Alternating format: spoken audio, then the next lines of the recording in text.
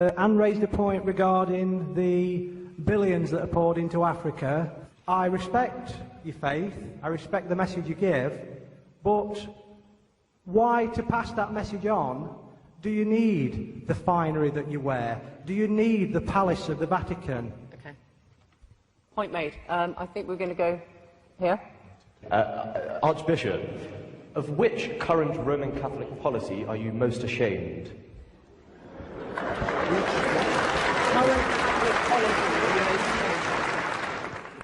I don't know whether you're serious in that question or you just want to provoke, because if all our Catholic policies are not just dreamt overnight by the Pope or anybody.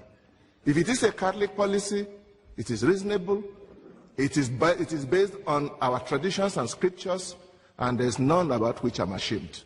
Okay, and the other question about...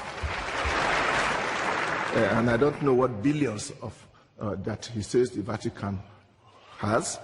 The billions of this world, I think, are not in the Vatican. We know where they are, and they are not coming to Africa. On the contrary, Africa has been sucked dry by those people, those multinationals. They are the ones who should be bringing our money back to us. I think we are targeting the wrong place. I come from Africa, and the funds that come from church agencies for us are very important.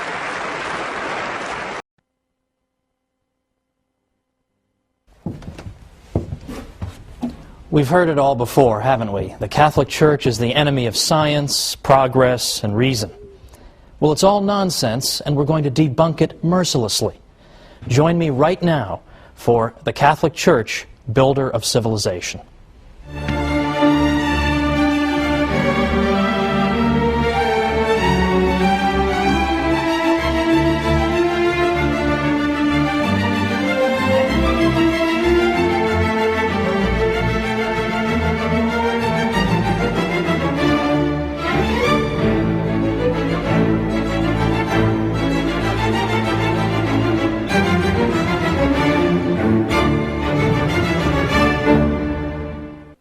Welcome to the Catholic Church, Builder of Civilization.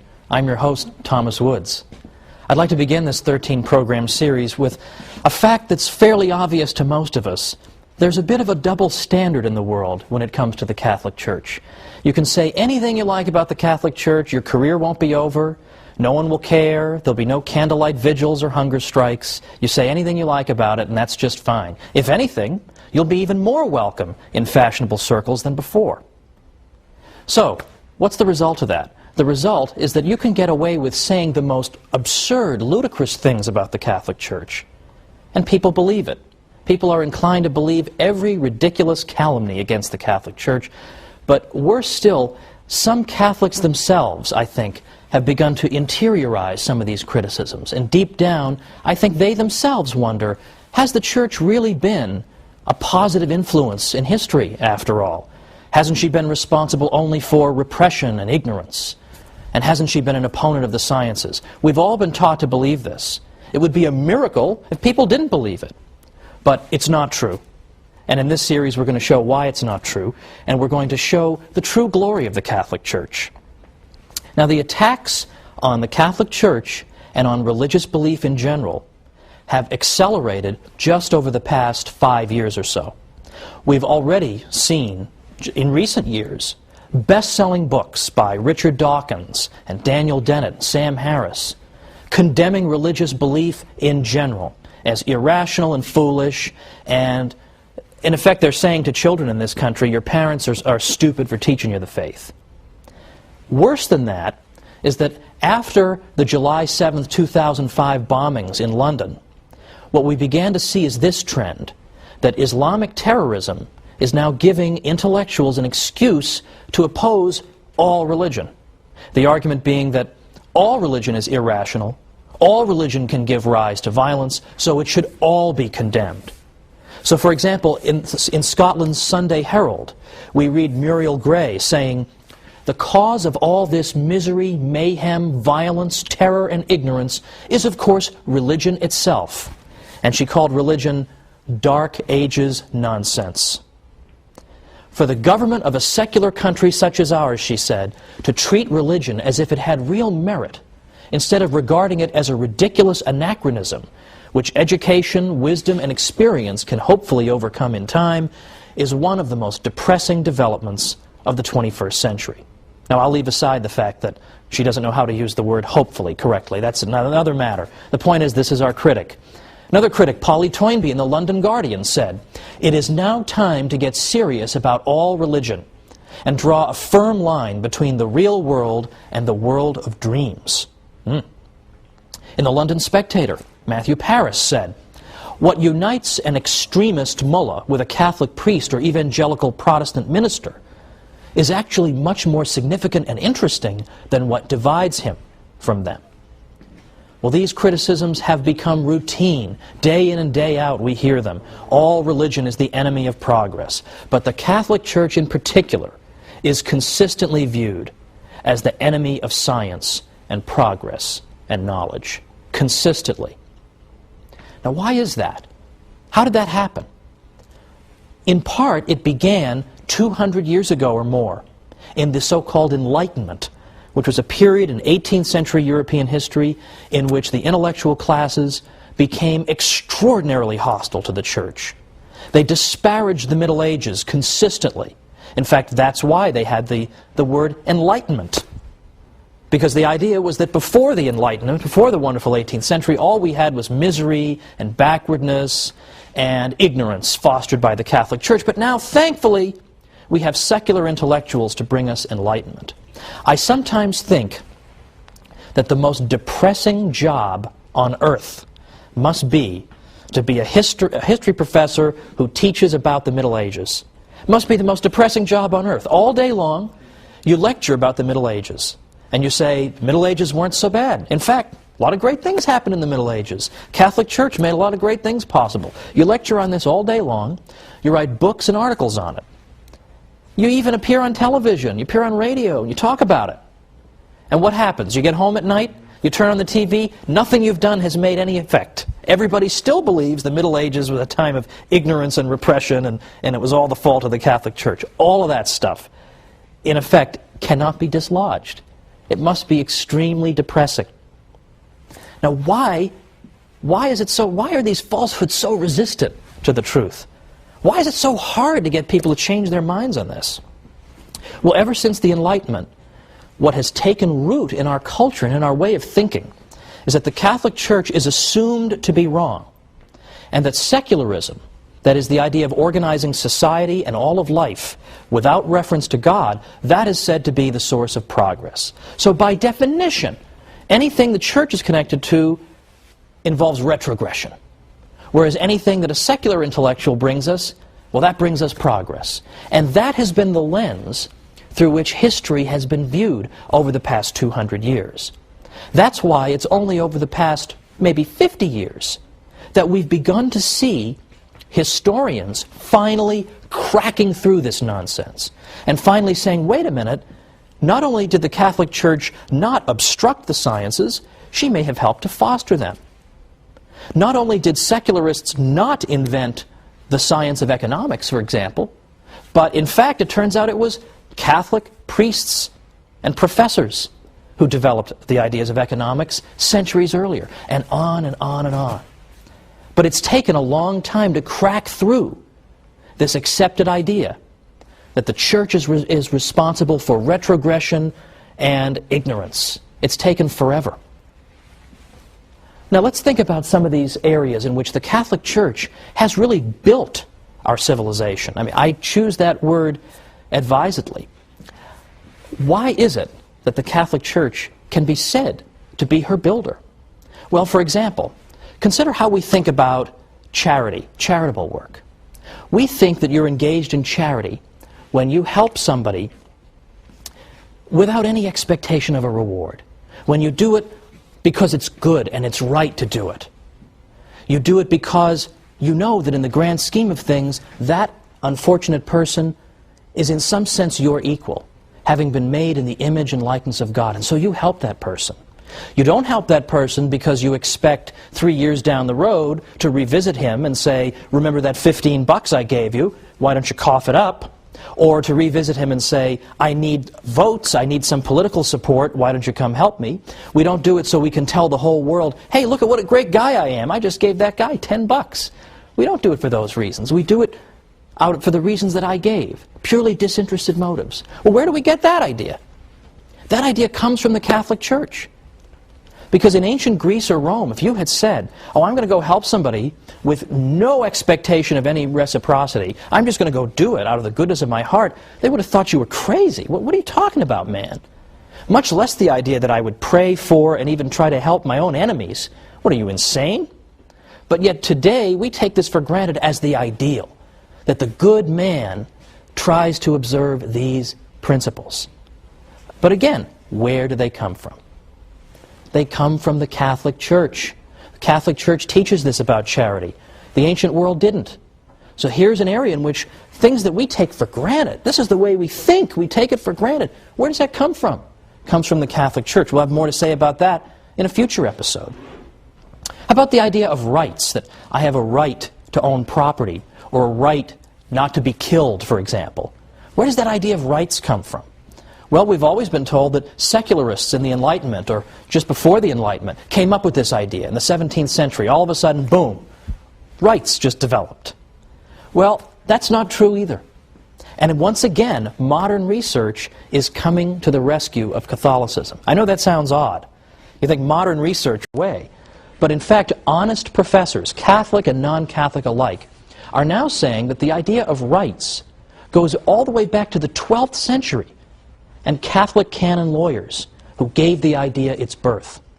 And the idea of a right simply means that I have a certain immunity to invasion by you. You can't just arbitrarily kill me or deprive me of my property, things of this nature. That's all a right is, that it would be wrong for you to interfere with me in these areas. And where does this liberating idea come from? From the heart of the Church. Or again, economic science. Did Adam Smith just think of economics in the 18th century? It all just came out of his head. He had this gigantic head, and all of economics just poured out of it. No. In fact, for the past 50 years, what have historians been saying? They've been saying that it was the Catholic scholastics, professors who taught in particularly Spanish universities, and specifically the University of Salamanca, that gave birth to modern economics. They were the founders of economics, not secularists of the Enlightenment. This is now being discovered. On the wall of my office, I have a framed picture of the University of Salamanca. Now, most people would come in and say, what's the matter with you, man? Why would you, of all universities, pick this one? It's because I know that this is where economics was given birth. And if you're a geek like me, you're very interested in and you love economics. But then finally, for right now, before our break, what about our commitment to reason? Don't we always pride ourselves in Western civilization on our commitment to the use of reason? That we use human reason to resolve disputes and to settle debates? Well, of course. But where does that come from? Where does that come from? That also comes from the Catholic Church. Why? Because the university system that the Catholic Church fostered encouraged debate, rigorous debate. And human reason was held up as the great arbiter to decide all these matters that are up for debate. Again, isn't that the opposite of what you're told? What we're told is that the Catholic Church is an enemy of reason. To the contrary, there has been no greater champion of reason. But it's not just reason. It's more specific applications of reason. For example, the sciences in particular. The sciences, more than we realize, owe themselves to the Catholic Church. Now, why is that? It's the opposite of what we're told, but believe it or not, historians of the past 50 years have begun to say the Catholic Church is more and more responsible for the sciences. Come on back and we'll talk about this after the break.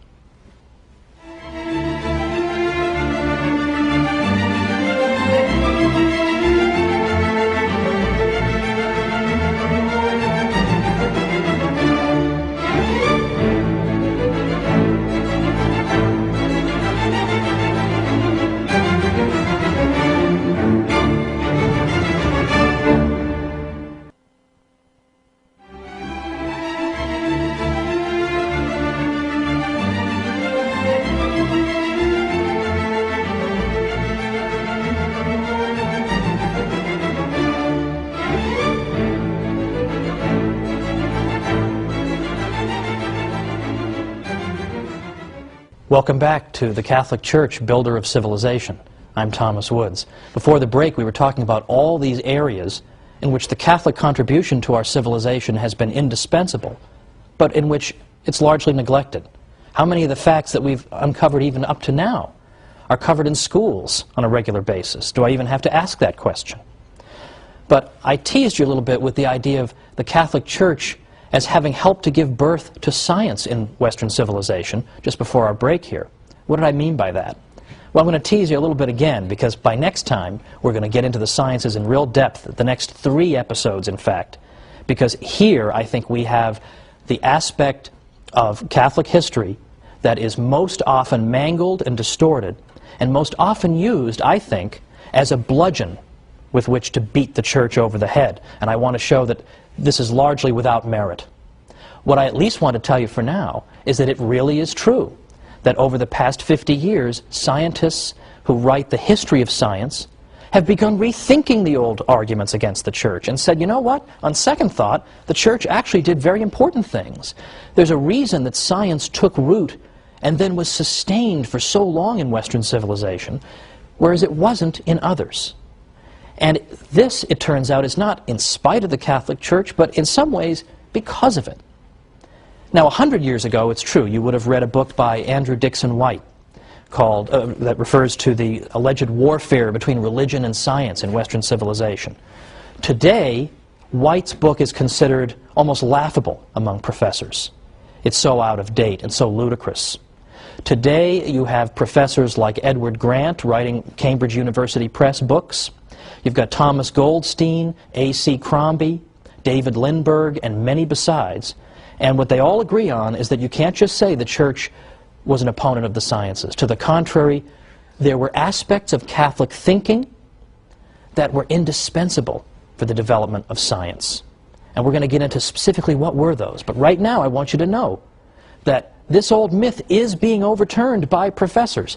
Unfortunately, the findings of these professors have not managed to trickle down to the general public yet. This is what we're going to try to do on our series. Let me give you, by the way, an example of a typical story that people have been taught to believe about the Catholic Church, and then consider why it is they so readily believed it when there isn't even a stitch of evidence for it. And here's an example that I think even many people in the viewing audience might have believed, that I myself believed. I have no reason to think otherwise. And that's the idea that Christopher Columbus, when he engaged in his famous voyages, was actually seeking in part to prove that the Earth was not flat, but rather spherical. Now, we've all heard the usual story that Columbus was warned. No, Columbus, no, don't go sailing that far. You're going to fall off the edge of the Earth. Don't you know that? The Earth is a big flat disk, and you're going to fall off the edge and get eaten by dragons, or giant radioactive spiders are going to eat you, something like that. He was warned about all this. Don't do it. Well, he did it anyway, and this goes to show how brave and wonderful he was. Now, I don't dispute that Columbus was indeed a brave and skilled navigator. But Columbus himself, were he here today, would tell you that he was not seeking to prove the Earth was spherical. Why? Because everybody already knew it. Everybody already knew the Earth was a sphere. In effect, no educated person in Europe believed the Earth was flat. That is a myth. That's an almost absurd myth. In fact, just try to go back and find anybody in the history of Christendom who believed in a flat Earth. Just look for them. If everybody believed it, that shouldn't be so hard. And yet you can't find any examples. Well, I correct myself. You can find 2 examples of people you've never heard of. Lactantius, for example, from the late 3rd and early 4th centuries. He had no influence on anybody, and in any event, he was speaking more allegorically than anything else. The other person who seems to have believed it was a 6th century figure named Cosmas Indicopleustes. You ever heard of him? Neither have I. And neither had anybody in Western Europe. Cosmas wrote in Greek. By the time you get to that period of time, hardly anybody in the West speaks Greek. Pope St. Gregory the Great, for instance, who was Pope from 590 to 604, already he doesn't even speak a word of Greek. So hardly anybody could have read Cosmas. He wasn't translated into Latin until 1706. So anybody who may have taught a flat Earth had an audience of about 1 or 2 people, had no influence on anybody. The fact is, everybody understood the Earth was a sphere. The reason people were reluctant to sponsor Columbus wasn't that they were afraid he was going to fall off the edge. The reason they were afraid to do it was that they thought he had very much underestimated the size of that sphere. Columbus was saying, oh, don't worry about it. It's not a very big Earth. I'll just sail right around. I'll be right back. It'll be fine. But they were saying to him, no, the Earth is several times larger than you think it is, and you're just going to starve to death. You're going to sail, and you're going to sail, and you're going to sail, and you're not going to be any land. Well, luckily for Columbus, a couple of continents managed to spring up, quite contrary to his expectation, and thankfully for him and for his crew. But that was why they didn't want him to go. It wasn't because they thought he was going to fall off the edge. Now, I realize that is so much the opposite of what you've been told. You almost think that I must be making this up, right? I'm sure people believe in a flat Earth, but I promise you they didn't. And there's actually a whole book that was written to answer the obvious follow-up question. If nobody believed in a flat Earth, how did this myth ever get started? And the answer comes in a small book by a guy named Jeffrey Burton Russell. He wrote a book called Inventing the Flat Earth. And what he found was that it was a very, very tiny group of intellectuals in the 19th century who gave birth to this myth. And they did it because it made the Catholic Church look ridiculous. Because in the 19th century, there was a lot of debate and dispute with the Church about Darwin and other matters. And the idea was that if we can portray the Church as being so ridiculous that it used to actually teach the Earth was flat, then we can show that she is an utterly contemptible opponent.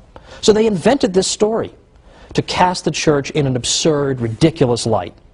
I am sure they had no idea the longevity of this myth, that in the 21st century people would still be taught it. I'm sure somewhere in the world right now as I speak, somebody's being taught the stupid Church taught the Earth was flat and brave, heroic Columbus proved them wrong. It just won't go away. But why won't it go away? Why does it have such staying power? And the reason is that it feeds into this Enlightenment stereotype, right? The Catholic Church is stupid, it inhibits progress, it forces us to believe foolish things. Well, that's exactly what we see in the flat Earth myth, isn't it? Who could possibly believe the Earth was flat? The ancient Greeks actually measured the circumference of the Earth. So obviously they knew it was round. How could the foolish Church think anything different? So there's a great example that can easily be overturned. But it hasn't been overturned because it serves a purpose. If you tried to invent some myth today about any famous person you could think of and say that so-and-so believed such and such, it would last for about 3 seconds. But people believe what they are prepared to believe. And people are prepared to believe the worst about the Catholic Church. So the point of the series, the point of the next 12 weeks in which I'll be joining you, is to go after not simply these little myths, but to build up an edifice to show the glories of the Catholic Church. Not simply to say, well, the Church didn't really do this, or the Church wasn't really so bad over here. We're not going to make any progress if our message is, the Catholic Church, not as bad as you thought. We need something a little more vigorous, a little more vigor in our message. We need instead to say, it's not simply the Catholic Church isn't as bad as you thought, or she didn't really teach the Earth was flat. We can't win by always running around putting out fires. Nobody ever built a house by putting out fires. Fires have to be put out, it's true. But we understand that we can't build if that's what we're always doing. If we're always letting opponents of the Church define the debate for us, then we're always going to be on the defensive. And it seems to me, given the state of our civilization, that it's about time that we went, shall we say, on the offensive. And we showed people all the glories of the Church, and we showed them all this hidden history. So we don't have to say, oh, we're not really as bad as you think. We're far more glorious than we ourselves even realize. And we are going to be up against, well, frankly, very, very influential people in this world. I'm sure many of you remember that the European Union's Constitution excludes all mention of the Christian influence on Western civilization. How willfully blind would you have to be, surrounded by cathedrals and religious artwork and the fruits of what the Church has given us? How blind would you have to be not to mention that the Church had a little something to do with building this civilization? No, Instead, the European Union Constitution begins and ends with the idea that Western civilization, that comes to us from ancient Greece and Rome, and then from the Renaissance and the Enlightenment. And that 1,000-year period in between, well, I don't know what was going on. Apparently nothing much. That's the standard view, and that was the standard view many people had up until, as I say, as recently as 50 or 100 years ago. But today, any medieval historian worth his salt knows this is a whole lot of nonsense and would reject it with a laugh. But yet, the architects of the European Union exclude mention of the Church or of Christ from their founding document. It isn't that they're stupid. If it were just a matter of stupidity, that would be easily overcome. We just come back with the facts and that'll be the end of it. It's that they're hostile to the Church. I mean, what could be more obvious than that? Look at what the European Union is up to half the time. Do they seem like pious Catholics, most of these people? They have no interest in spreading the truth about the Church. And that's why we as Catholics are under a particular obligation. We have to learn what we can about our faith. And we have to go and spread it. And we have to go and tell people the real history of the Catholic Church, because if we don't defend ourselves, nobody's going to do it for us. I actually wrote a book called How the Catholic Church Built Western Civilization, because I thought it was about time that we told our story. And that's what I'm going to spend the next 12 episodes doing, is telling our story. But for next time, we're going to start 3 programs on the subject of the Church and science. And you're going to have more ammunition than you're going to know what to do with by the time we're done with the next 3 episodes. Because did you know, for instance, that the Jesuits, the Society of Jesus, did you know that they were so accomplished in the sciences that right now 35 craters on the moon are named after Jesuit scientists? Did you know that 1 out of 20 of the greatest mathematicians who ever lived belonged to the Society of Jesus? Or that the Jesuits helped to found and then became the greatest practitioners of the study of earthquakes, seismology. And we can go on and on and on. Atomic theory, the study of ancient Egypt, the study of physics, and I can go on and on. There are so many ways in which the Catholic Church contributed to the sciences. So join me next time for the Catholic Church, Builder of Civilization.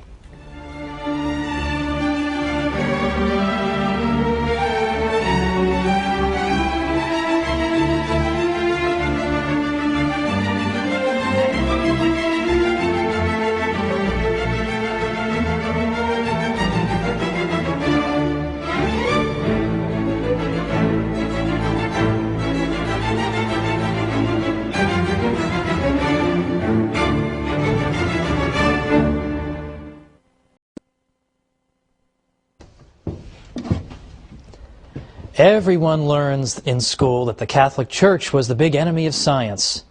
Well, you know who doesn't believe that anymore? Professional historians of science. Join me today on the Catholic Church, Builder of Civilization, and we'll learn the truth.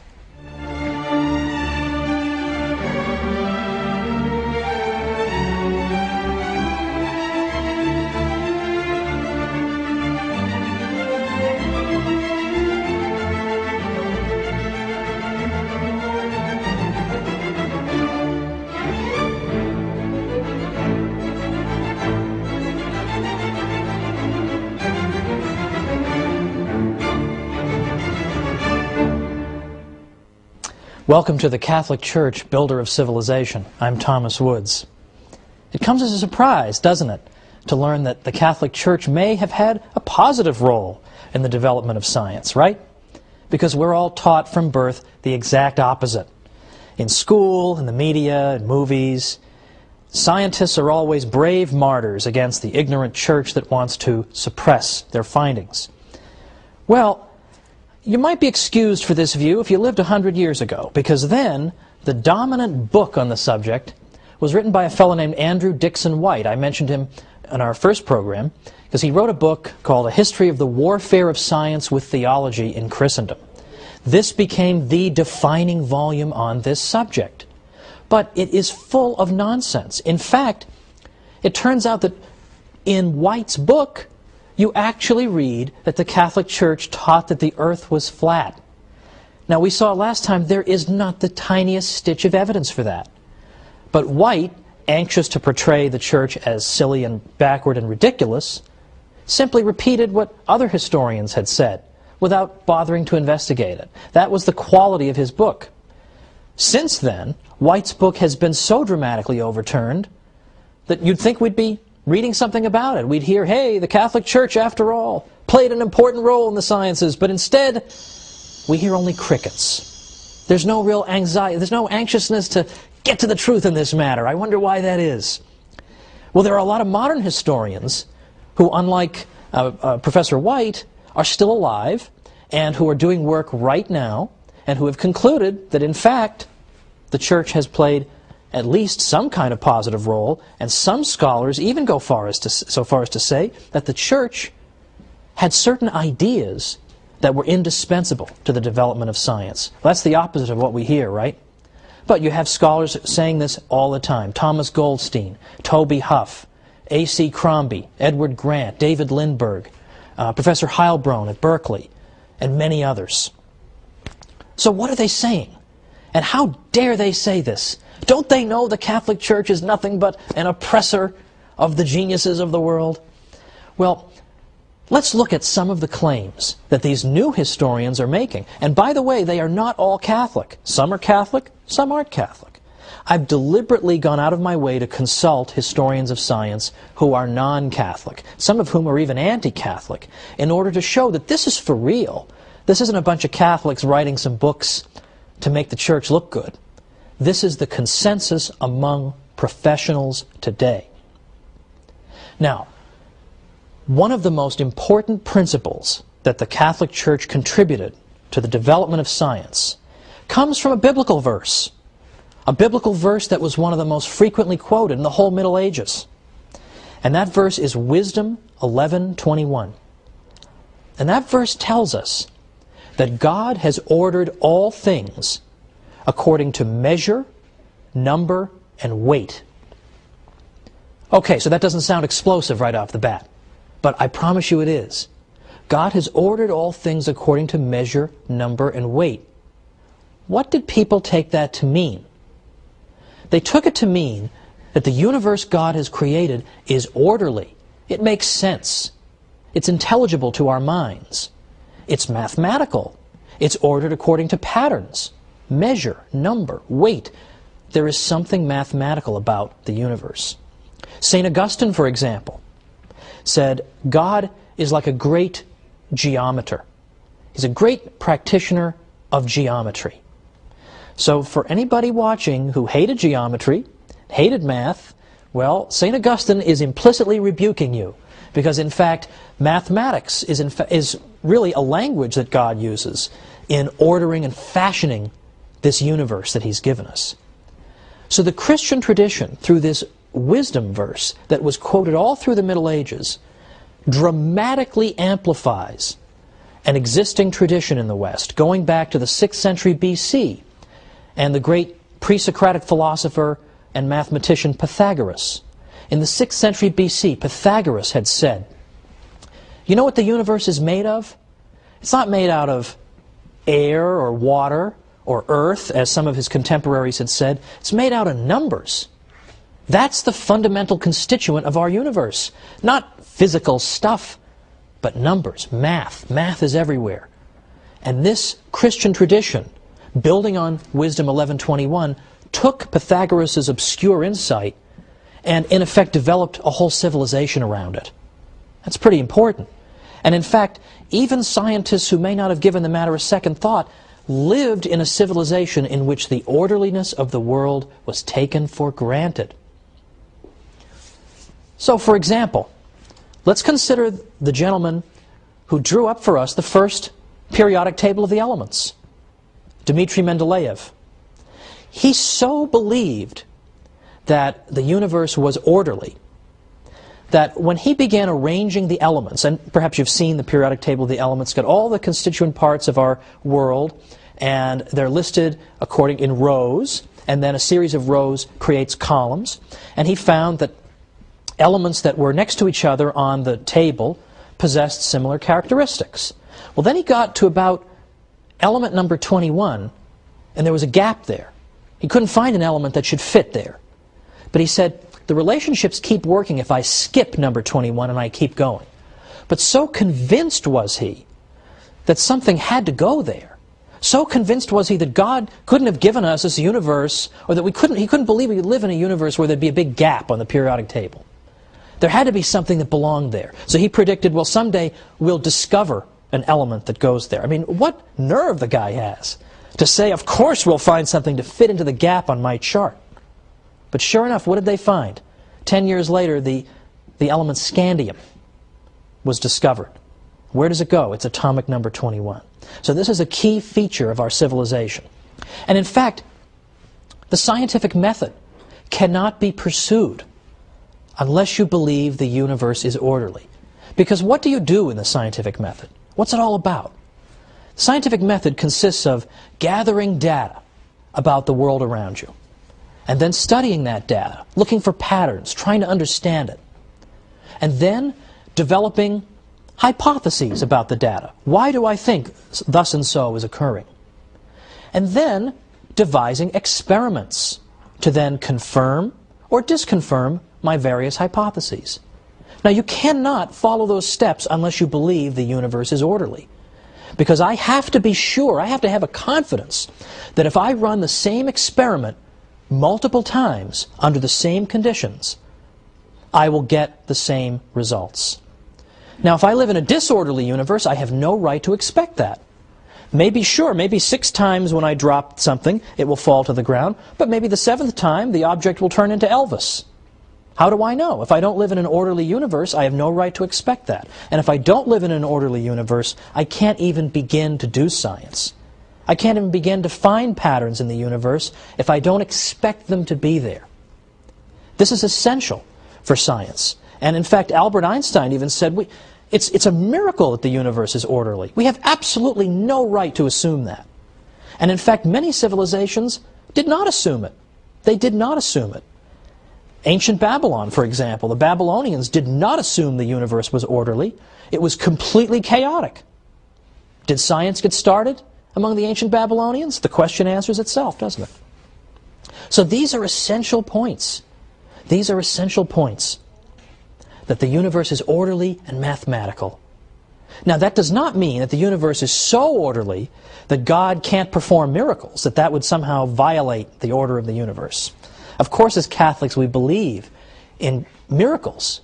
God can perform miracles. Of course we believe that. But understand what that means. You can only recognize a miracle if it takes place against a backdrop of order. If we lived in a complete recognize a miracle if it takes place against a backdrop of order. If we lived in a completely chaotic universe, how could we recognize a miracle? Everything would be a miracle. Everything's crazy and chaotic and doesn't follow any laws. So we recognize God's miracles because He performs them within a universe of order. St. Anselm very helpfully clarified this point. He said that God has His absolute power, or potentia absoluta, for you Latinists, and His ordered power, or potentia ordinata. That is to say, sure, God has the raw power to turn that object into Elvis, but He also has His ordered power by which He behaves according to the laws that He's built into the universe. That it would not befit the dignity of our God for Him to behave in such a whimsical way. He can't do that. He has to, in effect, behave in a way that is consistent with His promises to us. And in effect, the functioning of the universe is one of those promises. So we expect to find order in the universe, and that's why scientists go looking for it. But as I say, not all civilizations have been able to do this, have had this insight. We take this insight for granted. The universe makes sense, we can find mathematical relationships in it, but not every civilization could. And one civilization that could not is Islamic civilization. Now, there's much we can say about Islamic contributions to civilization and even the sciences. For example, in some of what we might call the applied sciences, like medicine and optics. Well, Muslims made great contributions in those areas. But in the more theoretical sciences, Islamic science, in effect, suffered what Father Stanley Yaki calls a stillbirth. It seemed like it was going somewhere, and then boom, gone. And then today, of course, Islamic civilization is largely a backwater scientifically. Now, why is that? Why did Islam suffer such devastation in terms of the sciences? One reason involves this matter of the ability to view the universe as being orderly. Islamic civilization could not do that. Because if you were to say that the universe is ordered according to certain laws that must be observed, that would be an insult to Allah, who may behave as arbitrarily as he wants. What looks like a law to you may just be one of his habits that he can discontinue at any time. Well, we got a break now, but come on back for some more myth-busting about the church and science.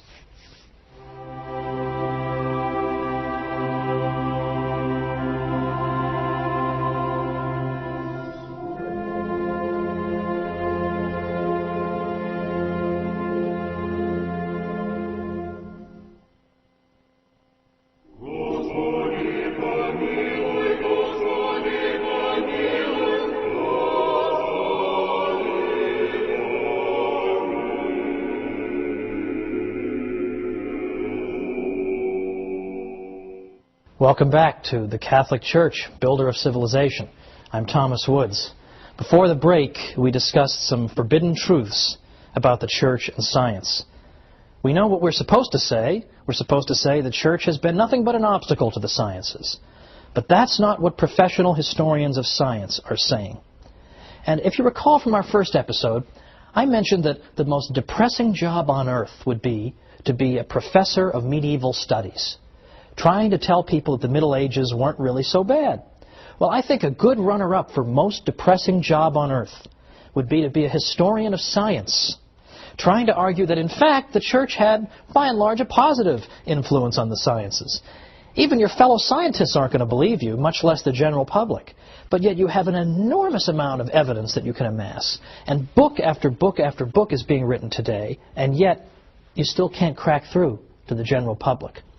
One of the reasons I ended up writing a book called How the Catholic Church Built Western Civilization was that I was afraid that all these wonderful studies that professors are doing that are vindicating the church aren't getting to the general public. People are still being taught the nonsense about the church as an opponent of science.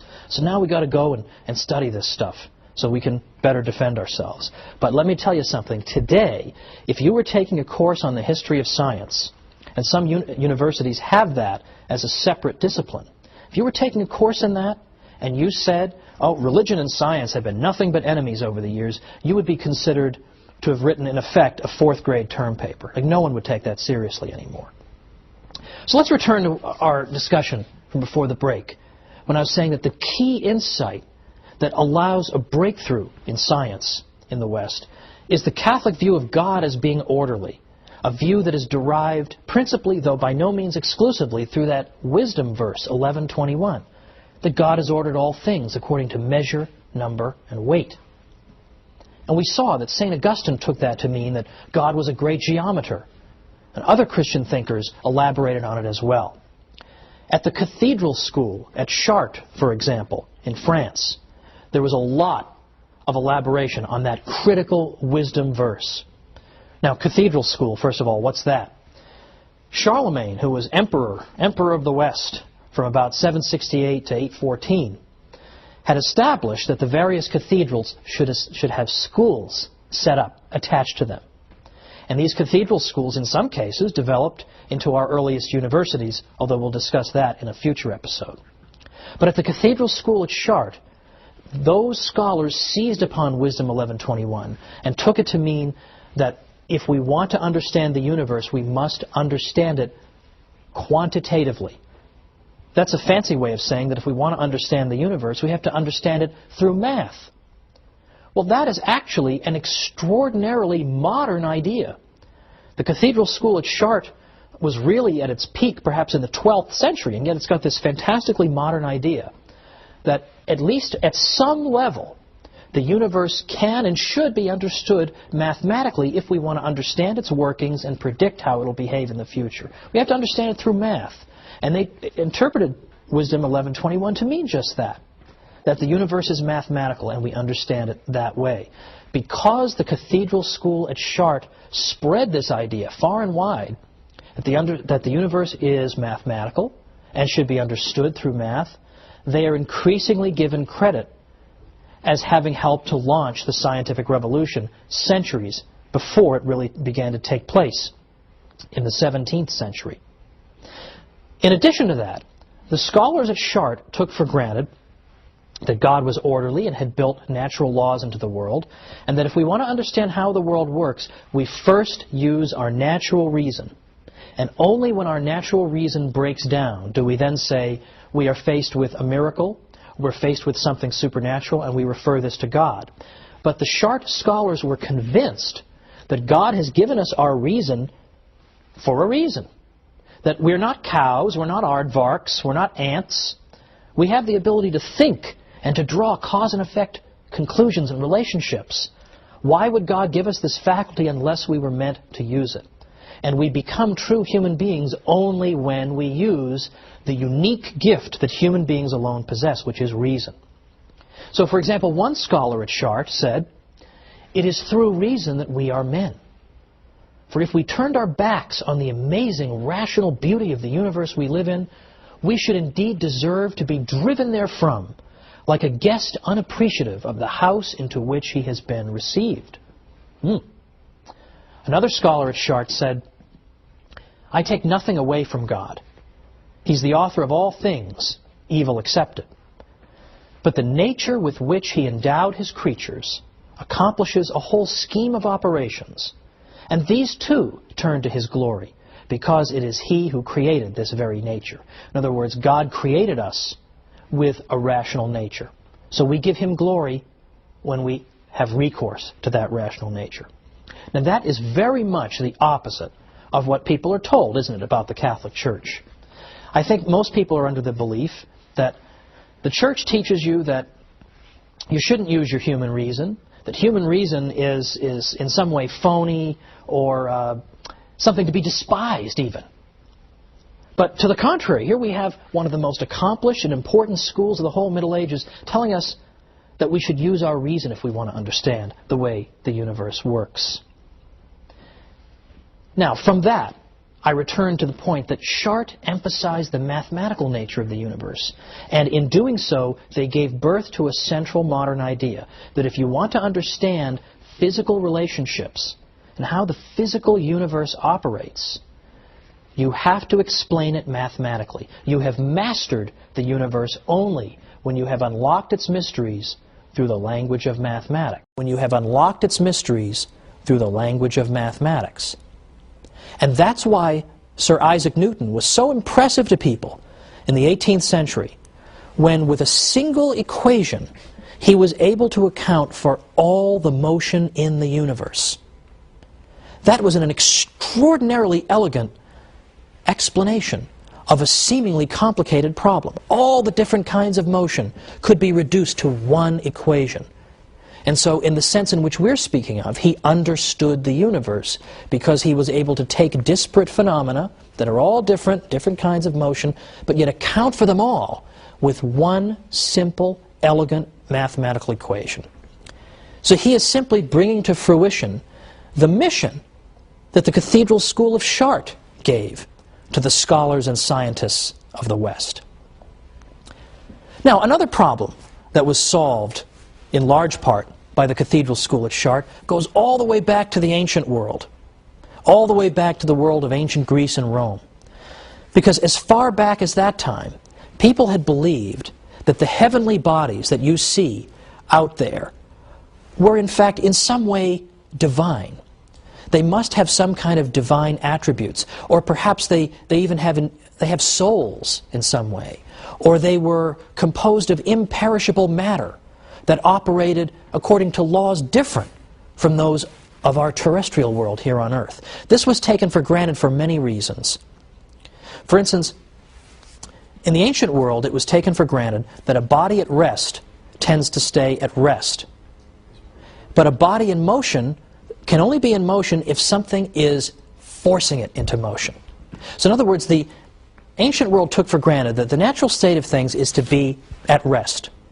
Motion needs to be accounted for. And yet they look out in the sky and they see the planets are moving, but there's no big hand pushing them.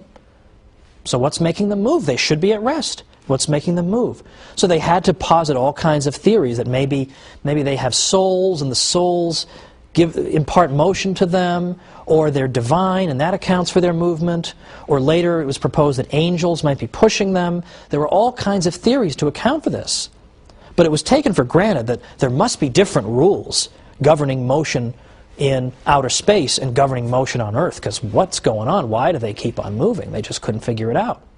These things must be fundamentally different from the things on our Earth. Now, Isaac Newton later showed that, in fact, the same laws of motion were at work in the heavens and on Earth. That was a breakthrough. But it wasn't something that just came out of left field. Because who really began thinking this for the first time? It was Terry of Chartres, another scholar at the Cathedral School of Chartres, in the 12th century. What did Terry say? He said that, in effect, what you have in the universe and in outer space are things that are composed of the same kind of matter that we have here on Earth. Now, he couldn't quite account for why they orbited and why they seemed to move on their own. He hadn't anticipated Newton's laws of motion. But by saying that the stuff out there is in no fundamental way any different from the stuff down here, he has paved the way for a central conclusion of modern science. Now, Thomas Goldstein is a recent historian of the history of science. What does he have to say about the Cathedral School at Chartres? He says, in a period of 15 to 20 years around the middle of the 12th century, a handful of men were consciously striving to launch the evolution of Western science and undertook every major step that was needed to achieve that end.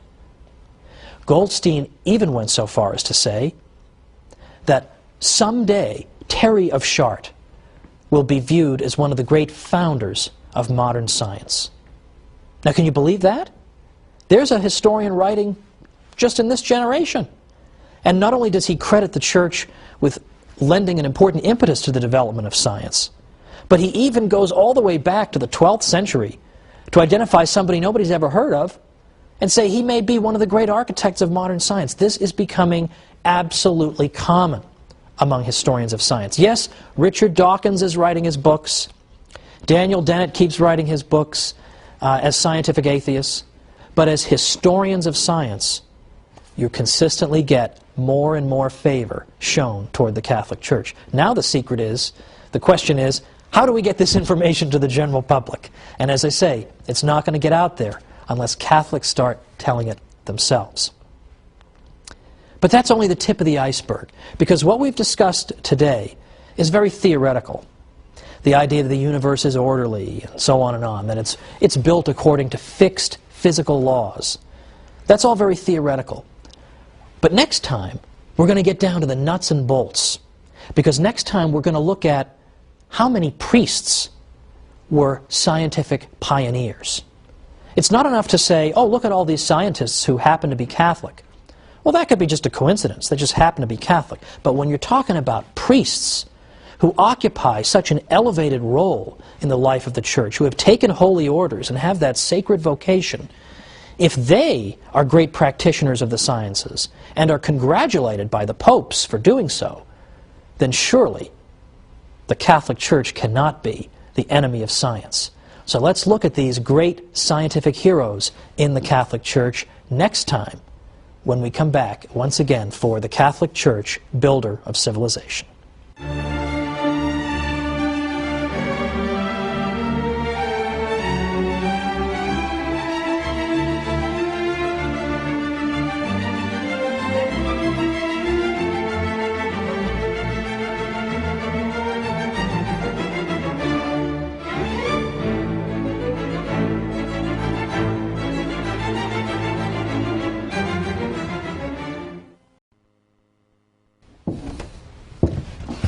Last week, we started to overturn that firmly established myth that the Church has been an enemy of science. Today, we're going to bury that myth once and for all. So join me for the Catholic Church, builder of civilization.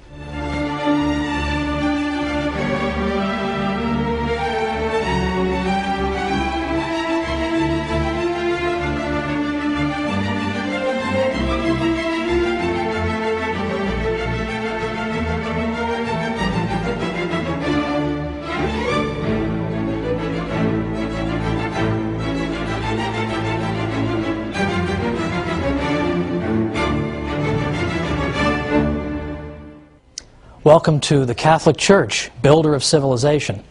I'm Dr. Thomas Woods. Last time, we engaged in some myth-busting. We looked at things everybody knows. The church is an enemy of science, right? Everybody knows that. We're all taught that in school. What we started to see was that modern professors who actually do this for a living are starting to say something like the opposite. They're starting to say we need to be fair to the Catholic Church and give her her due in the development of science in the Western world. And some have gone so far as to ask the truly forbidden question, is the development of science in Western civilization something that may have occurred because of the Catholic Church rather than in spite of it, as we're so often told? Last time we placed particular emphasis on a central teaching that modern science takes for granted, namely that the world we live in makes sense. You can understand it. You can expect to find patterns in it if you investigate it. You can expect to find mathematical relationships if you investigate it. In fact, you can hope to reduce the phenomena of nature to some kind of mathematical formula so as to understand it better and predict it better. Well, where did this crazy idea come from? It came right out of the Bible, with Wisdom 11:21 that tells us that God has ordered all things according to measure, number, and weight. And we saw that the early church fathers, the cathedral school at Chartres, and others besides took this to mean the universe makes sense, so let's go find out about it. Let's go study it. Let's go use the scientific method, gather data, formulate hypotheses, and then test those hypotheses. You can't do any of these things unless you already believe the universe makes sense and is orderly and follows consistent laws. And that idea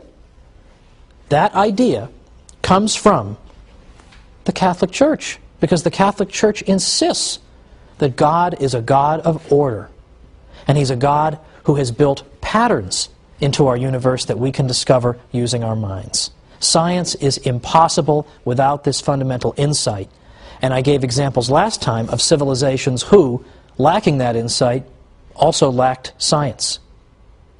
This time, we're going to talk a little bit more about specifics. We're going to name names today. We're going to look at specific people who were Catholics who pioneered in the sciences. And specifically, we're even going to look at people who invented things and who made discoveries that we take for granted today, but that are typically forgotten or left out of the standard textbook treatment. So, for instance, I don't think it's particularly well known that 35 craters on the moon are named after Jesuit scientists and mathematicians. I also don't think it's particularly well known that when you look at the history of mathematics, a great many of the greatest mathematicians who ever lived were Jesuits. People don't realize that. Is that taught in school? Not usually. But it's very interesting that in the early 19th century, when an early historian of mathematics set about chronicling the 300 or so greatest mathematicians of the previous 27 centuries, so going back to 900 BC, and then going to his day about 1800 AD, those 27 centuries, he found that of the 300, about 5% were Jesuits. Now, consider how significant that is. The Jesuits were around for only little over two of those 27 centuries. Because the Jesuits, remember, were founded in 1540, and then they were suppressed briefly in the 1770s, so a little over 2 centuries, and yet still, in an impartial compilation of the greatest mathematicians of all time, it turns out that 1 out of every 20 belongs to this single order of Catholic priests. Well, again, rather significant, is it not? But we'll leave even the Jesuit accomplishments to the side now. Let's mention Roger Bacon, a great 13th century figure. Roger Bacon was a Franciscan who taught at Oxford and who's been considered a forerunner of the scientific revolution. Roger Bacon emphasized the importance of experimentation and observation. These are the key aspects of modern science, that we don't simply rely on what other people have said. Well, Aristotle was really smart, so we'll just sort of more or less go with him.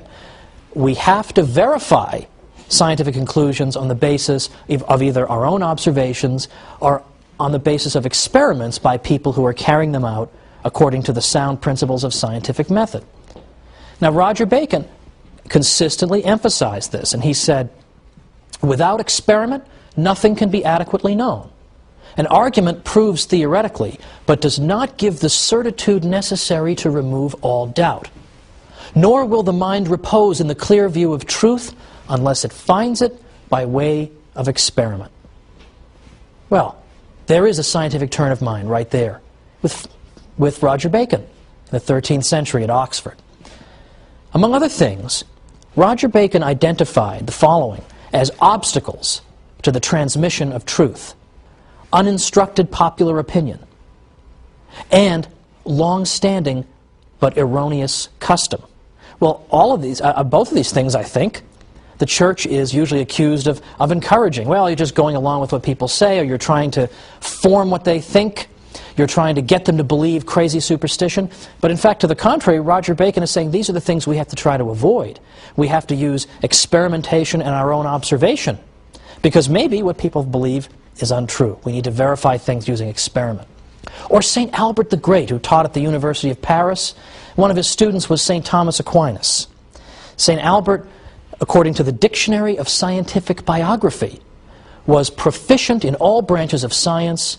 He was one of the most famous precursors of modern science in the High Middle Ages. That's why in 1941, Pope Pius XII named him the patron of all who cultivate the natural sciences. And well, he should. In fact, he was so prolific, his output spanned so many disciplines, that even people who despise the church continue to admire Albert the Great, Albertus Magnus. The aim of natural science, he said, was not simply to accept the statements of others, that is, what is narrated by people, but to investigate the causes that are at work in nature for ourselves. Well, there you go. Now, let's get down to some brass tacks here, though. Let's move further toward the present and consider some long-forgotten names. For example, Father Nicholas Steno was in fact considered to be the father of stratigraphy, which is in fact the study of the layers of the Earth's surface. And geologists need to know Steno's principles. He later became a Catholic priest, and in the late 1980s, he was beatified by Pope John Paul II, who praised him for his sanctity and his science. I'd like to focus specifically, though, on the Jesuits, because they, I think, have been criticized like no other religious group in the Catholic world over the centuries. They've been thrown out of countries, they've been banned, they've been suppressed, they've been imprisoned, they've been killed. It's unbelievable, the calumny against the Jesuits. And yet, and here I'm quoting an expert on the Jesuits who has no axe to grind in this one way or the other. The Jesuits by the 18th century had contributed to the development of pendulum clocks, pantographs, barometers, reflecting telescopes and microscopes, to scientific fields as various as magnetism, optics, and electricity. They observed, in some cases before anyone else, the colored bands on Jupiter's surface, the Andromeda Nebula, and Saturn's rings. They theorized about the circulation of the blood independently of Harvey, the theoretical possibility of flight, the way the moon affected the tides, and the wave-like nature of light. Star maps of the southern hemisphere, symbolic logic, flood control measures, introducing plus and minus signs into Italian mathematics, all were typical Jesuit achievements. Now, I'm sorry to sound like a broken record, but how often are students taught this in school? Never. It's not like they're taught it a little, or once in a while they hear about this. They never hear it. They never hear it. I've never seen a Western civilization textbook that takes note of this phenomenon. Not one. And believe me, over many an anguished night when I was a professor in New York, I would search through Western Civ textbooks, one after the other. Which one of these can I assign in good conscience? And it was hard to find any. So what I wound up having to do, in case you're wondering, is assign a not-so-good textbook, but then also assign my own How the Catholic Church Built Western Civilization.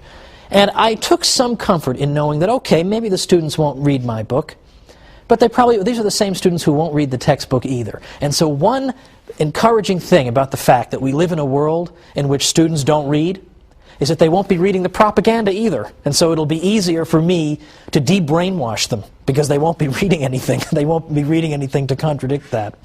They'll actually finally get to hear the truth for a change, unmediated. But consider now some more specific examples of Jesuits and their achievements. We have only a minute before we have the break, but let's consider Father Giambattista Riccioli was the first person to calculate how fast a freely falling body accelerates to the ground. Surprising, isn't it? Father Francesco Grimaldi first discovered and named the phenomenon of the diffraction of light. Now, Father Francesco Grimaldi, you may be thinking about pasta sauce, but that's Francesco Rinaldi, and I'm sure Francesco Grimaldi would be appalled at that sauce. But what's interesting about the two of them is that they worked together to produce a selenograph, which is a detailed description, or a detailed map, in effect, of the surface of the moon, depicting all the various aspects of it. And their selenograph adorns the entrance to this day to the National Air and Space Museum in Washington, D.C. These were not stupid idiots. Now, there are still other scientists we have to cover, and we'll be getting to them a little bit after the break. But for now, let's just note that it isn't just that we've got a bunch of scattered scientists here and there. It's that in practically every scientific discipline, there are priests who are involved, not just Catholic laymen, but priests who occupy this most important vocation in the Church. So join me in a minute. Let's keep doing some myth-busting.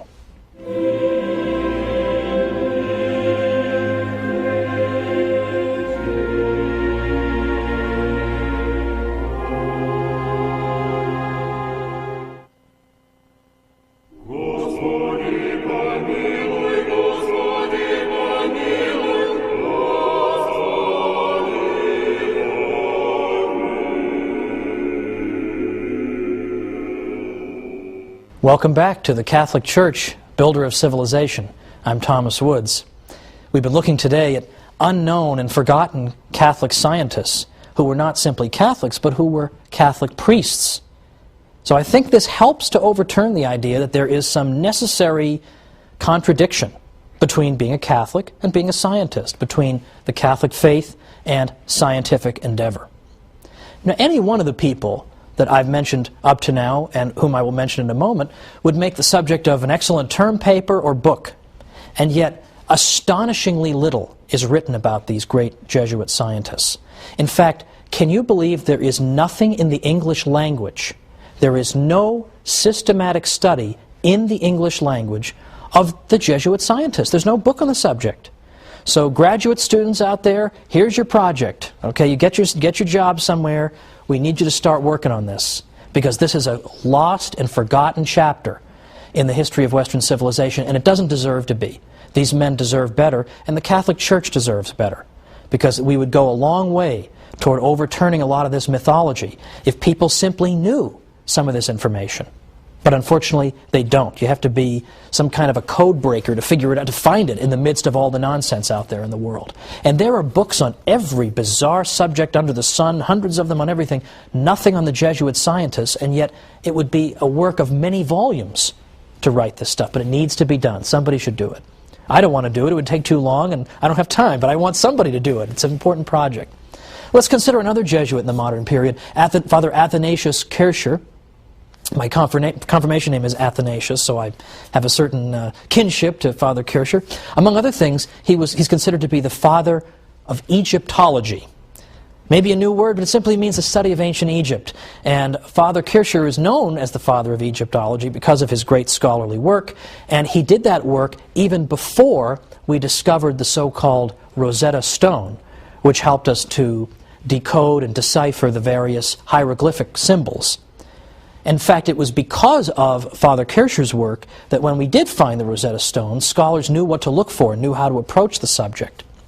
He's been called the master of 100 arts, and a historian writing as recently as 2003 said that Father Kircher is one of the few people of whom it can be justly said that all knowledge was his domain. Astonishing, we've never heard of this guy. His work in chemistry helped to debunk alchemy, which was this sort of phony science that alleged that you could take base metals and somehow transmute them into gold. There were serious scientists, even Isaac Newton and Boyle, who took this seriously.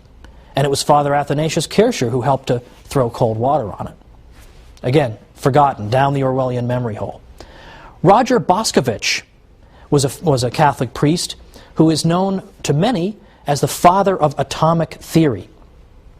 In fact, Werner Heisenberg, in the 20th century, of Heisenberg uncertainty principle fame for all you scientists out there, gave a paper in which he praised and honored Father Boscovich. And a great many other scientists have also pointed to him in the 18th century as being the father of atomic theory.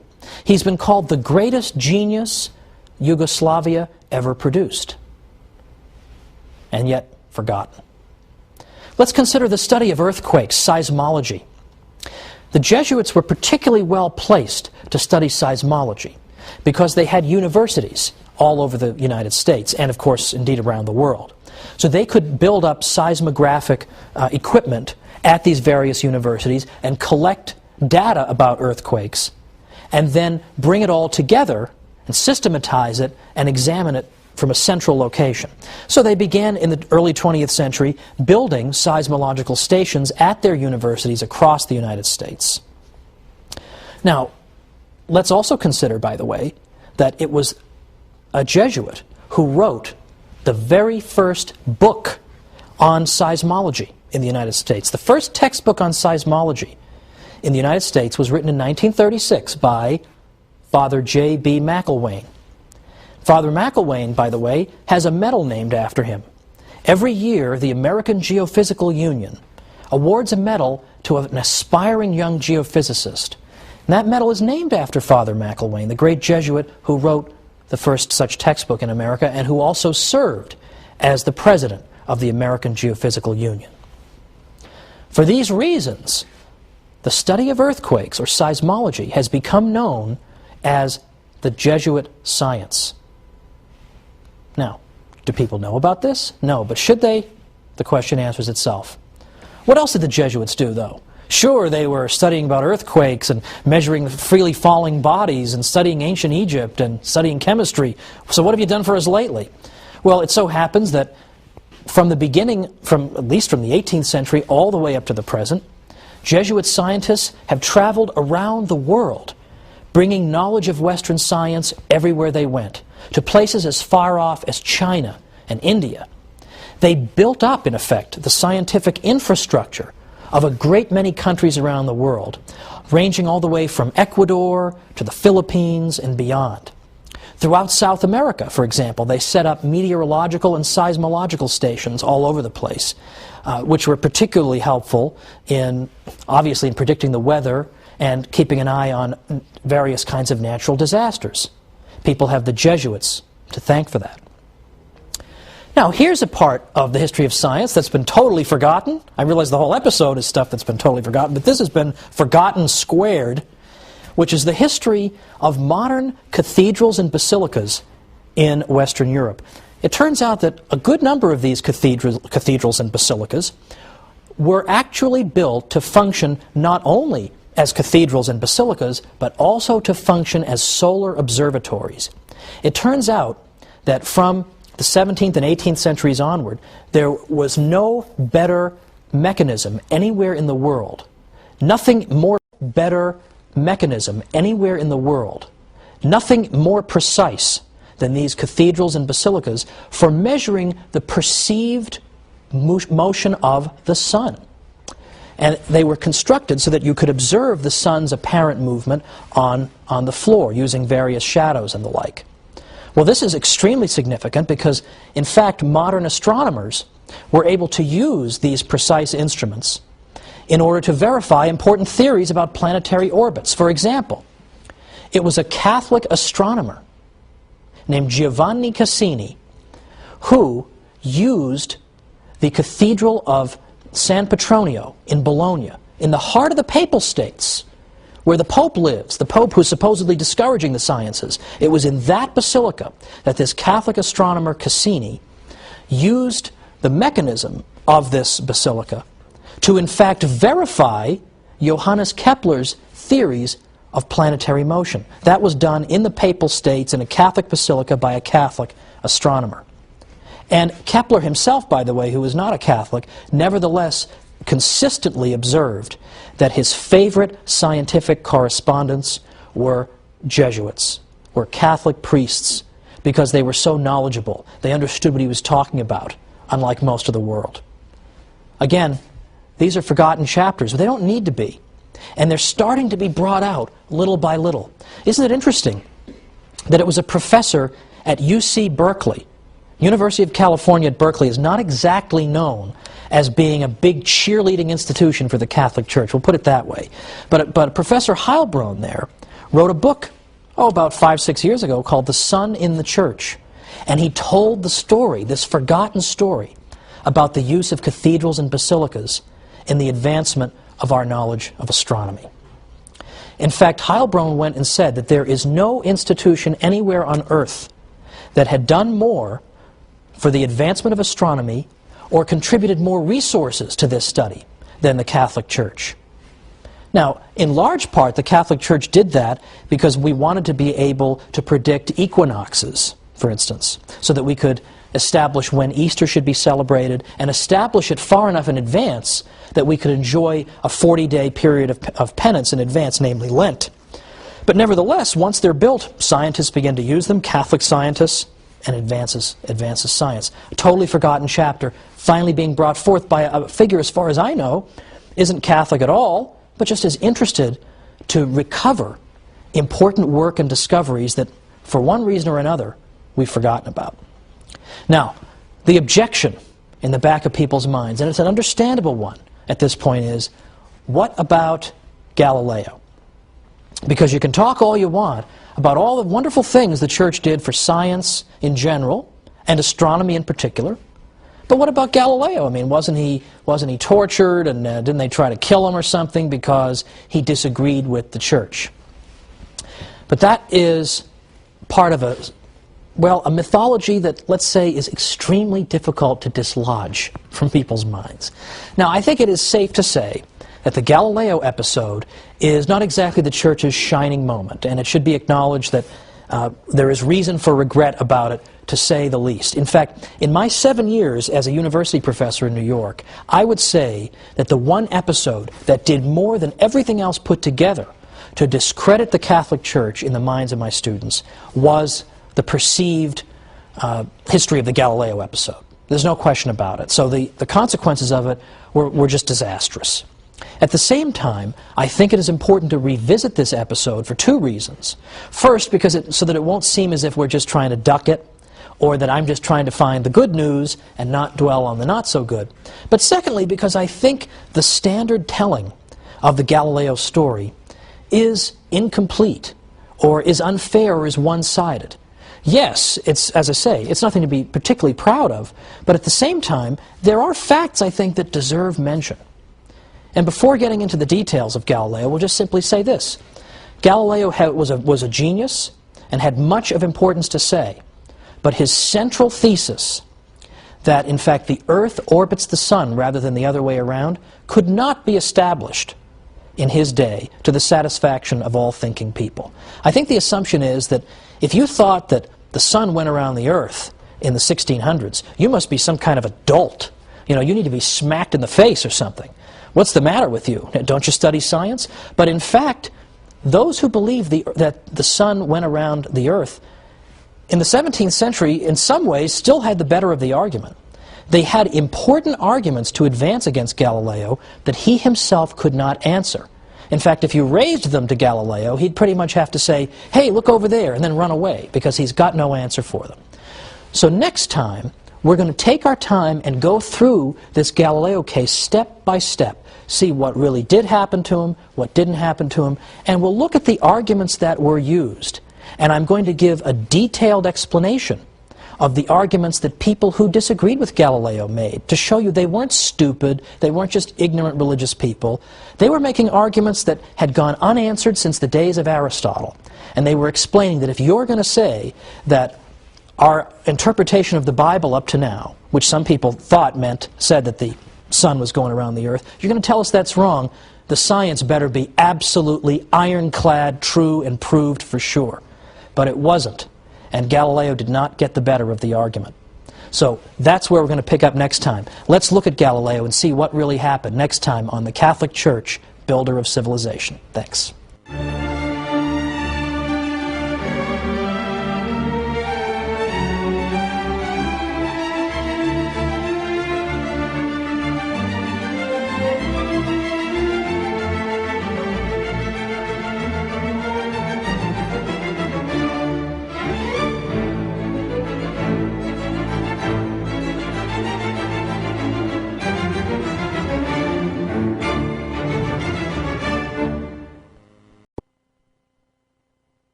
The Galileo case. Does it really prove that the Church was an enemy of science? What really happened in the Galileo incident? Let's look at it today on the Catholic Church, Builder of Civilization.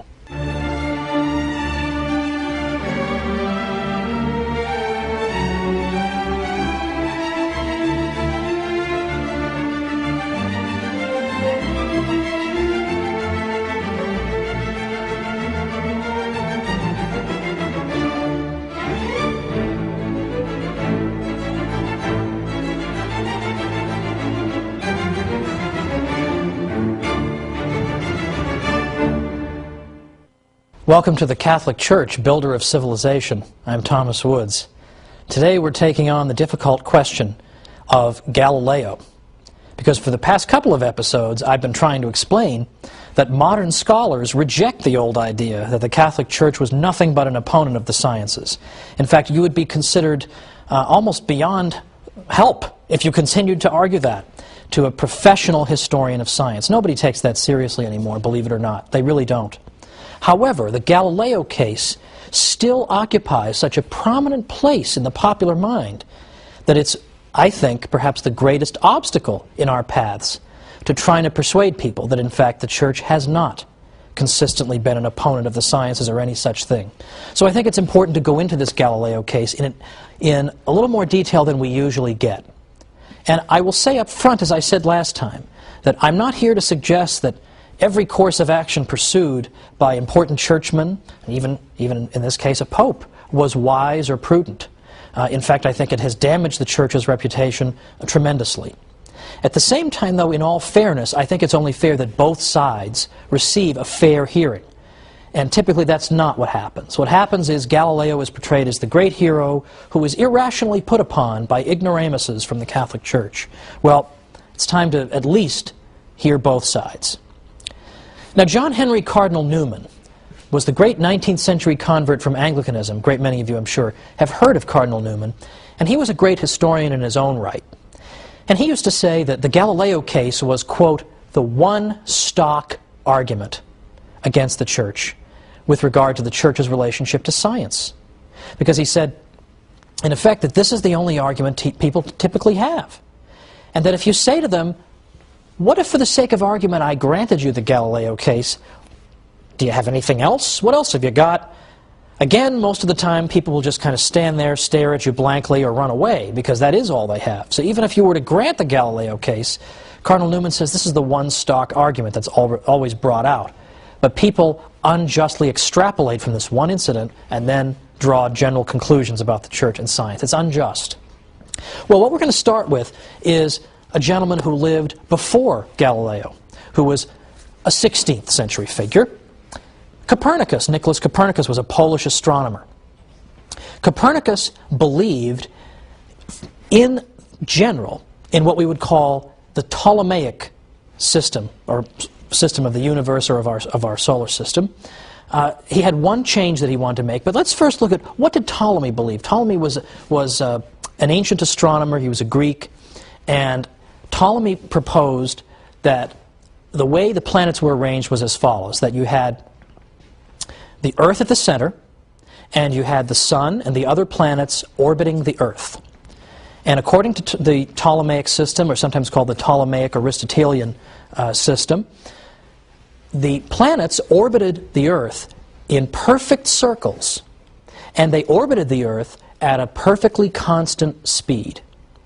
It was also suggested in this model that the various heavenly bodies, including the other planets and the moon, were perfect spheres. Now, Copernicus took all this, just about all this, as we'll see, for granted. What he suggested, however, was that what we should do is switch a couple of these things. We should put the sun at the center and have the Earth simply be one of the planets orbiting the sun. But he kept everything else. He kept the perfect spheres. He kept the perfectly circular orbits and the constant speed. He kept all that. He simply said, let's put the sun at the center. This became known as the so-called heliocentric system. The system that put the Earth at the center is known as the geocentric system. Now, this is not a ridiculous system, by the way, the pre-Copernican one. The idea that the Earth is at the center and everything's orbiting it, let's just say, first of all, that that's not a ridiculous conclusion. It does seem to comport with common sense. We don't feel like we're moving, right? People standing on Earth, we don't feel like we're moving. And in fact, we speak of the sun rising and the sun setting. We speak in this way. So it's not a ridiculous position.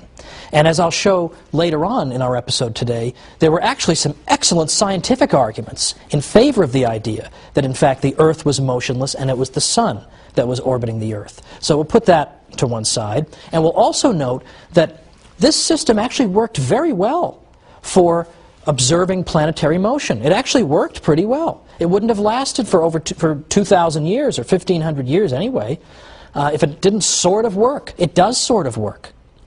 Now, the system that Ptolemy proposed wound up getting a little more complicated over the years in order to make his system correspond to what was being seen in the sky. So it is true, he had to add things called deferents and epicycles, but roughly this was his system.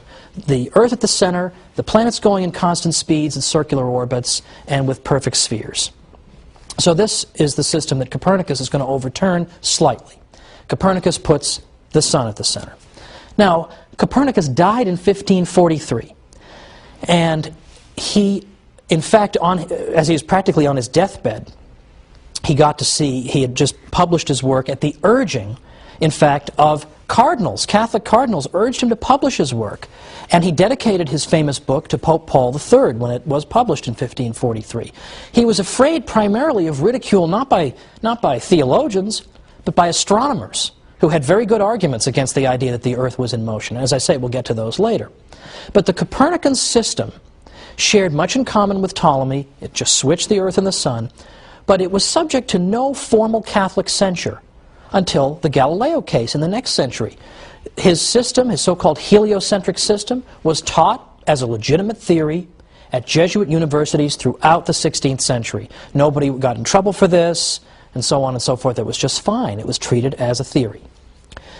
Now, in the 17th century, early 17th century, Galileo comes along. Now, Galileo was responsible for discoveries in physics and other areas, but we're focusing on what he saw in his telescope. Because although he didn't invent the telescope, he put it to important use.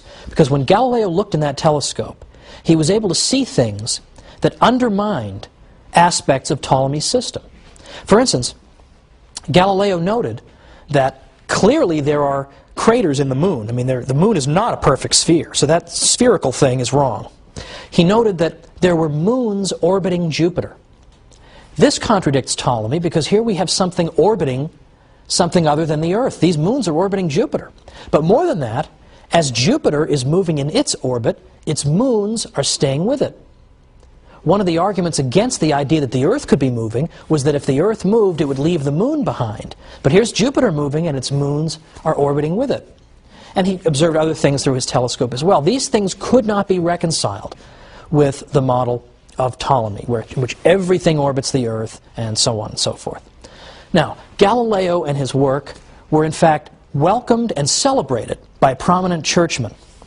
For instance, in late 1610, Father Christopher Clavius wrote to tell Galileo that his fellow Jesuit astronomers had confirmed the discoveries that Galileo had made through his telescope. Galileo was greeted with enthusiasm in Rome in 1611. There was a day of lectures given in his honor. He wrote, "I have been received and shown favor by many illustrious cardinals, prelates, and princes of this city." He enjoyed a long audience with Pope Paul V and enjoyed a day of activities in his honor at the Jesuits' Roman College. In 1612, for the first time in print, Galileo said that he favored the Copernican system, at least the part about the sun being in the center. He believed in the heliocentric system. Well, this did not get him in trouble. In fact, in this particular writing, one of the many enthusiastic letters of congratulation he got came from the future Pope Urban VIII, who in fact was the Pope who, as we'll see, later got Galileo in some trouble. But in 1612, there was no trouble at all with what Galileo said, and yet it's the same thing. So what's going on here? Well, again, the Church is arguing that the Copernican model is okay as a theoretical model, but it hasn't yet been proven to be the literal truth. He believed that the sun really was in the center. It wasn't just an elegant model. The sun really belonged in the center. That really was it. The earth really was moving. But as I say, he couldn't really prove this. The evidence that Galileo had that the earth was in motion consisted, for example, of arguing from the evidence from the tides. Of course, we know the waves at the ocean. He argued that the reason that we see waves at the ocean is that the earth is both rotating and it's revolving. So it rotates and it goes around the sun, and the result of all this is it's shaking up the water and creating the waves in the ocean. Well, if that sounds like a silly explanation, that's because it is. So people didn't necessarily buy that.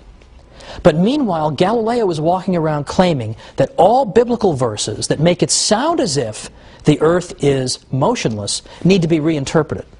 This was the problem. Can a layman just run around demanding the reinterpretation of biblical verses on the basis of a scientific theory that he can't even prove? And this was at a time, remember, when the Protestant Reformation was not exactly yet a distant memory. And Protestants were always hounding the Catholic Church for not giving the Bible its due and not listening to the Bible enough. So here's Galileo going around saying the Bible's got to be reinterpreted. So let's come back and try and make sense of what ended up happening to Galileo and who was right and who was wrong.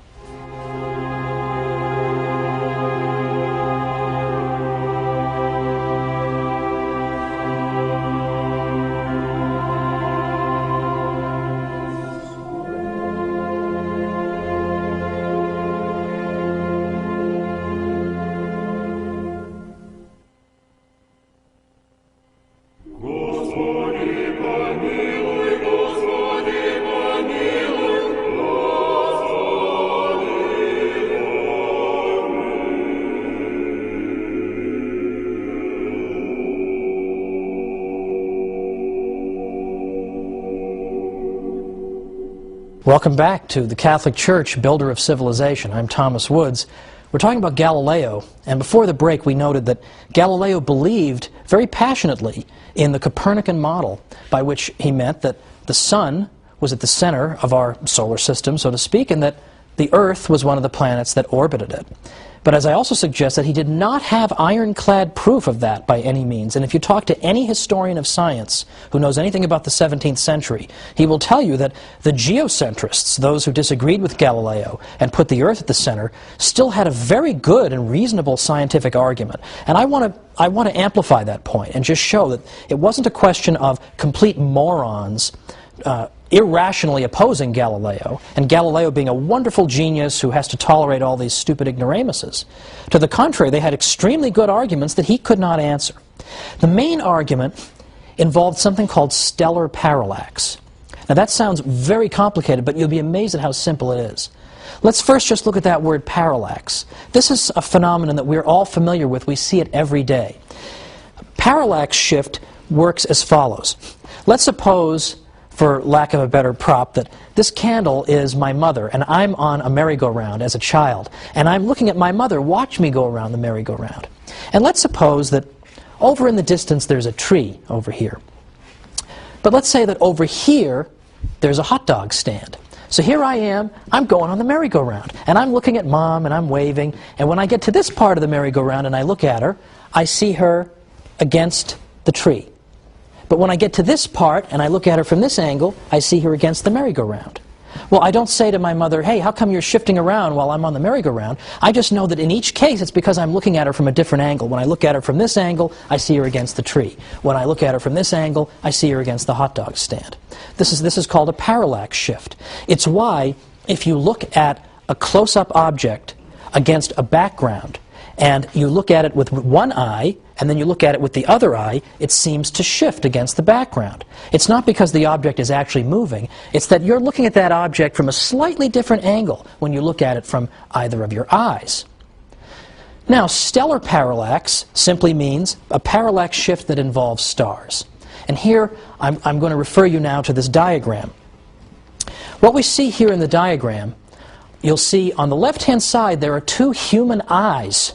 A little disturbing, but just work with me here. Look at the top eye in the upper left-hand corner. When that eye is looking at the object in the middle is that yellow star.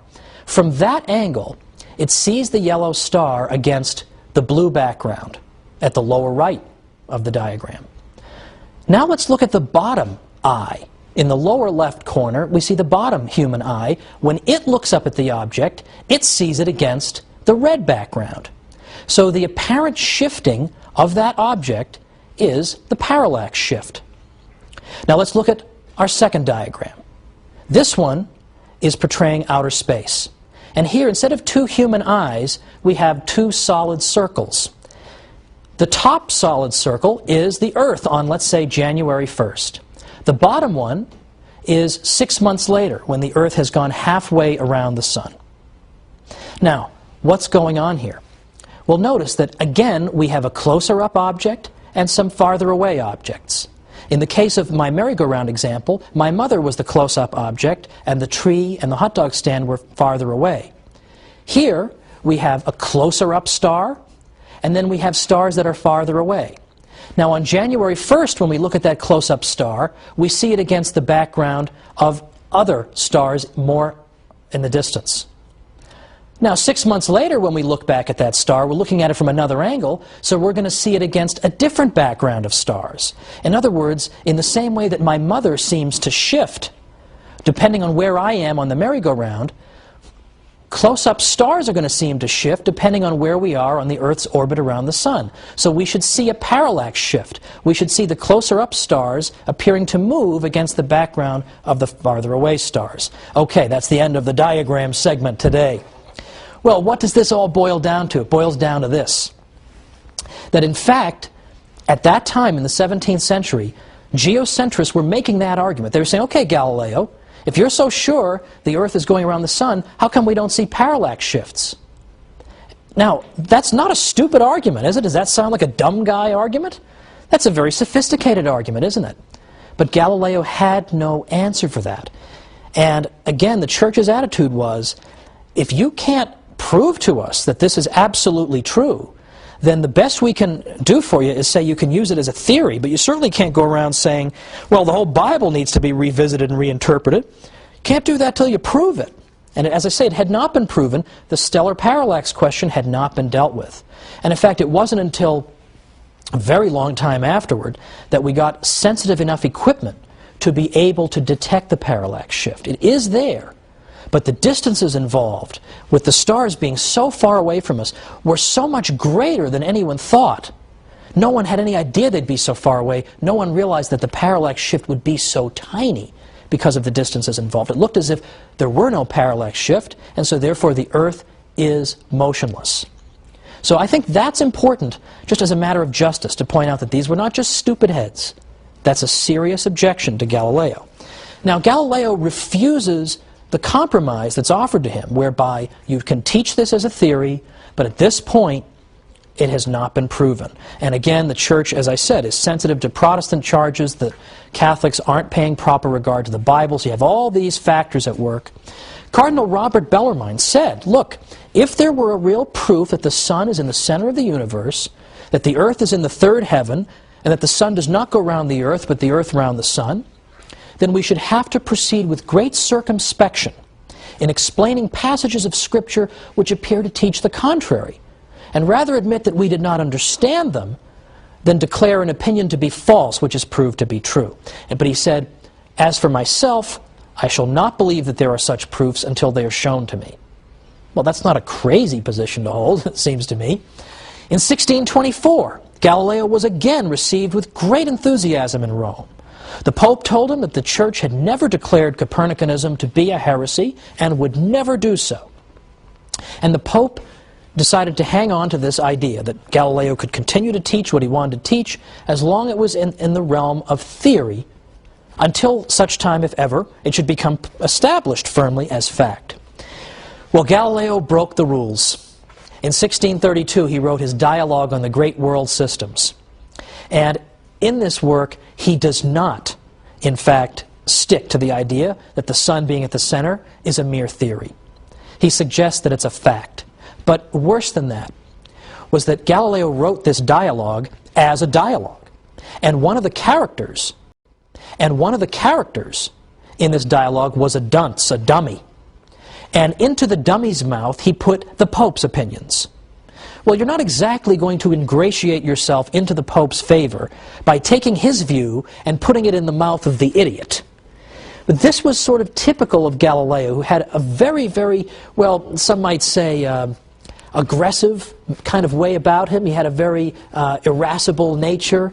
He had a personality that left a bit to be desired sometimes. So, for instance, if you disagreed with Galileo on something like the nature of sunspots, he would come out and publicly call you a blockhead. But this was not a subtle person. And there's no subtlety at work when you take the Pope's opinion and you put it in the words of the fool in your dialogue. Well, Father Greenberger, who was a Jesuit, who was a big fan of Galileo, had said that if he had just kept to the idea that this is a theory and had not tried to make it stick as absolute fact before it could be proven, there would never have been an issue. But what seems to have happened here, the way I read it, is that you've got several factors coming together simultaneously to bring about this unfortunate outcome in the Galileo case. You have the fact that Galileo can't actually prove this, and that there is a very good argument against it, the parallax shift argument. He can't answer that. You have the fact that Protestants are putting pressure on Catholics, saying you've got to stick to the Bible, you can't just indiscriminately go and adopt novel interpretations unless you've got a really good reason. And then you have this clash of personalities between Galileo and the Pope. And that's a big problem as well. It's the way human nature is.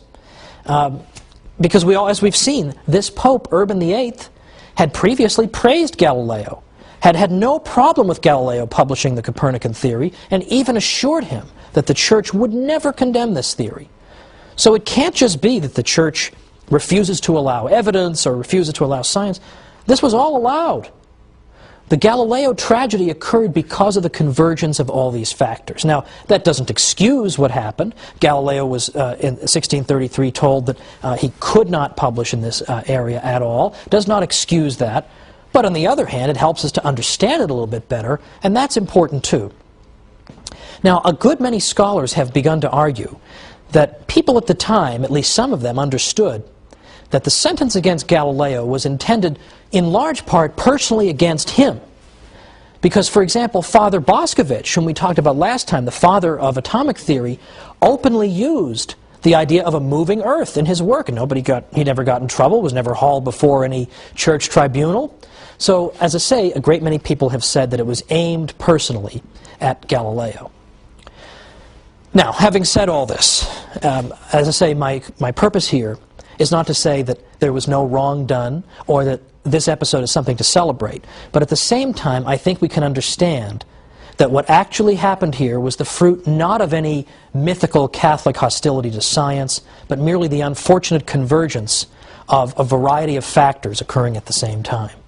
Because what we've seen in these past few episodes is that the Church's achievements when it comes to science are legion and are substantial. And that we've seen that more and more professionals who actually do this for a living, who study the history of science for a living, are saying that Galileo case or no Galileo case, the Church helped to make the scientific revolution possible.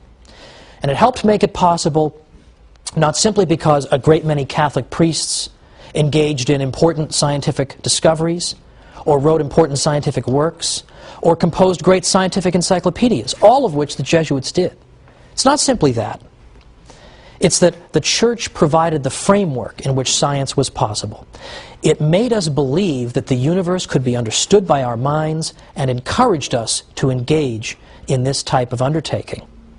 And finally, even beyond that, the Church encouraged, yes, believe it or not, the free interchange of ideas. It encouraged a culture of debate and discussion That was the culture that was fostered in the university system of the Middle Ages.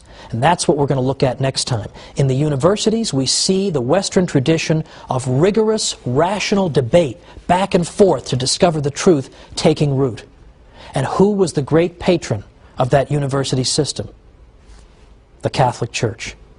So, I look forward once again to being with you and talking once again about another unfortunately unheralded aspect of our Western civilization, the Church's fostering of the university system, which gives us our great civilization. Thank you.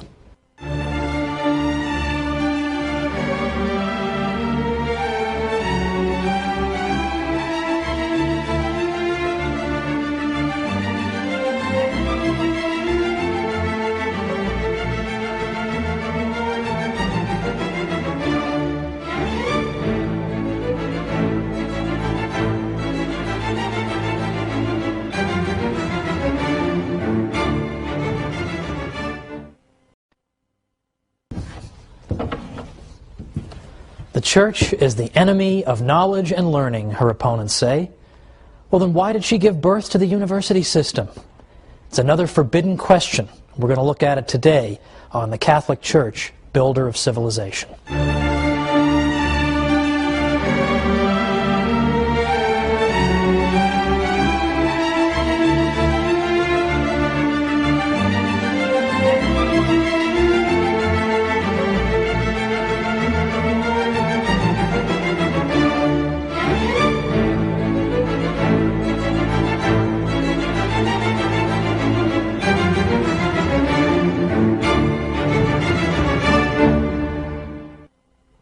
Welcome to the Catholic Church, builder of civilization.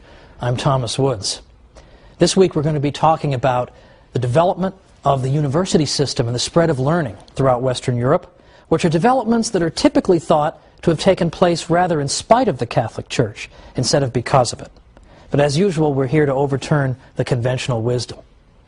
Now, for a long time, it was said that a dark age descended upon Europe with the rise of the Catholic Church to prominence following the decline of the Roman Empire.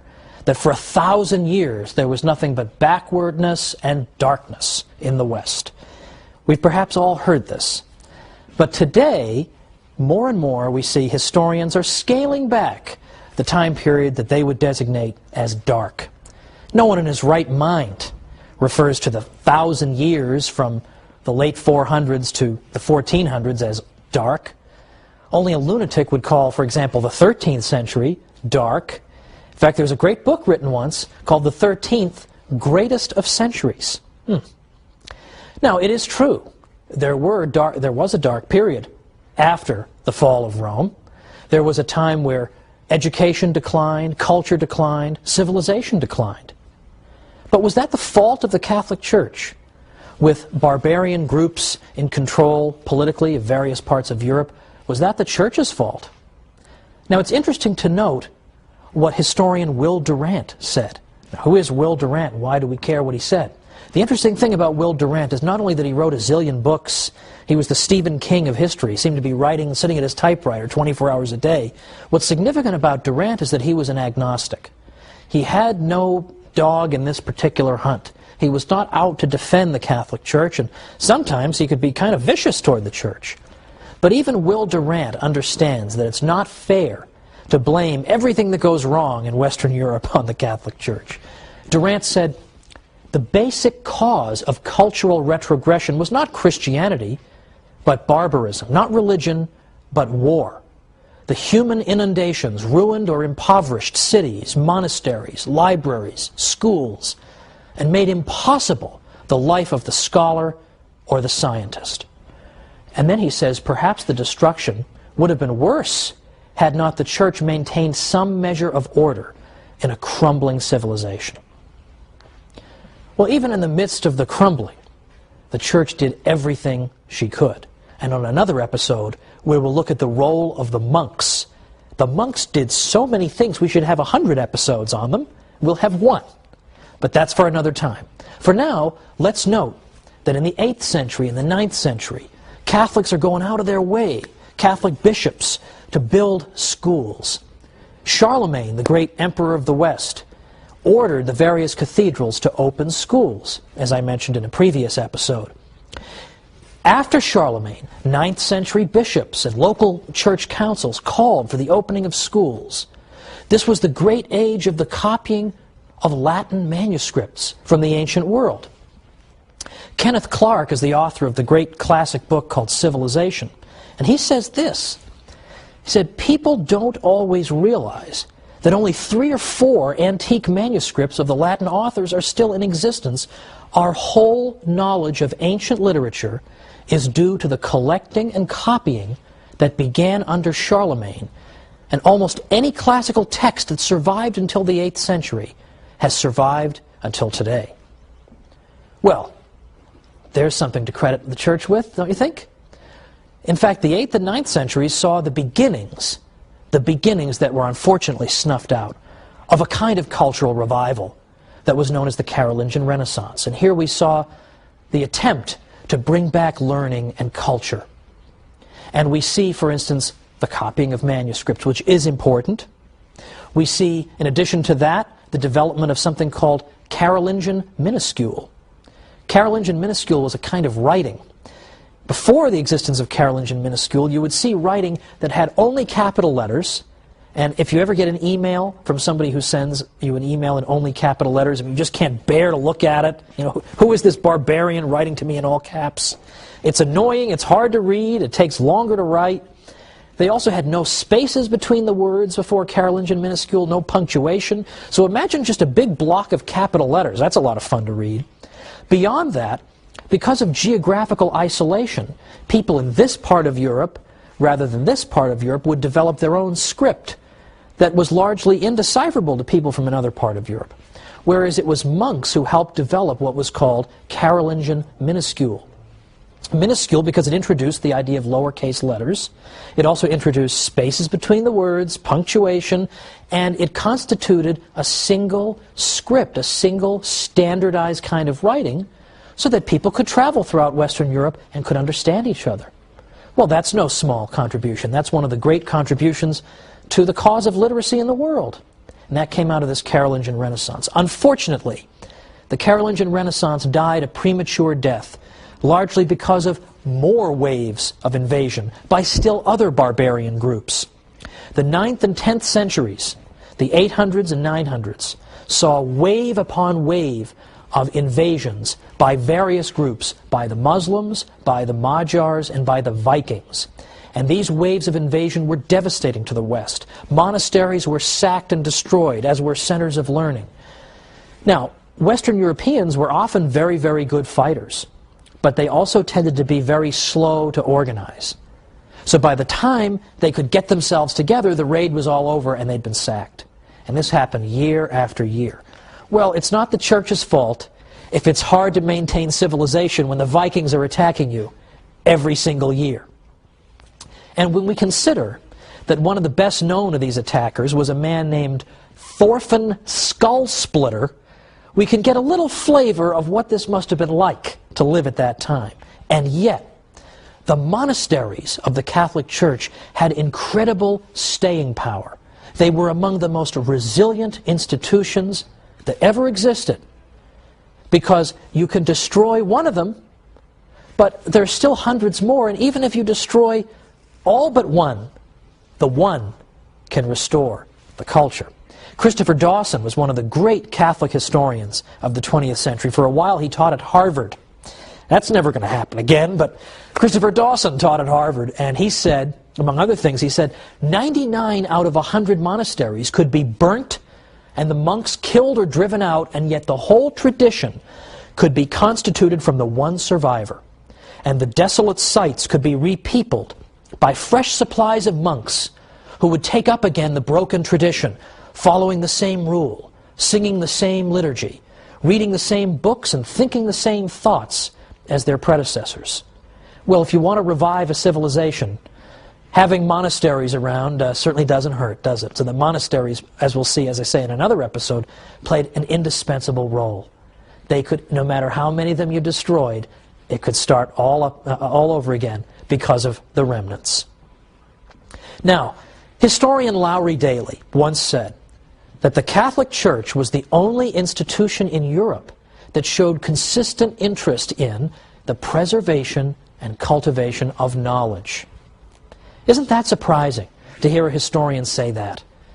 The Catholic Church is the only institution that's consistently interested in the cultivation and preservation of knowledge and the pursuit of truth. Well, it so happens that that institution, the Catholic Church, did more than any other institution to give birth to the university system in Europe. The university was a unique creation of the High Middle Ages in Europe. And when we say High Middle Ages, we typically mean perhaps 1150 to 1200, all the way to perhaps 1350 or 1300, that time period. And it's an extraordinary time because, as I say, it gives birth to the university system. How could you call an age dark that gives us the universities? Now, where did the universities come from? All different sources. In fact, they come from, on the one hand, some of the universities, some of the cathedral schools. The cathedral schools that were built and encouraged by Charlemagne and later bishops. Some of them turned into universities. Other universities got started as informal gatherings of scholars that eventually built up the infrastructure of a university. And we can't identify with exact precision a date that they got started, but certainly we can say that by the latter half of the 12th century into the 1200s, the universities are getting going. And you start to see some of the great universities of the Western tradition. You see the birth of Oxford and Cambridge and Paris and Bologna and the medical school at Salerno. These places are 800 years old and older in some cases. This is an extraordinary advance. And what institution made it possible? Not simply the Catholic Church, but specifically the papacy. Henri Daniel Rops was a French historian in the 20th century who said, thanks to the repeated intervention of the papacy, higher education was enabled to extend its boundaries. The Church, in fact, was the matrix that produced the university, the nest whence it took flight. The popes, for example, chartered more universities than anybody else in Europe. But they did more than that. They didn't just establish universities. They fostered and protected them. They extended all kinds of benefits to universities that made it possible for them to function and survive and indeed to flourish. Sometimes, I'll just say this before we go to our break, we who live in a university town, I live in a university town, I'm not going to tell you, I don't want to hurt any feelings, but we sometimes love the money the students bring to the town, but we can't stand the students because they're so rowdy and noisy. That happened in the Middle Ages too, and the popes protected the students from sometimes the abuse of the townsmen. Let's see how he did it after we come back with the Church, builder of civilization.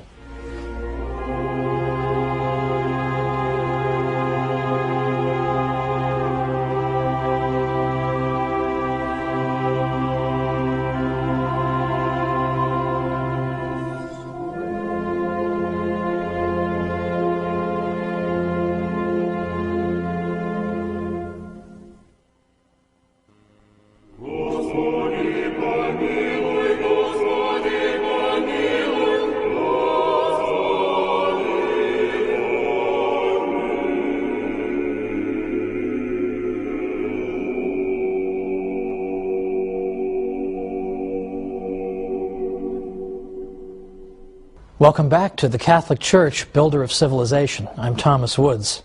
Before the break, we were looking at the development of the university system in Western civilization and noting that the Catholic Church played a larger role than any other institution in spreading knowledge, cultivating the pursuit of knowledge, and allowing the university system to blossom. There was no institution that did more, and the papacy in particular consistently intervened. Now, right away, as early as the 1200s, as the universities are forming, we already see the characteristics of modern universities. They were not absolutely identical to our modern universities, but we see important similarities. For instance, that we had the same distinction between graduate and undergraduate education that we have now.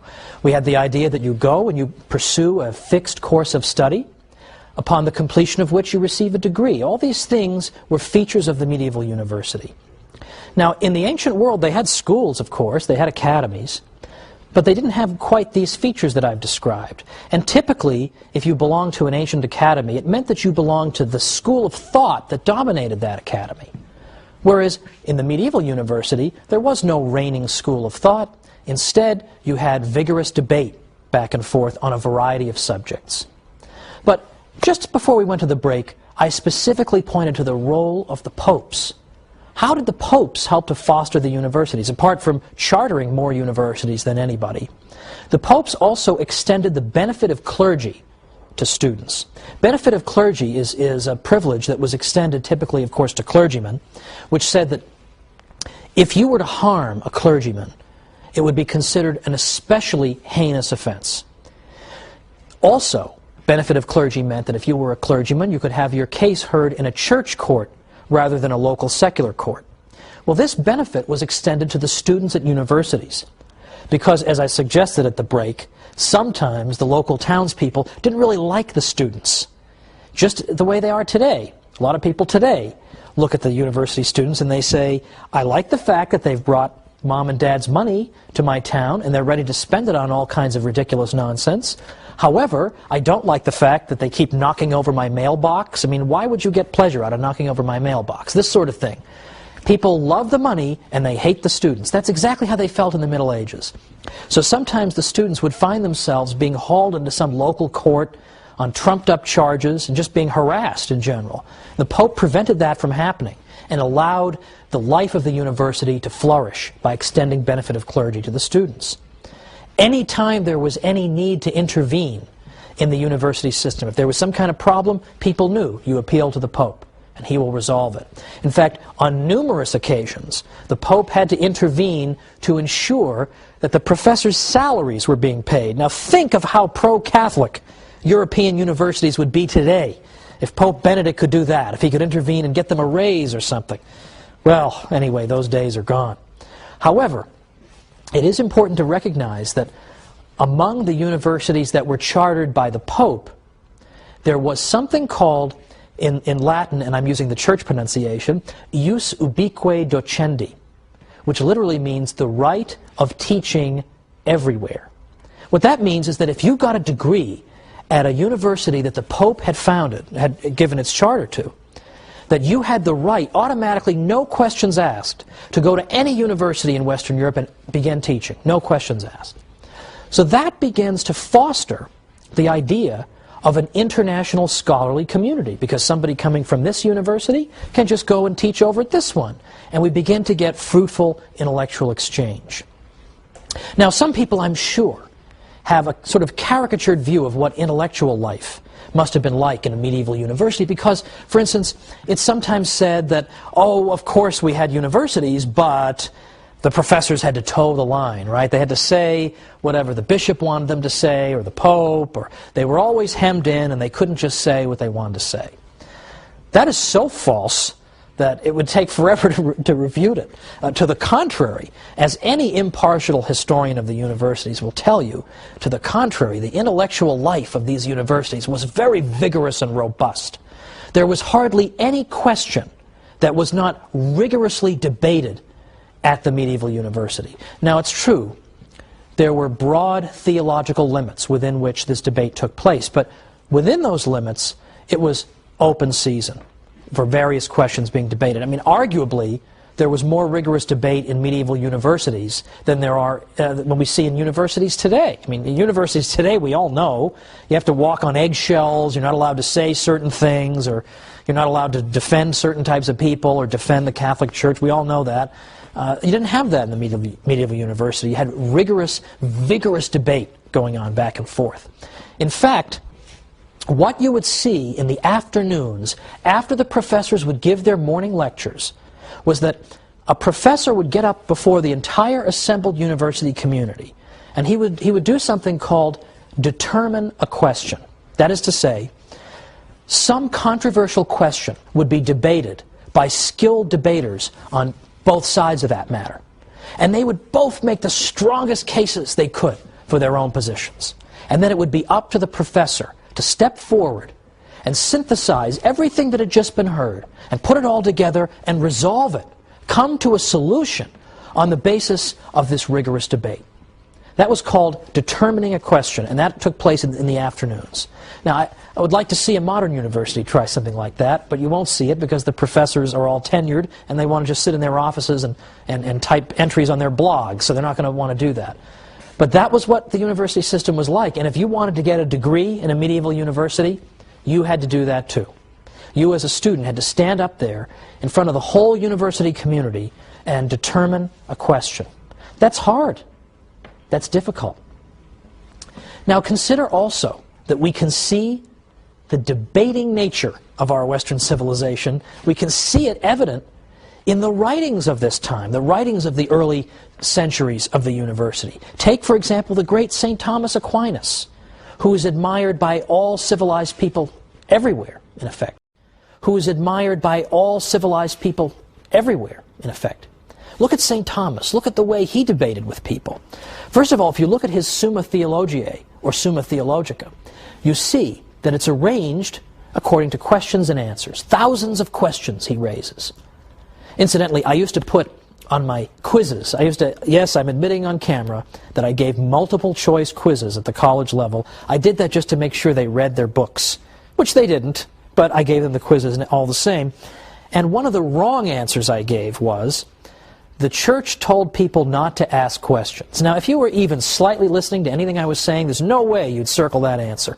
You wouldn't believe how many of them would circle it. I could have spent the whole semester standing up there saying the church fosters a culture in which questions were routinely asked.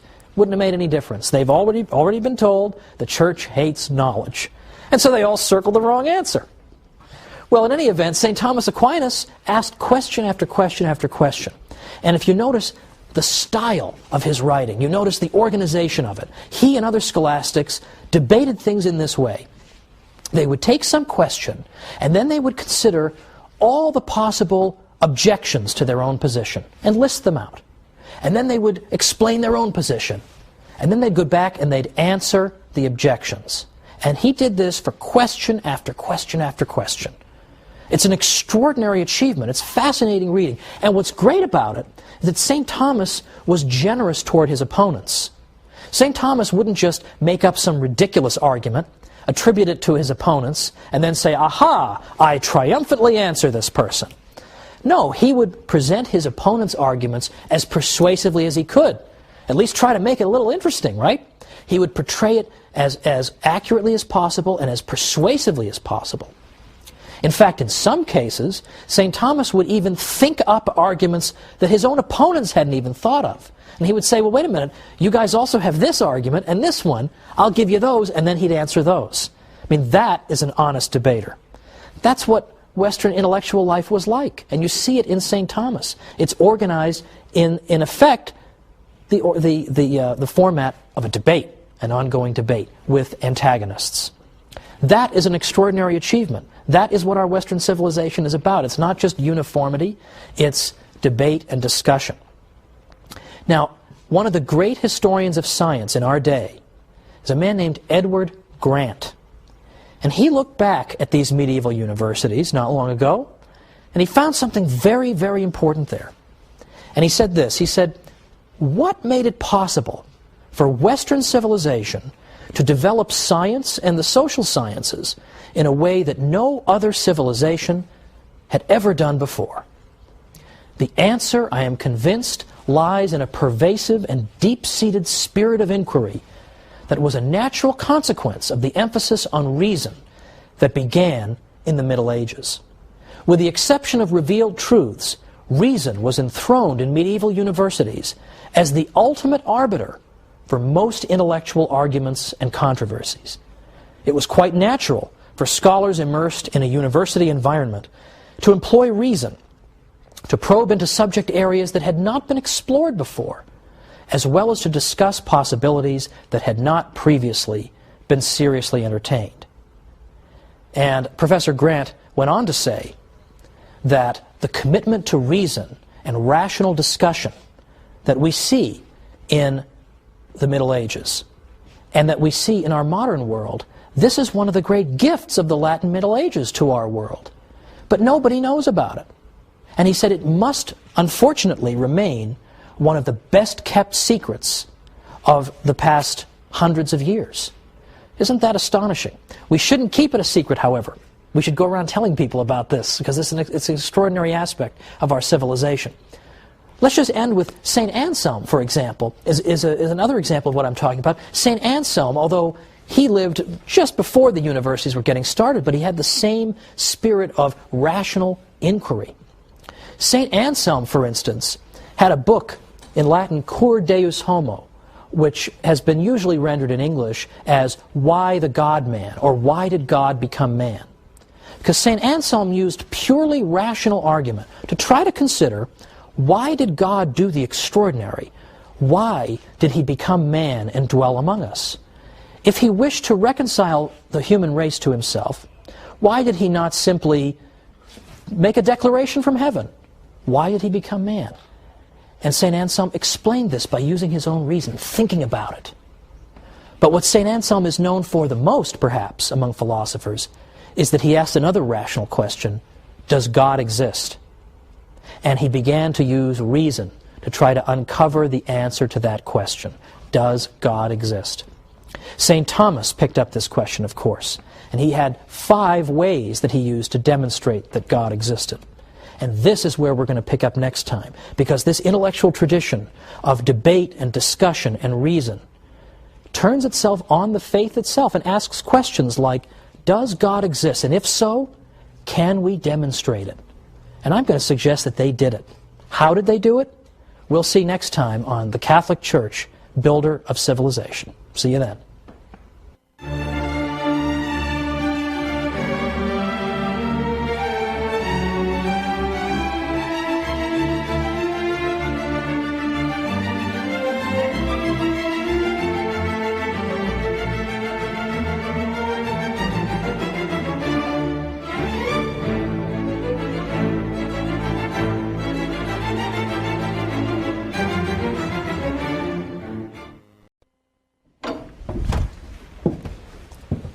Scholars in the Middle Ages were committed to the use of logical argument in the pursuit of truth. Today, we're going to explore how they used logical argument in pursuit of the ultimate question, whether God exists. How did they use reason to demonstrate that? Join me today for The Catholic Church, Builder of Civilization.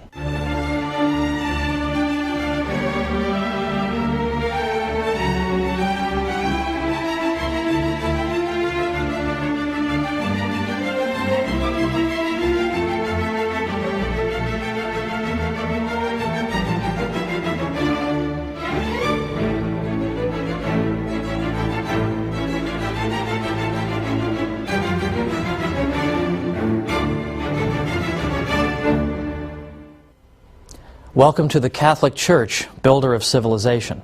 I'm Thomas Woods. Last time we looked at the development of the university system and the indispensable role that the Catholic Church played. We saw how the popes played a critical role in protecting the students and fostering university life, and even making possible an international scholarly community. Now these days, unfortunately, the Church is rarely, if ever, given credit for these things, but I assure you, everything I'm telling you is based on sources that are easily consulted. Pick up a history of the university and you'll read this for yourself. Today, I want to pursue this avenue of inquiry even further. I want to introduce some important personalities and look at things they did and said and the questions they pursued. And in particular, I want to take 2 famous people in church history and look at how they answered the critical question, can we prove the existence of God? And if so, how? Now that's very unfashionable today, because today, as I said at the beginning, we're being bombarded by arguments by, frankly, militant atheists who claim that it's irrational to believe in God, that of course a critical, scientific-minded thinker could never believe in God. Well, I hope to convince you otherwise today. Well, first, let's begin with a few personalities. It is worth noting that in the Middle Ages, there was a commitment to logical argument and a belief that logic and reason could lead you to the truth.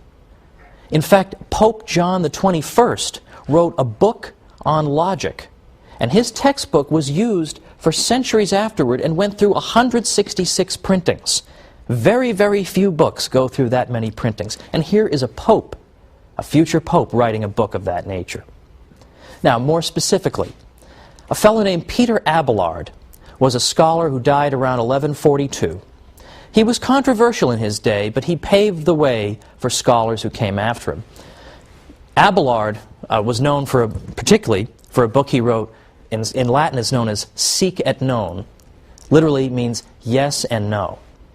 Because what Abelard did was he took apparent contradictions, for example, apparently contradictory biblical verses, or apparently contradictory statements from church fathers, and he deliberately juxtaposed them so that they were right next to each other on the page. And there you were, face to face with an apparent contradiction. How would that contradiction be resolved? Well, the reason that Abelard's book was a bit scandalous for his time was that he didn't answer that question. He left the apparent contradictions just hanging there. And the reason he did this is he said, I'm a teacher for a living, and I'm not going to do my students' work for them. His students had the task of reconciling these apparent contradictions. So I always get a kick out of it when young students in college would come up to me and say, well, aren't there a lot of contradictions in the Bible? Ho, ho, ho. Well, Peter Abelard was talking about this in the 12th century and was using reason to try to resolve them, so I don't think I need some kid from Long Island to tell me this. But Peter Abelard's point was that when you have two sources, both of which are authoritative, biblical verses, for example, church fathers, but they seem to be saying different things, how can you resolve this matter? You can't resolve it by an appeal to authority, because here you have two authorities that are saying different things. So how do we resolve it? Through the use of reason. Because Peter Abelard was convinced that truth could not contradict itself, that these contradictions must be only apparent contradictions, and that once we get beneath the surface, we'll find that in fact the statements can be perfectly well reconciled. For instance, perhaps the two speakers, or the two verses, are speaking about the same issue under different aspects. Or perhaps one of the quotations is taken out of context. Whatever the explanation, Peter Abelard was certain that there was one. So here was a scholar who was absolutely prepared to take apparent intellectual difficulties in the faith and arbitrate them at the bar of human reason. Now that is pretty much exactly the opposite impression that I think people have about the Catholic Church, is it not? Then we have a fellow named Peter Lombard. He lived from about 1100 to 1160, who wrote a work of theology called the Sentences that became the most studied theological text, apart from the Bible, for the next several centuries. Now, Lombard, in his book, used authority to explain various aspects of the faith, but he did not hesitate also to appeal to human reason in order better to understand and explore the mysteries of our faith. Again, more or less the opposite of what we're told, isn't it? This, in a nutshell, is what we call scholasticism. In some ways, it's hard to define scholasticism in a way that every single scholastic would qualify as one. But I think it's safe to say that scholasticism initially began as a term simply to refer to professors who taught in universities. Now, right away, that would exclude St. Anselm, because he didn't teach in a university, but he was a scholastic. So it doesn't always work. But beyond that, the scholastics typically were interested in the use of reason in order to understand better and to defend the Catholic faith. They believed that there was no contradiction between reason and faith, and that if there appeared to be one, then we had simply misused our reason, we had not correctly argued the matter, or we simply understood some aspect of the faith. But the two could not contradict each other. They were two wings, in effect, that would soar toward the truth. I believe that's how Pope John Paul II put it in his encyclical Fides et Ratio in the late 1990s. That's exactly what St. Thomas Aquinas believed. So the scholastics are committed to this project of the use of reason in the pursuit of truth and in entertaining opposing views. Typically, particularly after the 13th century, a scholastic didn't just get up there, give his position, and sit down. He always anticipated what the other side would say. And as I said, St. Thomas Aquinas was so generous to his opponents that he would not only explain their position very persuasively, but he would sometimes think of arguments that his own opponents hadn't even thought of, and he would come up with those arguments and say, here, you can have these arguments, but I'm going to answer those too. That's typical of scholasticism. Well, let's look at a well-known early scholastic, a figure we've looked at briefly already, St. Anselm. He's a very early scholastic. He dies around 1109. St. Anselm was interested in this question: does God exist, and can we prove that God exists? Now, it's true, over the course of his career, St. Anselm asked and answered a great many questions. But this one, perhaps more than any other, established him as a philosopher, because even if people didn't accept his argument, from then on, people at least had to reckon with it, one way or the other. You had to at least show why you didn't agree with him. St. Anselm, in effect, argued as follows.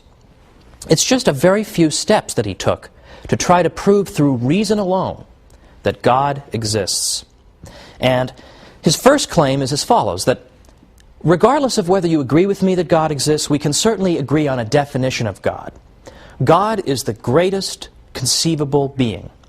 God is that than which nothing greater can be conceived. That was how he put it.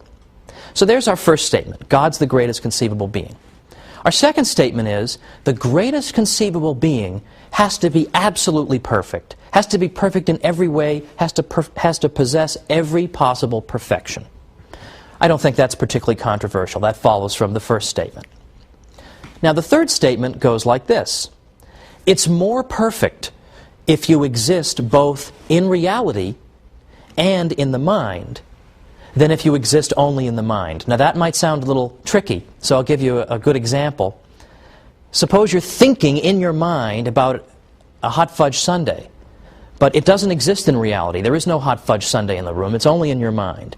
I think we would all agree that that hot fudge sundae is not as perfect as a hot fudge sundae that is both in your mind and right on the table in front of you.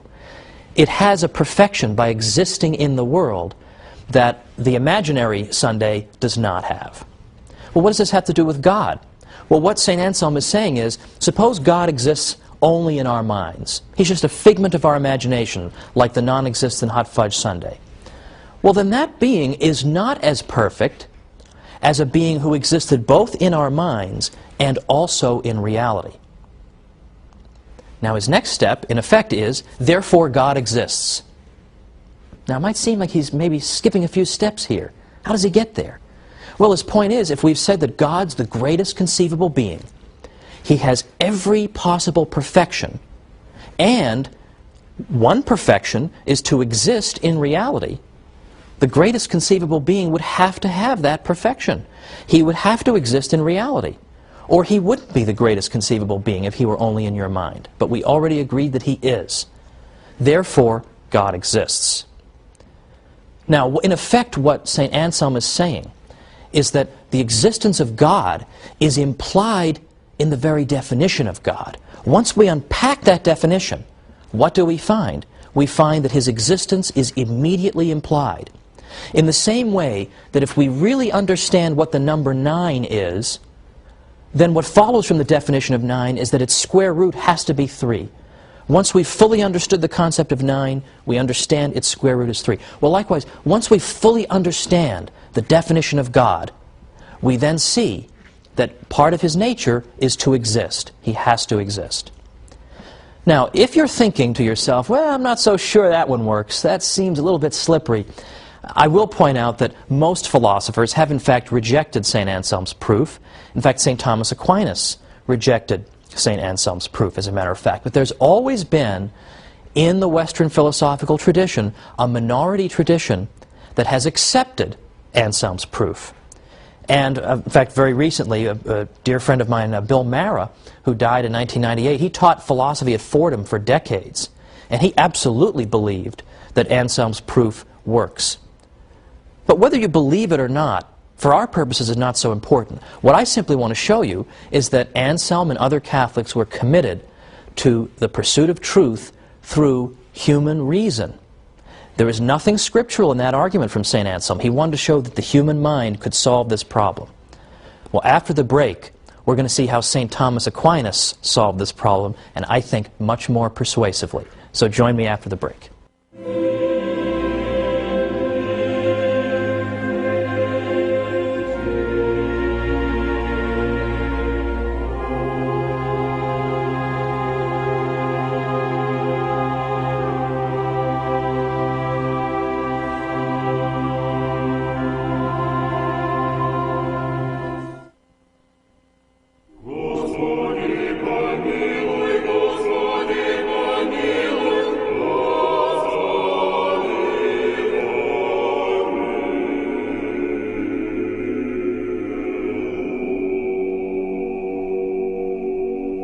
Welcome back to the Catholic Church, Builder of Civilization. I'm Thomas Woods. Before the break, we just finished looking at St. Anselm's proof for the existence of God.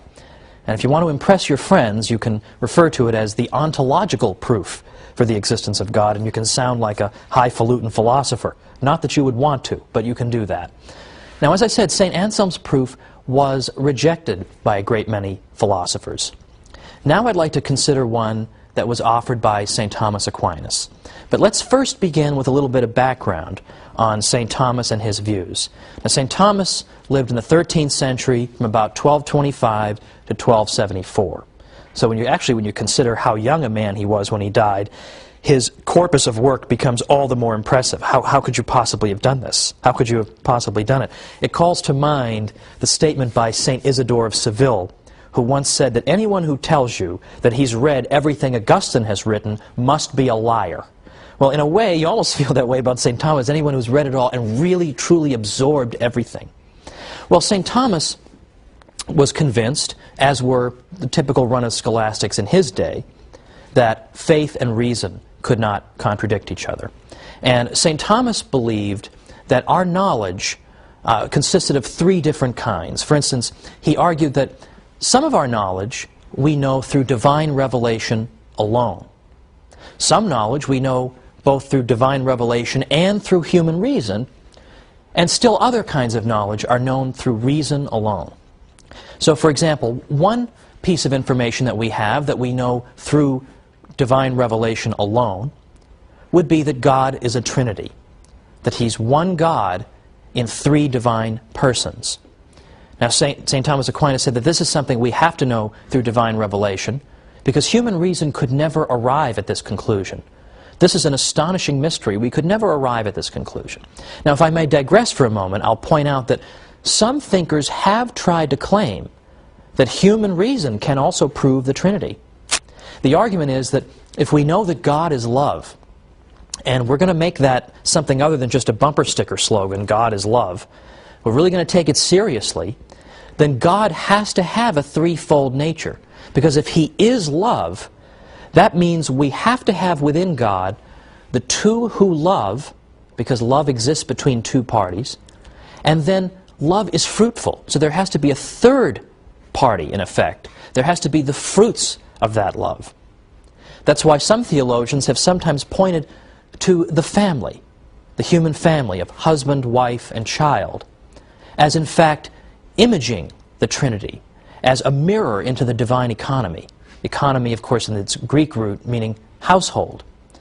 Because, in effect, the husband and wife love each other, and the fruit of that love is their child. Well, that's neither here nor there, because the consensus is that the Trinity is not something that we can arrive at through strict proof. So that would fall under St. Thomas's first category. The second category, things we can know through divine revelation and through reason, would include, for example, some aspects of the moral law. I suppose reflecting on the subject of murder, just simply reflecting on it honestly, using your mind, you can probably arrive at the conclusion that murder is something people ought not to do.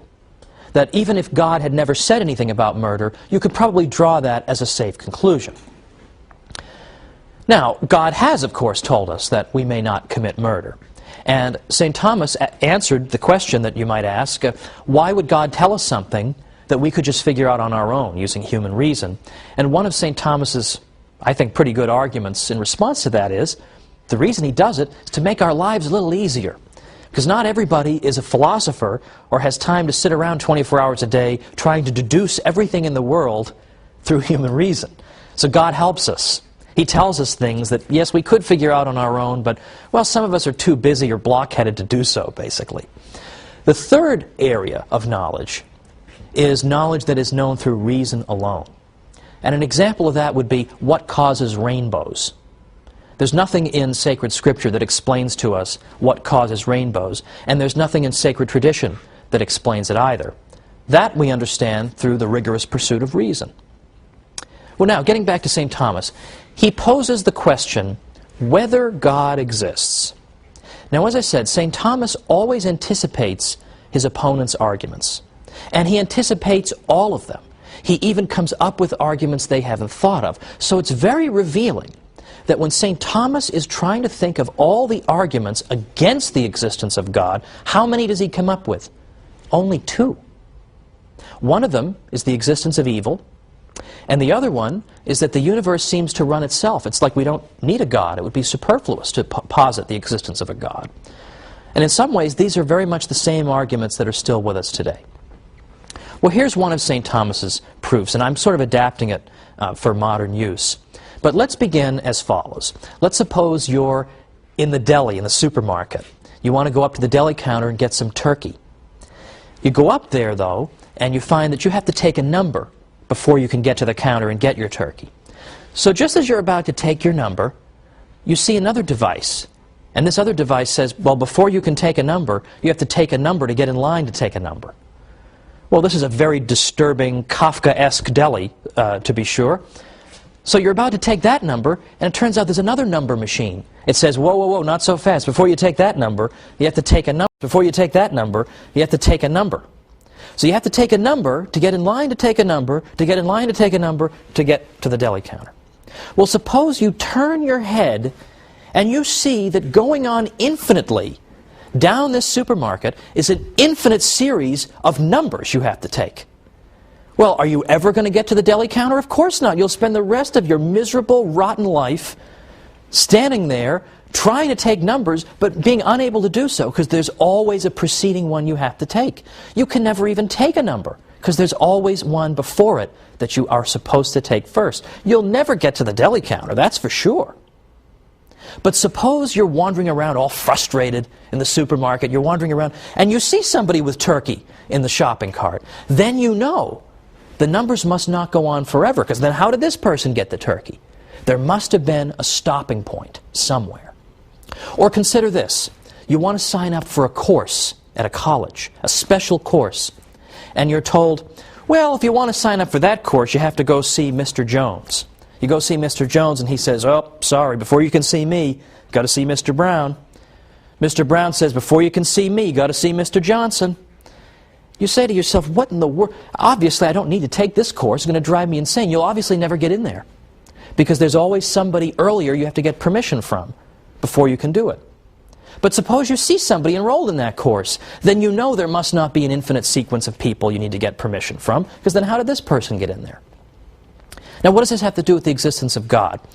We have a basic insight as human beings that every effect has a cause. Nothing just exists on its own.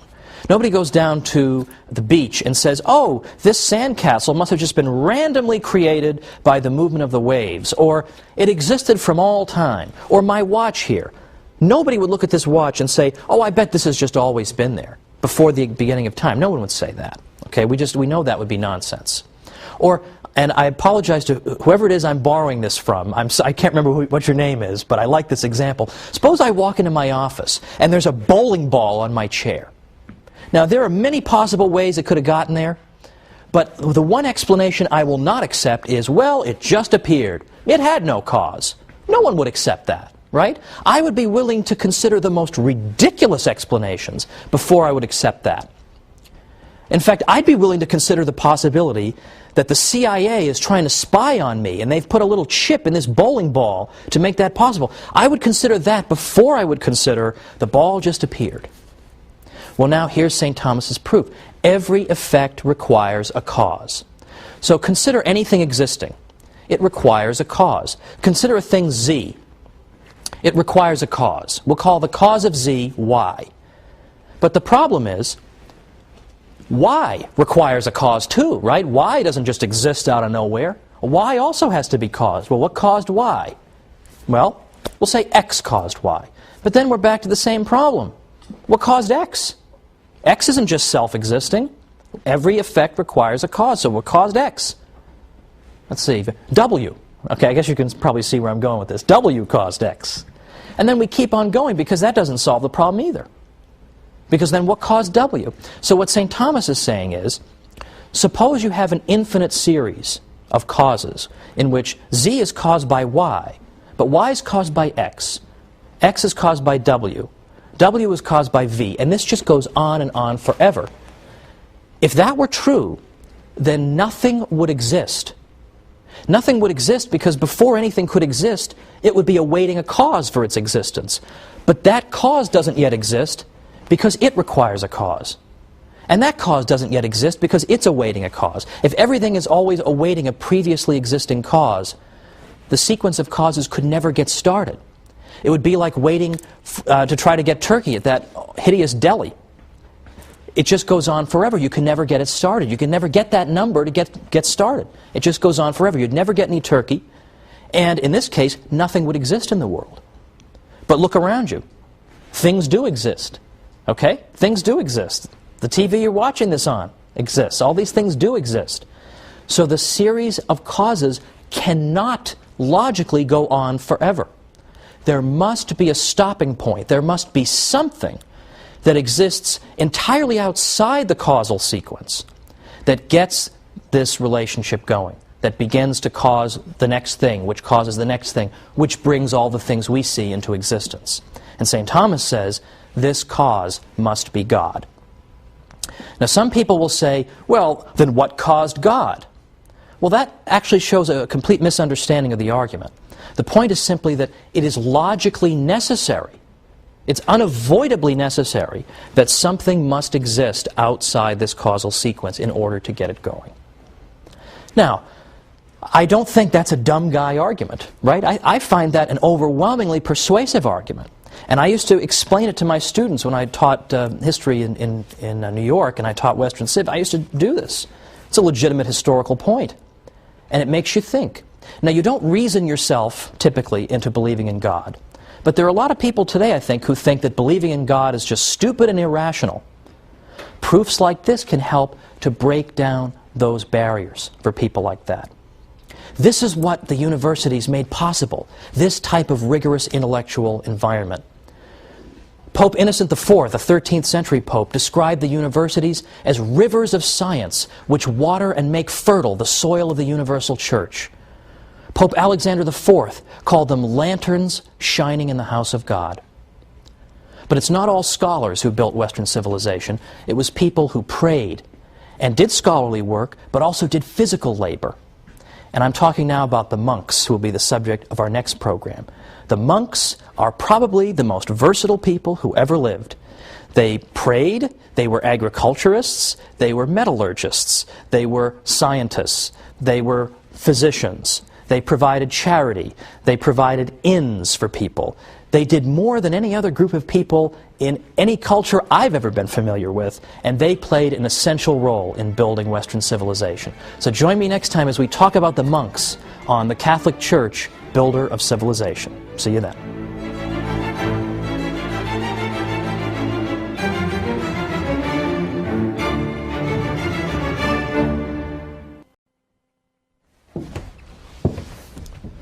Perhaps nowhere on earth has there ever been a group of people more versatile than the monks of Europe. They were physicians and scholars and agriculturists and inventors. And they, perhaps more than any other group, is responsible for helping to save Western civilization. Let's talk about that today on the Catholic Church, builder of civilization.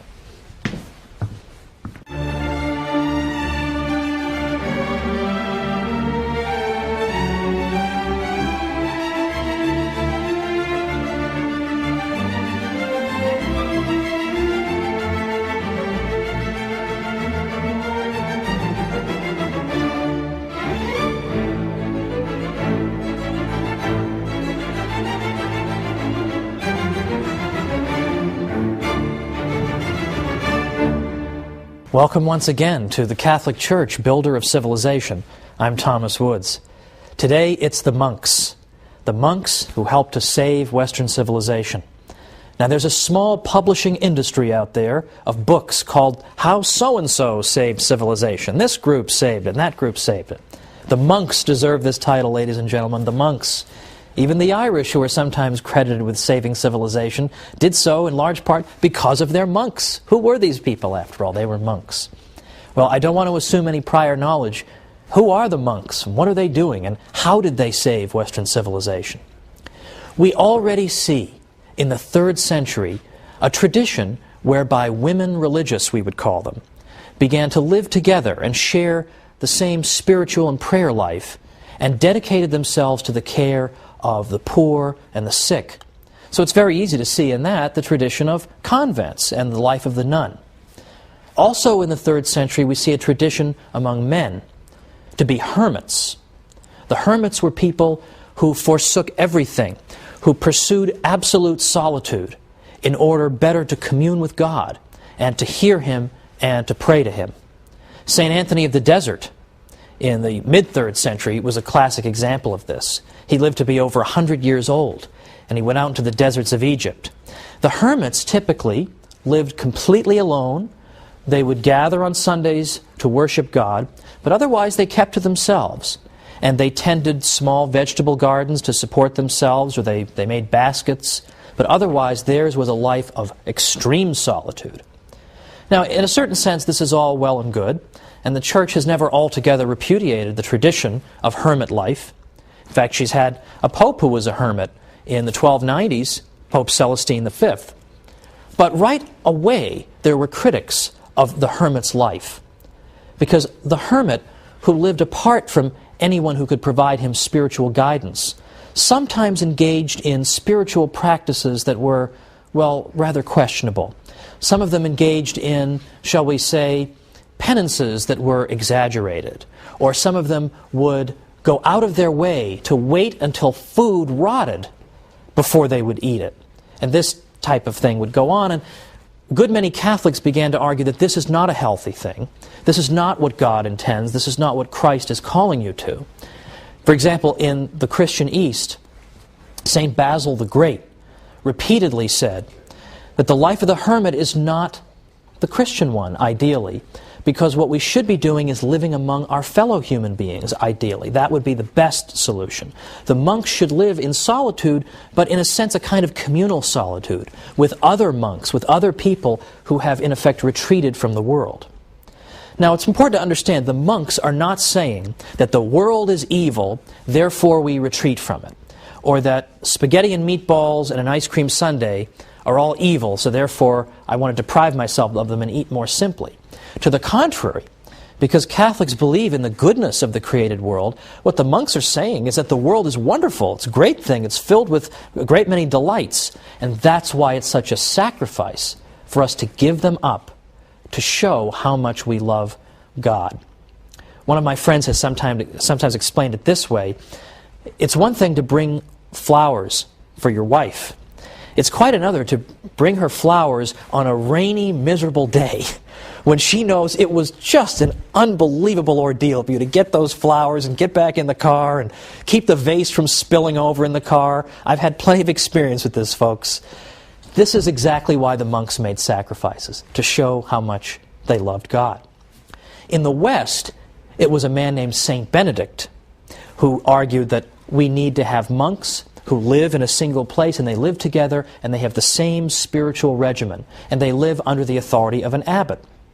St. Benedict composed something called the Rule of St. Benedict, which was in effect an outline for how a monastery should be run. He wrote this around 529, and with the passage of time, this became the model for organizing monasteries. A monastery, of course, is where the monks live. And St. Benedict argued that the monks should live penitential lives, it's true, but not lives that are so penitential that it would disrupt their spiritual lives. We don't want that. We want them to live at the material level of about the average Italian peasant. That would be acceptable. They should get adequate sleep. They shouldn't do too much physical labor. They should be moderate in all things. Physical labor and prayer and study, and nothing out of moderation. The monasteries in Ireland were quite another story. There, the model, in effect, was working 14 hours a day, doing back-breaking labor, and then coming in and praying all the psalms. And this, it seemed to St. Benedict, was just too much, that you couldn't live a healthy spiritual life if you were being that rigorous with your physical body. Now, it should be mentioned, by the way, that the Irish monasteries attracted people from all over. They couldn't house them all, so they must have been doing something right. But this was St. Benedict's model. It was flexible, and it seemed to understand human nature very well. And it turns out that St. Benedict and his monks played an essential role in saving Western civilization at a critical moment and building up important parts of it. And yet, I will never forget, in my days as a professor in New York, after telling my class all about the monks and all the things they had done, I actually had a student say to me, "That's very interesting. Are there any monks today?" Well, that's just depressing, right? That she didn't even know there were still monks today. And so of course I told her, not only are there monks, I've got 1,000,000 friends who are monks. I realize that's perhaps somewhat unusual, but I have a great many friends who are monks. And let me tell you something, living in Manhattan as I did while I was getting my doctorate, you find that just about anything can go on in Manhattan. Nobody cares. Nobody's looking at you. You can have a weird haircut. Nobody cares. You could be on fire. Nobody cares. But I had a friend of mine who was on his way to becoming a monk. He hadn't taken his vows yet, and he came and visited me in his habit. And we went out for nachos at a local place. And I'll tell you, people will look away at anything, but if you're having nachos with a monk, they cannot take their eyes off it, apparently. This is just a bizarre sight, even for Manhattan. So, unfortunately, the monks don't have the high profile they once did, but they deserve our respect. Because, after all, what did the monks accomplish? Well, for one thing, apart from just copying texts, which we all know they did that laboriously, but they also did a lot of physical labor. For example, they cleared and reclaimed all kinds of land in Western Europe. Because what often happened is that people wanted to donate land to the monks as a good work. That's wonderful. Look at what I'm doing for the monks. But people would typically give the monks really crummy land. They want to help them, but they don't want to help them that much. So the monks often found themselves having to deal with land nobody really wanted. And a lot of times it was swampland. In those days, I mean, obviously a swamp has no value. It's just a source of pestilence. The monks would dike and drain the swamp and make it into fertile land. And a great many experts on the history of agriculture in Western Europe have said, for example, we owe the agricultural restoration of a great part of Europe to the monks. Another one said, wherever they came, they converted the wilderness into a cultivated country. They pursued the breeding of cattle and agriculture, labored with their own hands, drained morasses and cleared away forests. By them, Germany was rendered a fruitful country. And finally, every Benedictine monastery was an agricultural college for the whole region in which it was located. The monks introduced crops and industries and production methods that people hadn't known before. And they weren't afraid to work with their hands at a time when manual labor was looked down upon and despised. The monks were inspired to engage in physical labor because they knew, for one thing, that when you engage in hard physical labor, this can be a great form of penance and an opportunity for the mortification of the flesh. So sure, they were thrilled to work with the swamp that nobody else wanted to do. So at a time when you were despised for doing physical labor, the monks, in effect, made it something honorable. At a time when agriculture was collapsing, the monks' labor helped to bring it back. The monks were involved in rearing cattle and horses, brewing beer, raising bees and fruit. And all over Europe, they introduced essential aspects of local economies. For example, in Sweden, it was the corn trade that owed its existence to the monks. In Parma, cheese making. In Ireland, salmon fisheries. And in a great many places, the finest vineyards. The monks were also intensely practical in that they stored up the waters from springs in order so that they could distribute them if a drought ever struck. In Lombardy, the peasants learned irrigation from the monks. the monks have also been credited with being the first to work toward improving breeds of cattle instead of just leaving the process to chance. So there's agricultural labor from the monks at a critical time in European history. With the Roman Empire collapsed, the monks show up and do all this critical work. Beyond that, the monks pioneered in machinery and mechanization. The ancient world of Greece and Rome was not particularly heavily mechanized, but Europe of the Middle Ages changed all that. Particularly the Cistercians, which are a reform-minded group of monks from the late 11th century, they built water-powered factories at hundreds of their 742 monasteries around by the 12th century. They used water power for all kinds of purposes, for crushing wheat and fulling cloth and tanning. Far more mechanized were they than anything that had ever been seen in Europe up to that time. They were also great metallurgists. They used the slag from their furnaces as fertilizer, so they were constantly thinking of practical things they could do for the life of Europe, and they instructed Europeans as to how they themselves could do these things.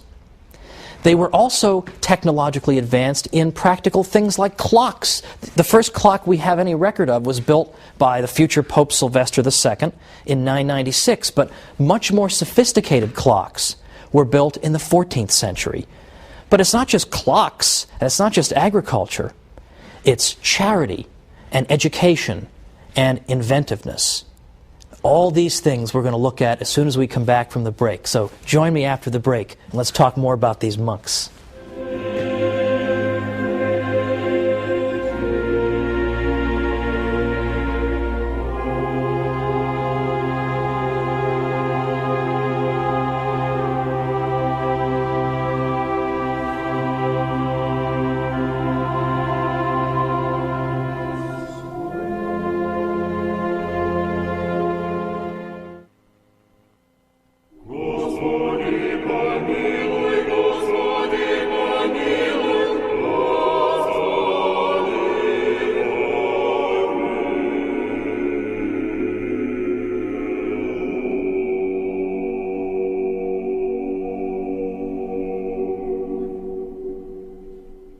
Welcome back to the Catholic Church, Builder of Civilization.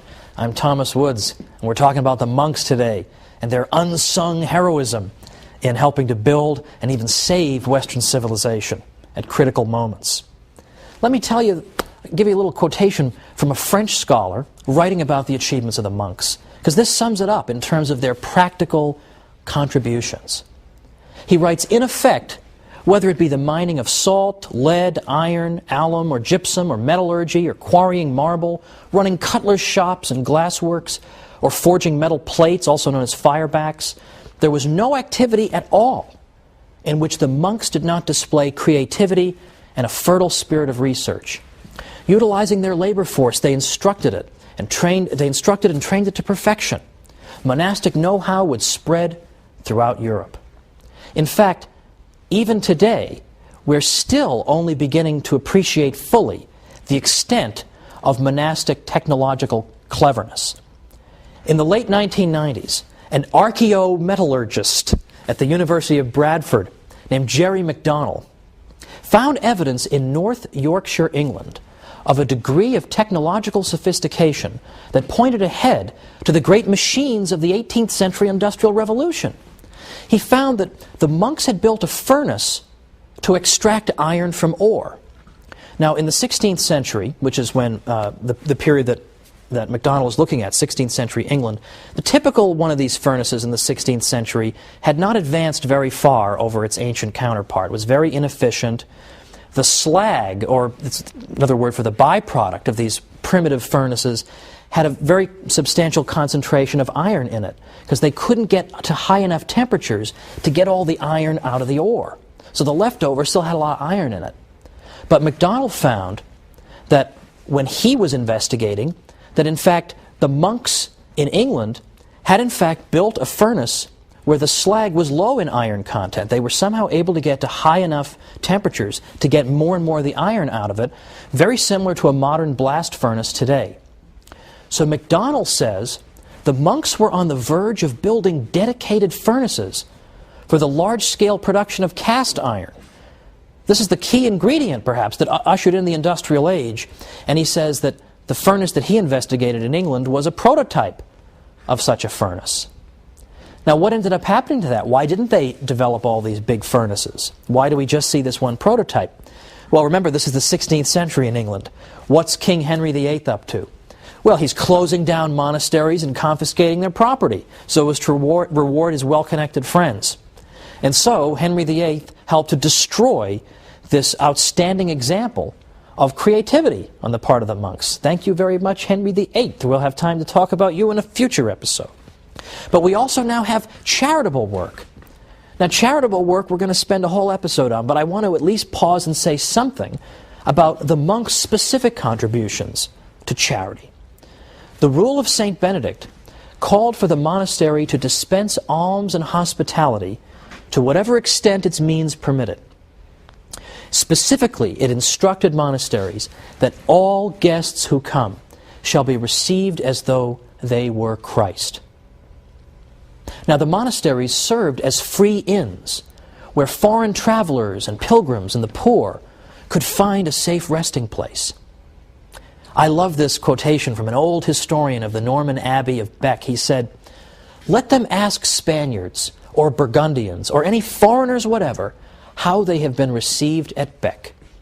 They will answer that the door of the monastery is always open to all and that its bread is free to the whole world."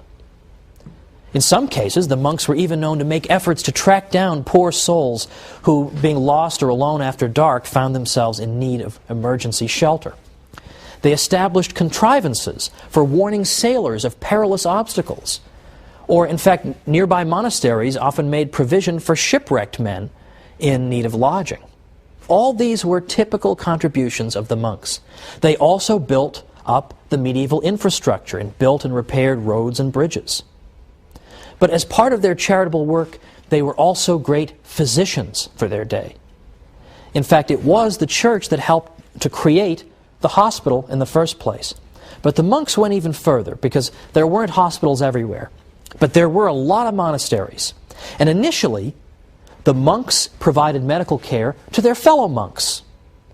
But as time went on, they realized that they possessed a critical skill that local townspeople also needed. So oftentimes they would go out into the local towns and seek out sick people who were in need of their medical care. Again, I would say that's a fairly unsung aspect of the monastic contribution. But in addition to being great physicians and agriculturists and inventors, they were also great educators. St. John Chrysostom tells us that it was already in his day, around the 4th century, it was already customary for people in Antioch to send their sons to be educated by the monks. St. Boniface established a school in every monastery he founded in Germany. In England, St. Augustine, and here we're talking not about St. Augustine of Hippo, but St. Augustine of Canterbury, St. Augustine and his monks set up schools wherever they went. St. Patrick is given credit for encouraging Irish scholarship. And of course, the Irish monasteries developed into very important centers of learning, and they dispensed instruction to monks and laymen alike. Now, sometimes it's been said that the monks did engage in some education, but they were really only educating their fellow monks.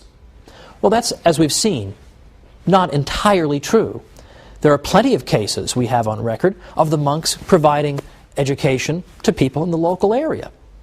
But let us say that that accusation is true. Let's even grant it for the sake of argument. Let's say that the monastery's contribution had simply been to teach other monks how to read and write. That's all it was. Well, even if that had been their only contribution, that would have been no small accomplishment. Because consider what happened in the Greek Dark Ages. Now, people have typically forgotten about this, but it's very important. From about 1100 to 800 BC, we had something called the Greek Dark Ages. And what happened here was that the Mycenaean Greeks had some kind of terrible disaster befall them. The nature of that disaster is still debated. But something terrible happened to these people. And when the smoke had cleared, for the next 300 years, we find that, in effect, the ancient Greeks, the Mycenaean Greeks, had lost literacy. They had lost the ability to read and write. Now you wonder, how could you lose the ability to read and write? How could you forget that? Well, partly it happened because people were scattered following whatever disaster it was that befell them. And they had to think solely of their own survival. And learning how to read and write was not exactly critical when you just needed food and sustenance. Secondly, it's been speculated that maybe whatever disaster struck the Mycenaean Greeks struck in particular the educated classes, so that those who would have remembered literacy were in fact wiped out. Well, whatever the explanation, the fact is they lost literacy at a time of general civilizational collapse. Well, let's remember that the monks were functioning and carrying out all these wonderful tasks I've described at a time in Western European history that was very similar. There was general collapse. There was political disorder. There was an abandonment of education by and large. There was an abandonment of urban life. That was the environment in which the monks functioned. And so, even if all they had done was to keep literacy alive, well, that's very important, because that means they prevented a repeat of the Greek Dark Ages, when literacy was lost. Thanks to the monasteries, literacy was not lost, but Western Europe managed to hang on to it. That's no small contribution, is it? In fact, the contributions of the monks have been so great that even scholars who are inclined to be unsympathetic to them have conceded it. And I've always tried to go out of my way, when I've written about Catholic history, to cite not only non-Catholics, but anti-Catholics when possible, so that people won't come back and say that I'm just picking and choosing among my sources. When people who don't even like the Catholic Church are saying, okay, the monks did a lot, that says something. So, for example, one unsympathetic scholar said, the monks not only established the schools and were the schoolmasters in them, but also laid the foundations for the universities. They were the thinkers and philosophers of the day and shaped the political and religious thought. To them, both collectively and individually, was due the continuity of thought and civilization of the ancient world with the later Middle Ages and with the modern period. That's no small compliment.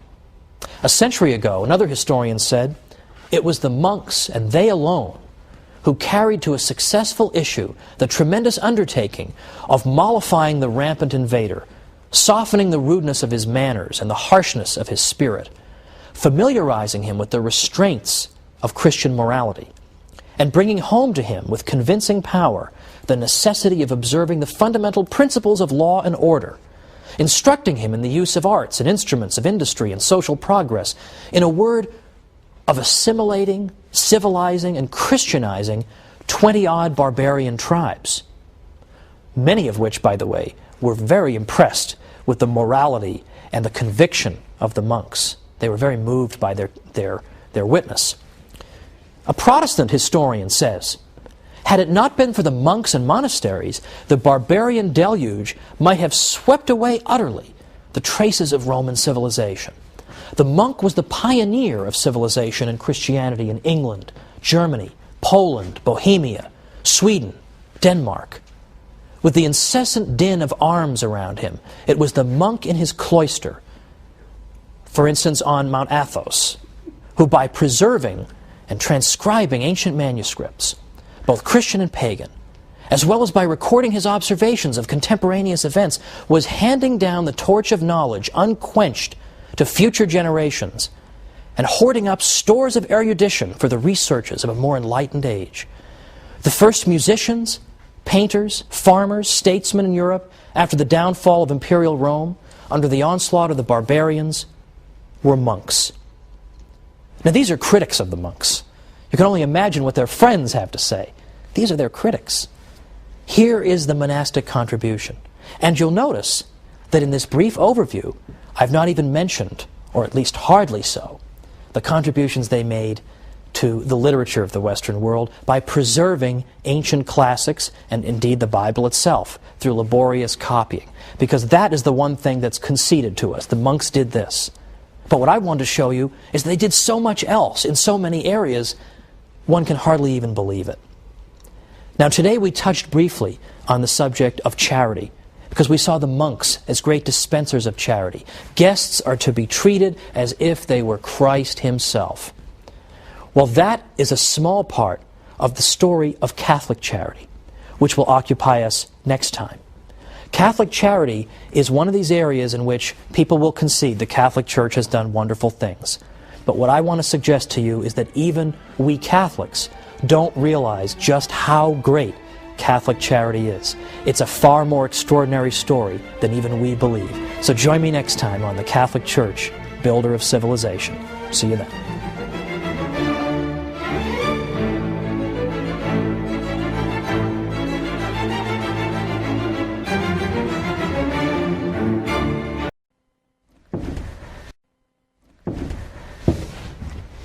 Even her detractors admit that the charitable work of the Catholic Church has been extraordinary. But today we're going to see that Catholic charity has historically been even greater than Catholics themselves may realize. So join me today for the Catholic Church, Builder of Civilization.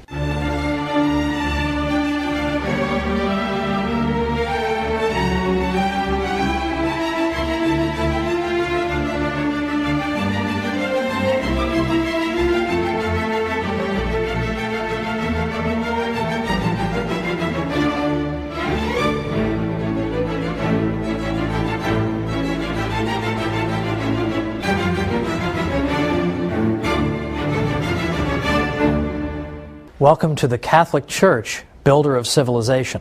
I'm Thomas Woods. Today we're talking about Catholic charity. Now we all think we know all about Catholic charity, and indeed we do know a great deal about it. Even her opponents admit that the Catholic Church has done more charitable work than you can possibly believe. But Catholic charity is in fact even greater than people realize. And today we're going to explore why.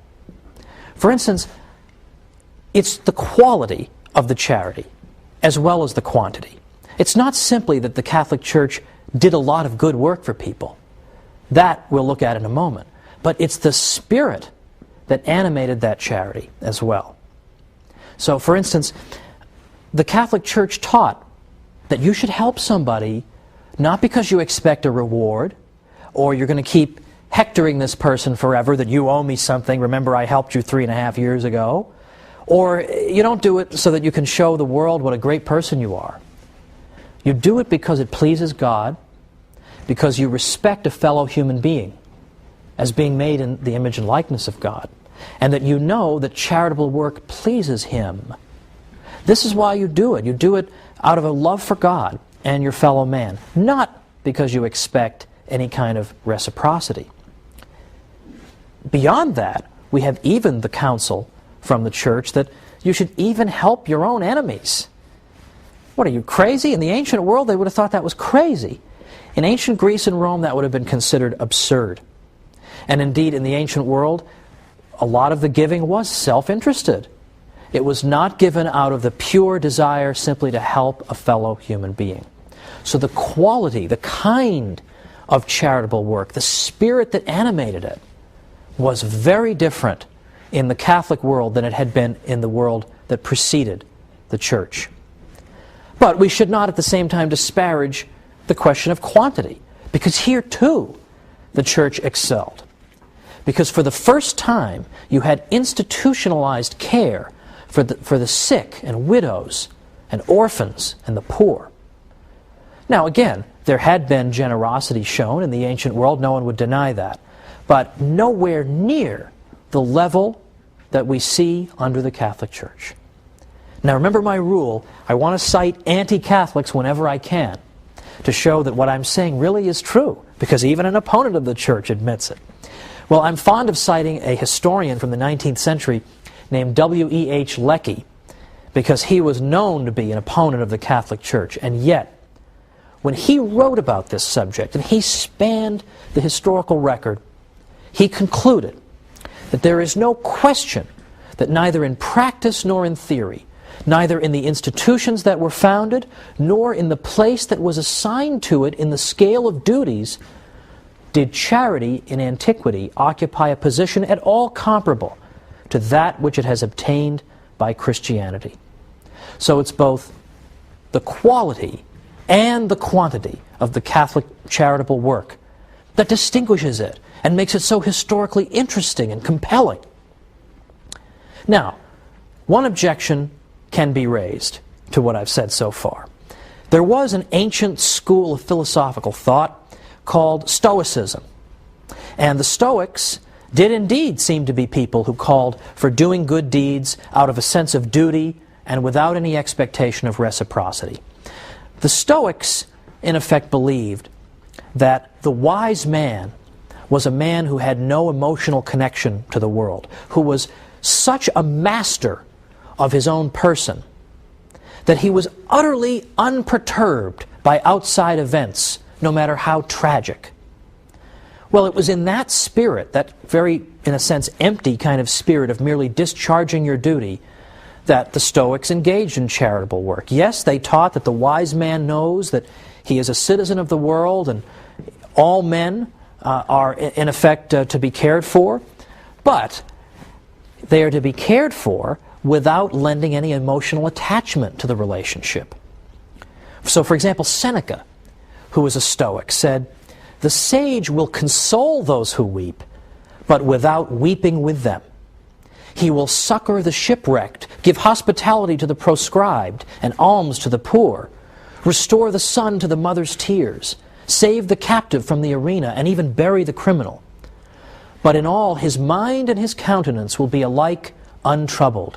He will feel no pity. He will do good, for he is born to assist his fellows, to labor for the welfare of mankind, and to offer each one his part. His countenance and his soul will betray no emotion as he looks upon the withered legs, the tattered rags, the bent and emaciated frame of the beggar. But he will help those who are worthy, and like the gods, his leaning will be toward the wretched. But it is only diseased eyes that grow moist in beholding tears in other eyes." Well, that was the spirit of the charity of the Stoics. So they themselves were to be unperturbed by outside events, by the misfortunes of those whom they helped. And so naturally they were perhaps not as eager to go out looking for evil, because they in effect tried to ignore the existence of evil. They did not make the kind of emotional connection that we see, for example, in a Mother Teresa. Mother Teresa, these people were not.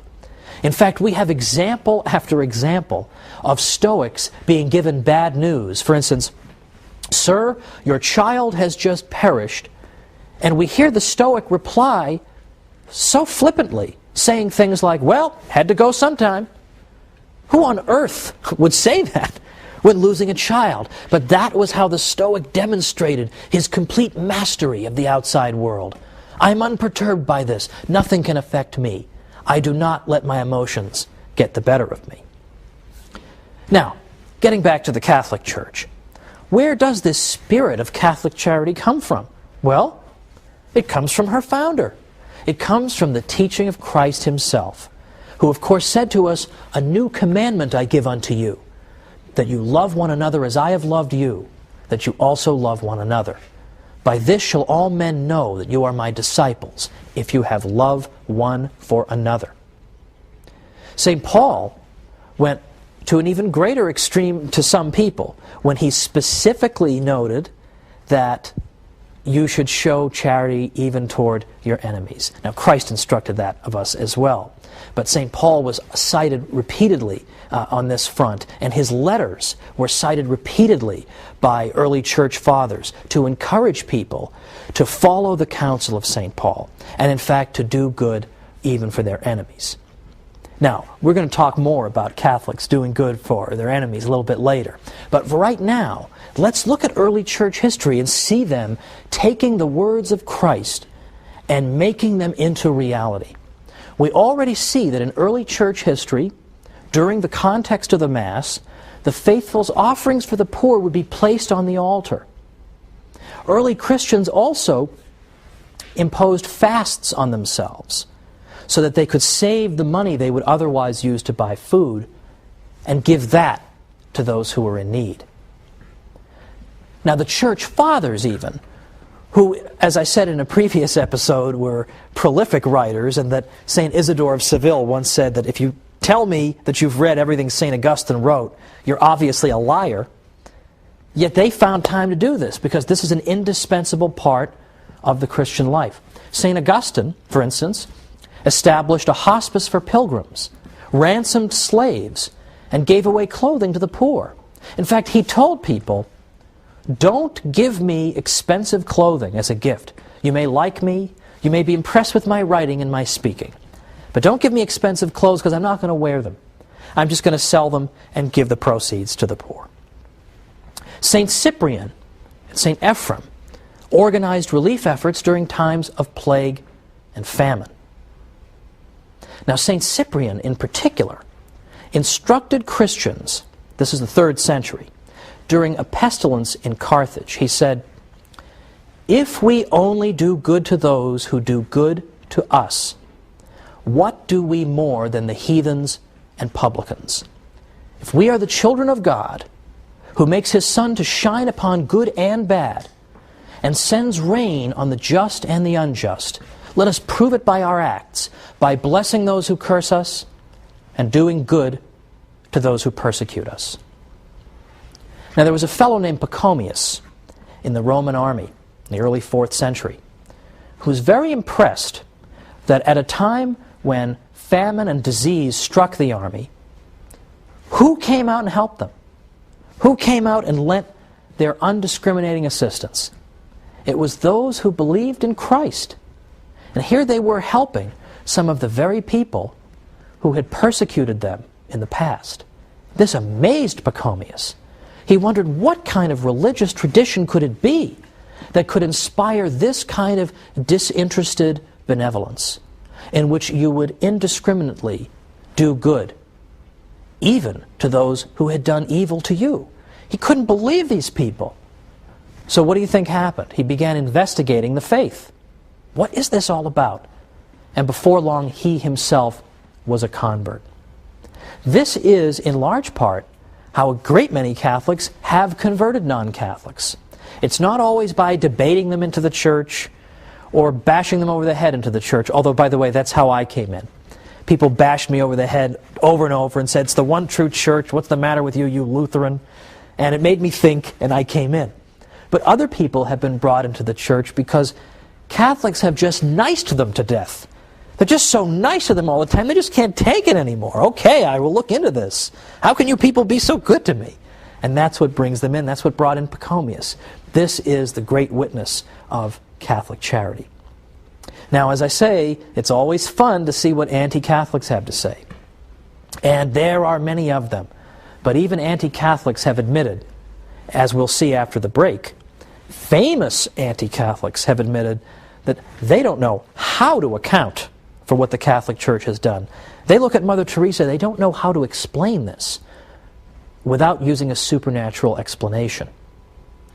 Well, let's go ahead and come on back after the break, and we're going to see some of the Church's most outspoken opponents and what they've had to say about Catholic charity. So come right back.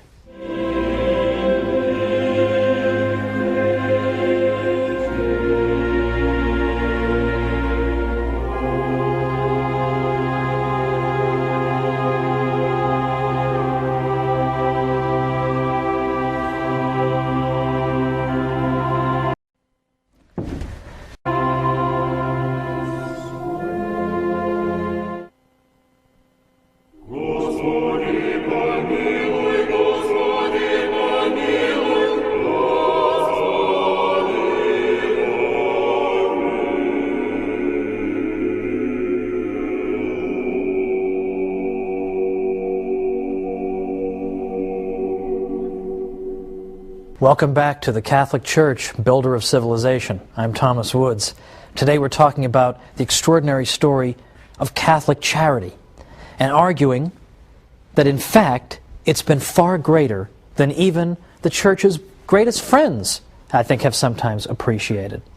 So we've gone through and seen, for example, what the early Church Fathers did in terms of charity. I gave a few examples of that. Or we've seen in the Scriptures where Catholics are urged to display an exemplary degree of charity. We've seen how it contrasts with the attitude of the ancient world, in which charitable work was something to be done, in effect, for a reward, or to call attention to oneself. And even when you do have the example of a school of thought like the Stoics, that does seem to say you should do good without expecting a reward, they do it out of such an emotionless sense of duty that we almost would view it as dehumanizing today. And that's not what the Catholic Church calls for at all. Well, just before the break, I was pointing out that a great many of the Church's best-known opponents over the years have conceded this point about Catholic charity. So I'd like to make good on that promise and go through a few of them, because this is quite astonishing, what we hear. Voltaire was perhaps the most anti-Catholic French intellectual of the 18th century, and that is saying something.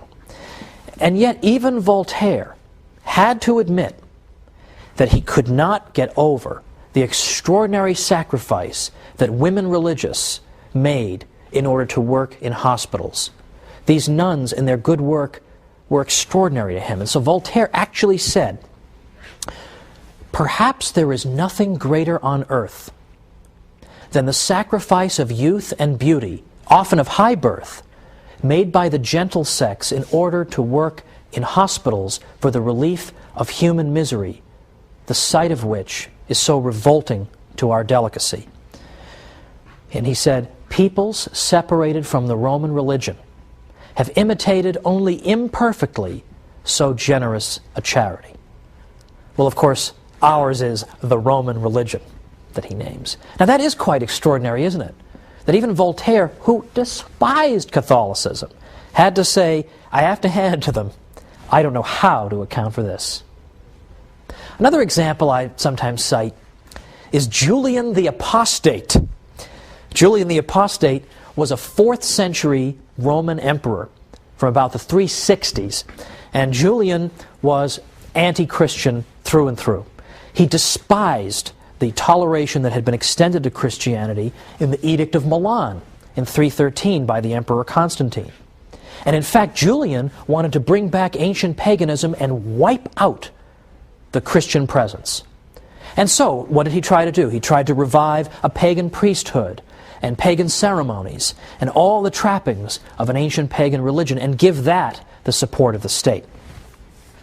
And one thing Julian kept coming back to was that people kept being attracted to the Christian religion because the priests in that religion were so good and kind and generous, and the faithful in that religion were so good and kind and generous. And it drives Julian crazy. He says repeatedly, these people are so nice, why are my pagan priests not that nice? Why are you pagans not so nice? Because the Christians are coming in and they're snatching up people left and right by their good example. Why can't we come anywhere near imitating them? Well, there's an interesting compliment, isn't it? Okay, I mean, Julian has no particular interest in complimenting people who have the faith, and yet here he is forced to do it because you're showing us up as pagans. Now, my personal favorite in this list is Martin Luther, because I myself am a former Lutheran. That is a whole other story for a whole other program. However, I know a little something about Luther. I've read an awful lot of what Luther wrote.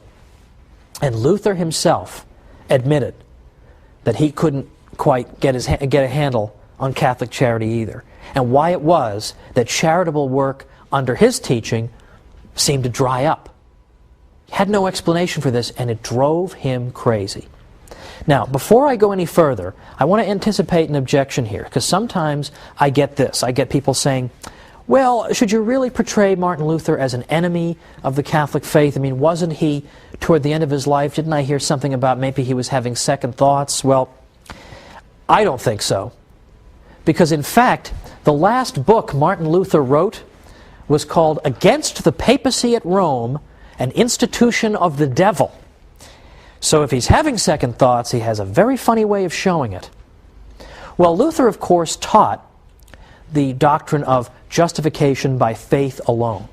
And he repeatedly said that we don't need to do good works in order to get into heaven. Now, this is a very technical, theological discussion here. And Luther, by the way, was not saying that nobody should do good works. In fact, Luther argued that a Lutheran could do good works in an even purer spirit than a Catholic could, because a Lutheran would know that the good works were not going to do anything for him salvation-wise. He was doing them only because he loved God. Whereas a Catholic is always thinking in terms of self-interest when he does good works. But Luther's point was that good works aren't going to do anything in terms of your salvation, whether they're done in the state of grace or whatever, not going to do anything. But what some people took Luther to mean, and Luther is partly to blame for this, was that you don't need to do good works, period. Because Luther would speak in such exaggerated language that at one point he actually said, you can commit adultery 100 times a day, and you can commit 100 murders a day, but as long as you have a lively faith, this will not tear you away from Christ. Well, I think people can be forgiven if they conclude from that good works are not that important. So what Luther started to see in his day was this phenomenon whereby a tradition of good works began to dry up completely. In fact, Luther himself deeply regretted this and said, at least under the papacy, that is to say, at least under the Catholic Church, you didn't have to force people to be charitable. You didn't have to hold a gun to their heads. They would be charitable spontaneously. He says, whereas living under the gospel, and by under the gospel he means under Lutheranism, he says, not only do I see no charity, to the contrary, people are grasping at each other's belongings. People have become envious and self-centered. He was very interested in this. And throughout his life, he continued to observe good works by Catholics in hospitals and so forth. And it really was a rebuke to him. In fact, at one point, he got so frustrated with his fellow Germans that he tried to leave altogether. He just said, I just had it with you people. Nobody's living the gospel. Nobody's living the Christian life. That's interesting. He had to concede. The Catholic Church had helped to make people charitable. Now, a couple years ago, I was interviewed in the Washington Post. So obviously somebody was fired over that. But I was interviewed in the Washington Post in their live online segment, which I really like, because it's a live question and answer session on the internet. And so readers can type in questions, and then I'm sitting at my computer and I'm seeing all the questions come in, and then I answer them. Well, the questions are coming in fast and furious, so if you didn't have carpal tunnel syndrome before this process, you definitely have it afterward. One of the questions I got I thought was very interesting, and I thought a fair question. The person asked, after all, however, isn't Catholic charity really at its root self-interested? Because, in fact, isn't the person engaged in charity because he expects a reward? He expects to go to heaven. So can't we really say that really Catholic people are no different from people in the ancient world? They're all seeking rewards. And so I thought that was a fair enough objection. So I explained, I gave this answer. And I hope this is a good enough answer. If you don't think it's a good enough answer, write to me and I'll give a better answer the next time. But I gave an answer that was twofold. I said, first of all, the Catholic Church recommends to us in effect tells us there are three different levels of sanctity when it comes to doing good. Some people do good simply because they're afraid of going to hell, and that's the only motivation that will reach those people. Now, that's considered to be sort of good enough, but it's certainly not the ideal. At the next level, people do good because, as the questioner suggests, they seek heaven.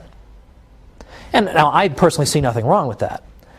But even that is not the ultimate level that the Church recommends to us. The Church says there is a top level. There's a level at which people do good solely because they love God and they want to please God. And that's why they're doing their good works. Not for any expectation or hope of reward, but because they want to please the God they love. And I said to the questioner, this is what the Church is calling us to, is precisely this level of benevolence at which we're not thinking about ourselves. We're thinking only about God and only about doing good for its own sake. But then secondly, I said, consider Mother Teresa's missionaries of charity, because they're such an excellent example. I said, consider them. Now you may say, they're doing all these good works and helping all these people who are in wretched conditions oftentimes, and the sickest of the sick and the poorest of the poor, and they're helping those people simply because they want to go to heaven. But they could go to heaven by working in an air-conditioned office So what makes them want to work in Calcutta, places of that sort, or makes them want to work in AIDS hospices? I said, they can get to heaven doing those more comfortable things. They can be in an air-conditioned office. Why do they seek this out, then? If all they care about is going to heaven, they could do something else.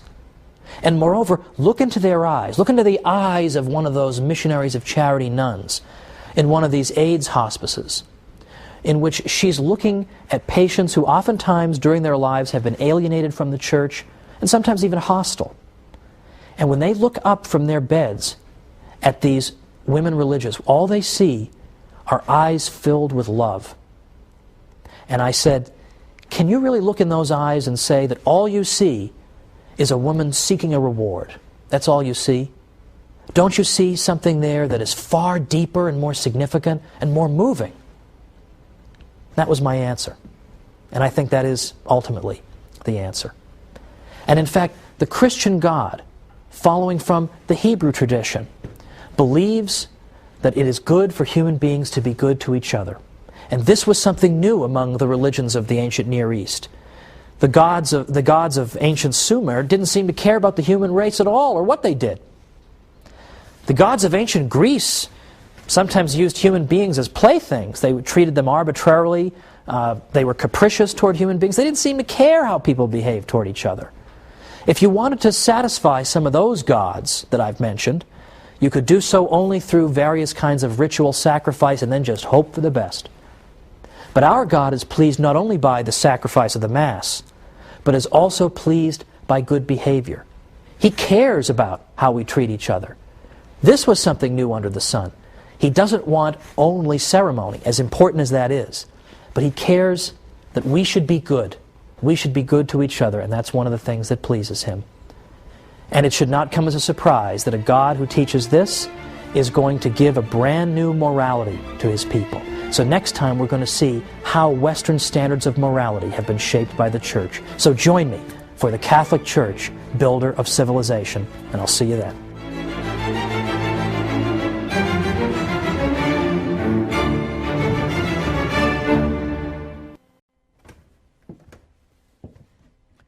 We've been talking about a lot of things the Catholic Church has introduced into the world. But how about the sanctity of life, the dignity of marriage? Let's talk about these things and a whole lot more today on the Catholic Church, Builder of Civilization.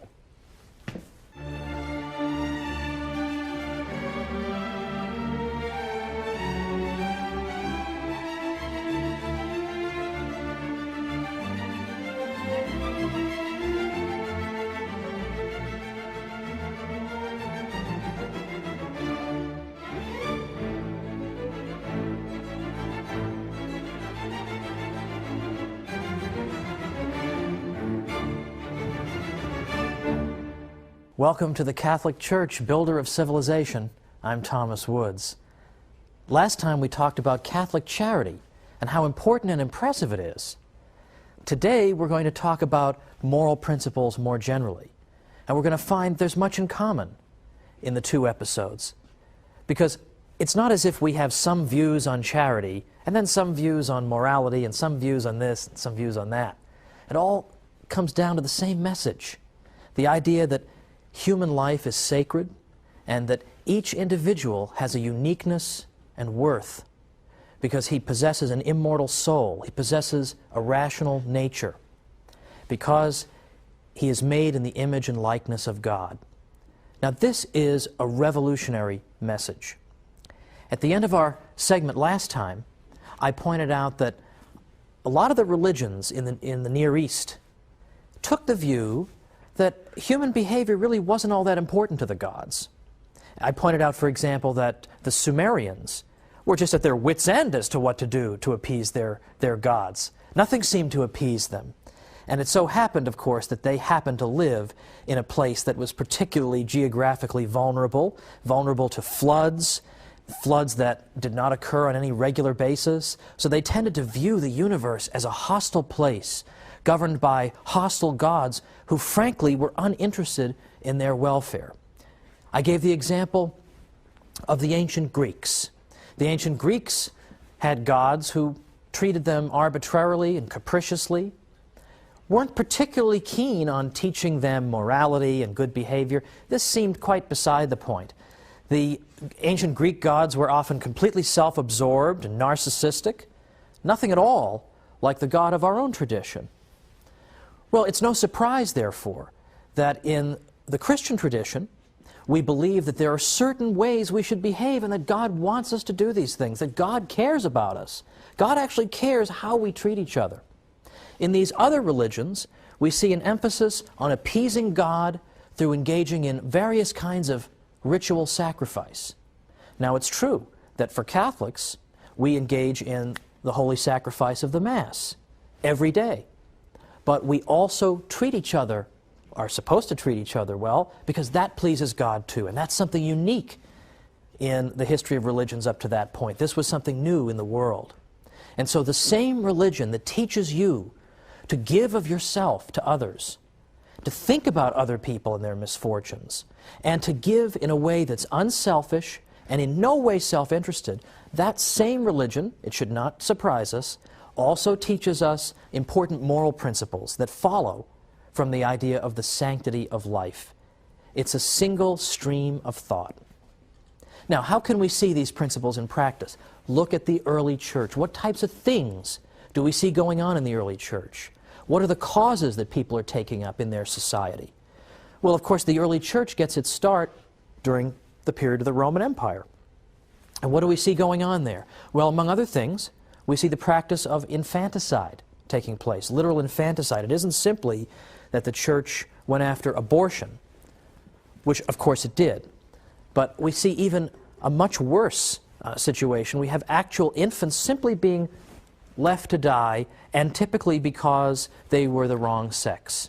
So you had many healthy female children simply exposed and abandoned. And we see the effects of this, by the way, because in the Roman Empire, men outnumbered women by 30%. There's that doctrine in play. But the Catholic Church moved to abolish that practice. But what we also note is that in the ancient world, there is no comparable teaching to what we see in the Catholic Church about the uniqueness of human life and its absolute sanctity. Now, it's true that the ancients did say that man had a dignity that surpassed that of other creatures, but they came nowhere near the Catholic belief in the sanctity of human life. We do not see that in the ancient world, even though we admire and respect the ancient world. Many of the early Christians looked with profound respect at the ancient world. They pointed to people like Plato and Aristotle as having anticipated some of the most sublime teachings of Christ himself, but at the same time they understood that there was much that was in fact to be deplored in the ancient world. For example, Plato, one of the most noble philosophers you can imagine in the ancient world, deeply admired by St. Augustine and others. On one occasion, Plato said that a man who is too sick to work should be left to die. It's impossible to imagine that in the Catholic Church. Now, what else is going on in ancient Rome, particularly? We see gladiatorial contests. That is to say, people are going and watching their fellow human beings try to kill each other, and this is a form of entertainment. Well, obviously, this is an unspeakable offense against the dignity of human life. And it trivializes human life, that someone's death would be something that we would want to be entertained by. So in fact, it was the Christian emperors who helped to abolish these gladiatorial contests, and that has been called one of the greatest moral victories in history. But it's not just that. It isn't just that we see examples of barbarism in the ancient world. Barbarism, by the way, that we're seeing, of course, coming up once again in our own time.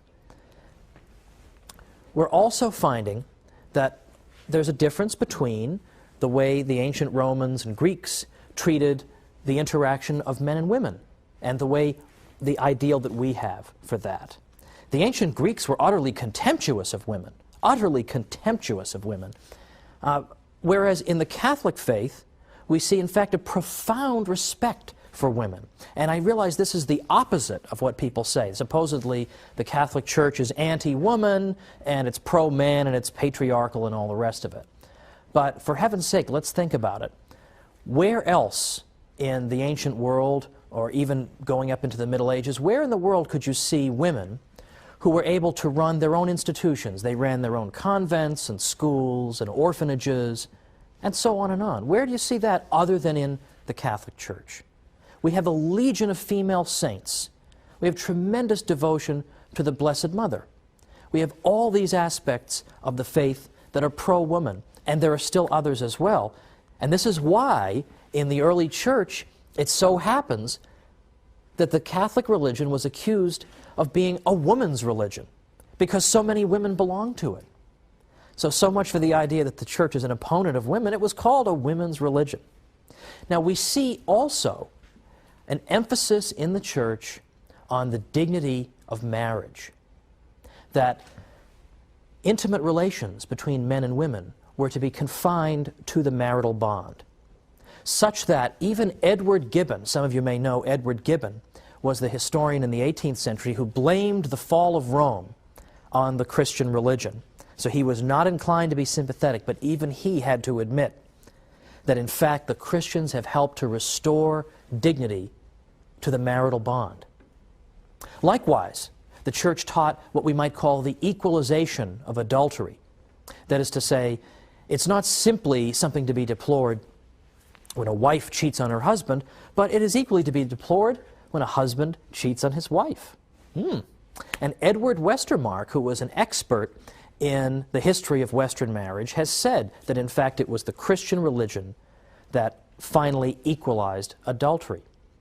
So we have an emphasis on the equality when it comes to adultery, an emphasis on the sanctity of the marital bond. We have women in, to use a modern phrase, leadership roles. And in fact, incidentally, by equalizing adultery, in effect, the church is saying that men can't just get up and leave their wives, and leave them with nothing. So these things, in fact, attracted women. But it's more than even this. What else do we see with the Catholic Church's emphasis on the dignity of human life? Well, we see a campaign against even the practice of suicide. Now, this may seem strange. Isn't everyone opposed to suicide? Not so, actually. Ancient Greeks like Aristotle were against suicide. But others in the ancient world, in fact, believe it or not, had supported suicide. You'll recall from an earlier episode we talked about the Stoics. The Stoics were a school of thought that argued that the ideal human being should be so much the master of himself that he should be utterly unperturbed by outside events. He should be have complete mastery over himself and his emotions. He should never allow his emotions to get the better of him. Well, the Stoics argued that in fact suicide was in some ways even an admirable way to depart this world, because there, more than in any other case, the ideal man was showing that he was utterly unperturbed by the world, so much so that he, at the moment of his choosing, would decide when he would depart that world. How else can you see an even better example of the idea of the Stoic values in practice?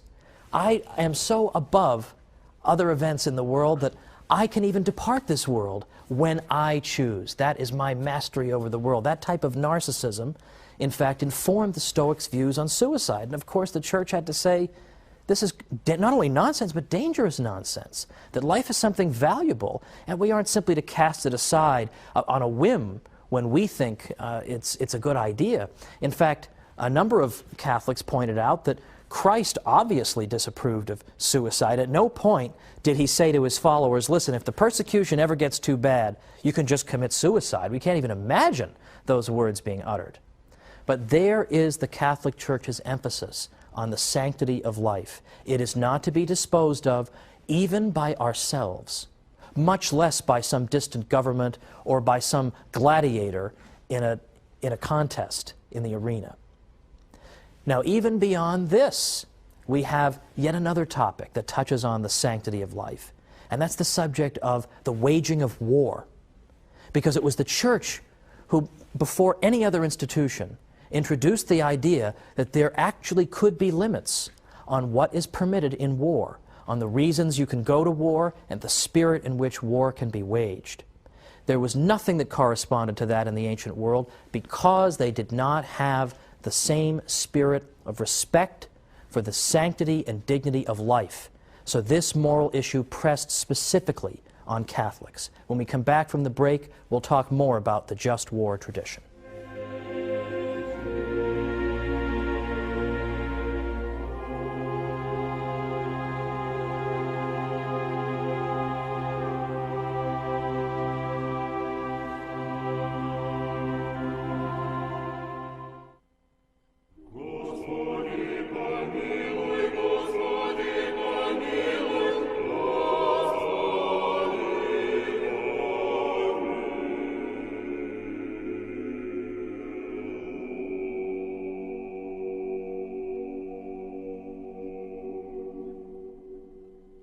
Welcome back to the Catholic Church, Builder of Civilization. I'm Thomas Woods, and we're talking today about Catholic moral principles that most people, non-Catholics included, have come to take for granted. In fact, so much so, they hardly even look for their source.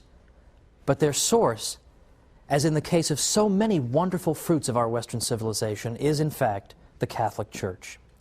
And so we've looked at infanticide and gladiatorial contests, and suicide, and now we're beginning to look at the subject of war. The just war tradition develops in the Catholic world, perhaps beginning with Ambrose, but definitely beginning with St. Augustine. St. Augustine had a great deal to say about the justice of war. What's interesting to note, as I said before the break, is that there really wasn't anything like a just war tradition prior to Catholic reflection on the subject. And this is very much different from the views that we see in the 16th century with a famous political philosopher named Machiavelli. Machiavelli was in effect of the opinion that governments could not be held up to moral standards the way individuals were. Governments in effect had to do what they had to do. But the Church condemned that view and was condemning it as early as St. Augustine.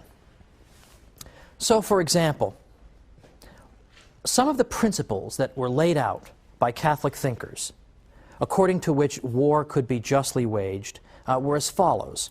For example, St. Thomas Aquinas, in his famous segment on war, said that it's important that the war be declared by the pertinent authority.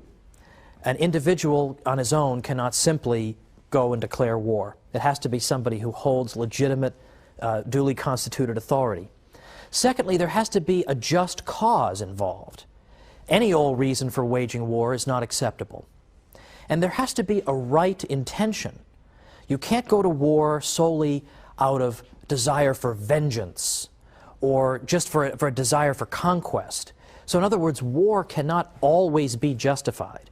Just because a war is going on does not make it just. So St. Thomas set down these important principles. And then with the passage of time, we begin to get the development of the just war tradition in the Catholic Church even further. In the 16th century, for example, a great man at the University of Salamanca named Francisco de Vitoria had much to say on the subject of the just war.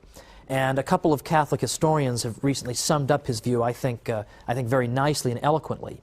Vitoria, in effect, said as follows, that assuming that a prince has authority to make war, he should first of all not go seeking occasions and causes of war, but should, if possible, live in peace with all men, as St. Paul enjoins on us. When war for a just cause has broken out, it must not be waged so as to ruin the people to whom it is directed, but only so as to obtain one's rights and the defense of one's country, and in order that from that war peace and security may in time result. When victory has been won, victory should be utilized with moderation and Christian humility. Francisco Suarez likewise said, a just war must be waged by a legitimate power. Second, its cause must be just and right. Third, just methods should be used, that is, equity in the beginning of the war and the prosecution of it, and in victory. The reason of the general conclusion is that although war in itself is not an evil, yet on account of the many ills which it brings in its train, it is to be numbered among those undertakings which are often wrongly done. and thus it needs many circumstances to make it honest. Now, that is at least a brief taste of the just war tradition, and there are, of course, modern just war theologians who are trying to adapt this tradition to modern circumstances and continue to develop it. But the critical idea here is that states are subject to moral rules and cannot simply do whatever they wish. They are not allowed, for example, simply, for no other reason, simply to go out and slaughter civilians. There are rules on how war should be conducted, and that is because of the Church's emphasis on the sanctity and dignity of life. Now, I recall years ago, back before my Catholic days, I was a student at Harvard, and that is a whole other show in itself, what it was like keeping your sanity being at Harvard. But I remember one of my dear friends at Harvard. His name was Fred DeCaro, lives in Connecticut. He's actually designed my website for me for free, so I figured he gives me a free website, I mention him on television. Well, Fred DeCaro once said to me when I was still a Protestant, he said, he asked me why I wasn't a Catholic, and I gave some hemming and hawing answer. I didn't have any good answer. I don't know. I haven't thought about it. I haven't spent the time to think about it. But I asked him why he was one. Why are you a Catholic? And there are a lot of different reasons people could give for this, right? I mean, well, I was swept up by the Bible. I was swept up by the story of some saint. A lot of people prayed me into the church, or some argument convinced me, or whatever. But his answer was very simple, and I never forgot it. And it stayed with me all the way to my conversion. He said, because the Catholic Church tells us how to lead the good life. That's simple. The Catholic Church tells us how to lead the good life. Couldn't ever get that out of my head, because I thought to myself that what the Church teaches in so many areas is in fact challenging to us. And in some ways it's a real challenge to the baser part of our nature to live up to the great ideal that the Church holds out to us. But I remember coming to the conclusion one day that everybody at some point in his life has to answer the question, do I intend to live as a human being, or do I intend to live as a beast? And the Catholic Church holds out a glorious and noble path of life in which you're not self-absorbed, in which the whole world doesn't revolve around you, but you are part of a nexus where you care about other people and you care enough about yourself to treat yourself with dignity. And I recall there's a quotation from Seneca, an ancient Roman, who said, "What a contemptible thing is man if he fails to rise above the human condition." Even a pagan Roman understood that there's something about unaided human nature that is incomplete, that cannot live the virtuous life without extra help. So it was almost as if Seneca understood that if we're going to live a life that truly befits a human being, we need the assistance of divine grace. Now, the animal kingdom is composed of creatures who possess only instinct. They can't engage in moral reflection. They don't possess reason. So it stands to reason that we human beings should be held to a higher standard than the beasts, that we should observe moral principles, we should reflect on our behavior. Now, all this went through my mind as I was considering converting to the Catholic Church, and I was attracted to her moral teaching. A lot of people say, oh, the Church is too tough in her moral teaching. She'll drive people away. To the contrary. People ultimately, deep down, want to be challenged. They want to be challenged by holiness. And I remember that that's what attracted me. And I remember learning that in ancient Greece, Socrates had said that to know the good is to do the good. That as soon as you know what the good thing to do is, well, you just automatically feel compelled to do it. But I knew that wasn't so. I knew of many times in my life when I had perfectly well known what the good thing was to do, and I absolutely had not done it. And I had perfectly well known what the evil thing to do was, and I had pursued that. So much for Socrates. But then you read St. Paul. And St. Paul has so much moral realism when he says that there are times when I know perfectly well what the good is, and I shun it. And I know perfectly well what the evil is, but yet I pursue that. And I remember once I finally did convert to the Church, I remember my spiritual director telling me that the next time I was tempted to eat a cupcake, I should have a carrot instead. Now, what did he mean by that? Did he mean that cupcakes were evil? He meant that cupcakes are delicious. That's why it's an exercise of will to avoid them. And that by avoiding something like a cupcake, which is morally neutral, I can train my will. I can, in effect, tell myself, I am in control.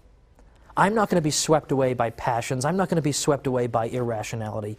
I can train myself because by avoiding cupcakes and eating carrots, I train my will to be able to say no.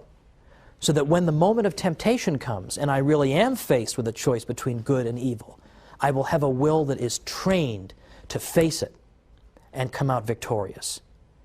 Now, what a beautiful message this is, that as a human being you have such a dignity that there is a special kind of life that God wants you to live that is appropriate for you as a human being. And I was recently at DePaul University. They had an event called Catholic Week. I won't get into Catholic Week at a Catholic university. What about the other 51 weeks? That's another matter.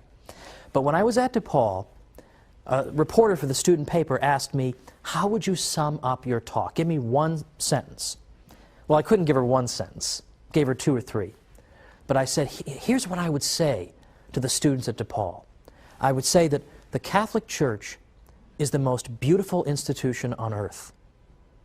And if you want to live a good life, if you want to live a life that befits a human being, the Catholic Church has much to say to you. And that's a message I think a lot of young people who are totally adrift could stand to hear. Of course, I feel old anytime I start talking about young people, but such is life. Now, let me conclude with this. The Catholic Church consistently emphasizes the dignity and value of human life and tells us that we are to live in constant awareness of our created nature in the image and likeness of God, that we are not to live as beasts, that we're not just to do whatever brings us pleasure, then we might as well be a cow. You're not a cow, you're a human being. Christ didn't die for cows, He died for you. And He died in part so you could live a good life, so that we may be worthy to join with God in heaven. What an astonishing statement. It's particularly beautiful that the Eastern Fathers talked about deification, that in effect, as we live the life of the sacraments, we become like God. Now there is some real dignity. There is the idea that human beings aren't just random assemblages of cells, but they are worth something. They matter. And here's something you can finally tell to teenagers, that you don't have to live this crummy life that MTV is holding out for you. What in the world is there to compare between MTV and the Catholic Church? 2,000 years of heroism and holiness. And they think so little of young people they're going to hold out the MTV alternative? Forget it. Ditch it. Don't live as beasts. Live as human beings. That's what the Church has to tell us all. Now, there's another way that the Church has emphasized the dignity and rights of the individual, and that is with the very idea of rights. And that's where we're going to pick up next time. Where does this idea that I have a right to life and a right not to be robbed or expropriated, that comes also from the Catholic Church. So join me next time for the Catholic Church, Builder of Civilization. See you then. So where did we get the idea of individual rights? Do I even need to answer that question by now? From the Catholic Church, believe it or not. We're going to talk about that and a lot more today on the Catholic Church, Builder of Civilization.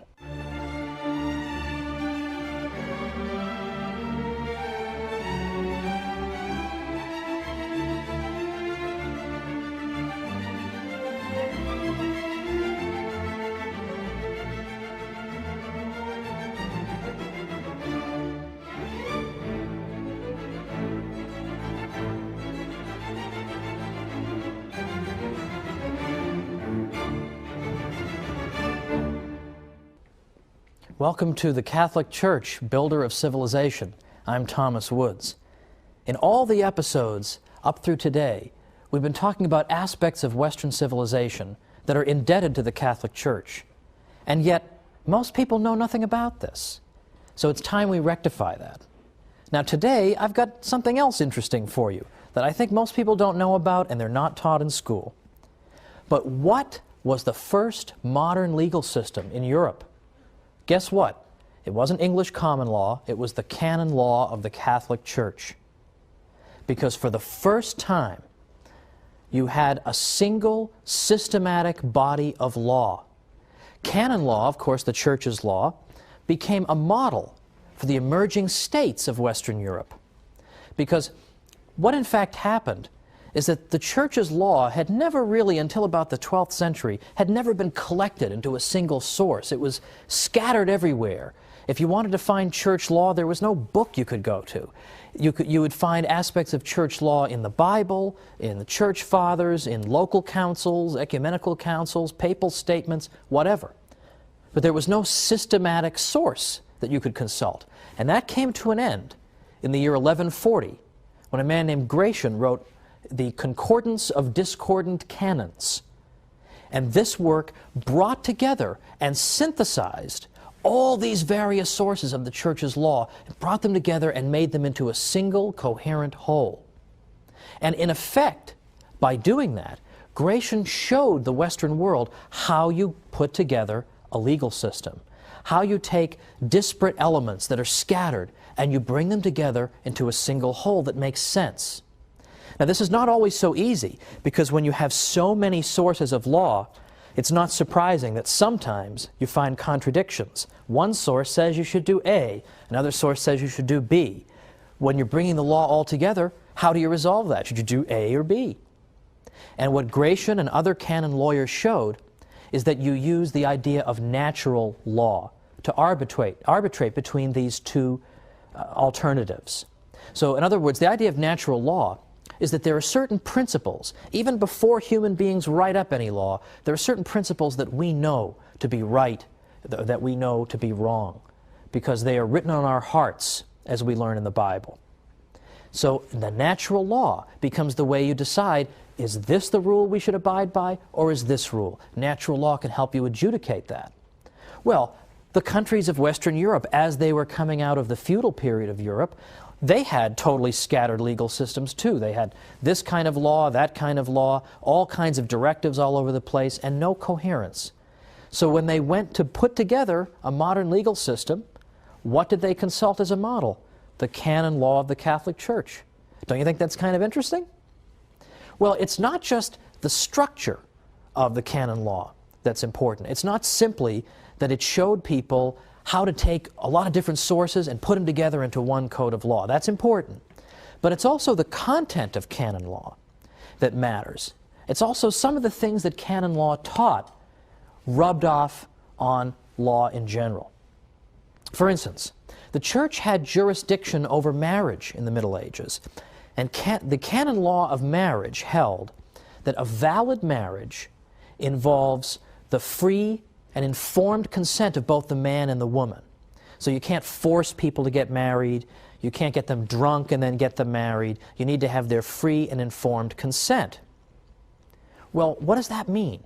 Well, in fact, Harold Berman, who's probably the greatest historian of law in the Western tradition by far, he's a 20th century historian, Harold Berman says that right here in the Church's canon law of marriage, emphasizing consent as the heart of the marriage bond, he says here were the foundations not only of the modern law of marriage, but also of certain basic elements of modern contract law, namely the concept of free will, that you have to enter into a contract freely the same way you do in a marriage. We also see, he says, the related concepts of mistake, duress, and fraud, because the Church's canon law of marriage also told us that if people have made a mistake about the identity or some important quality of their putative spouse, that the marriage is also not valid.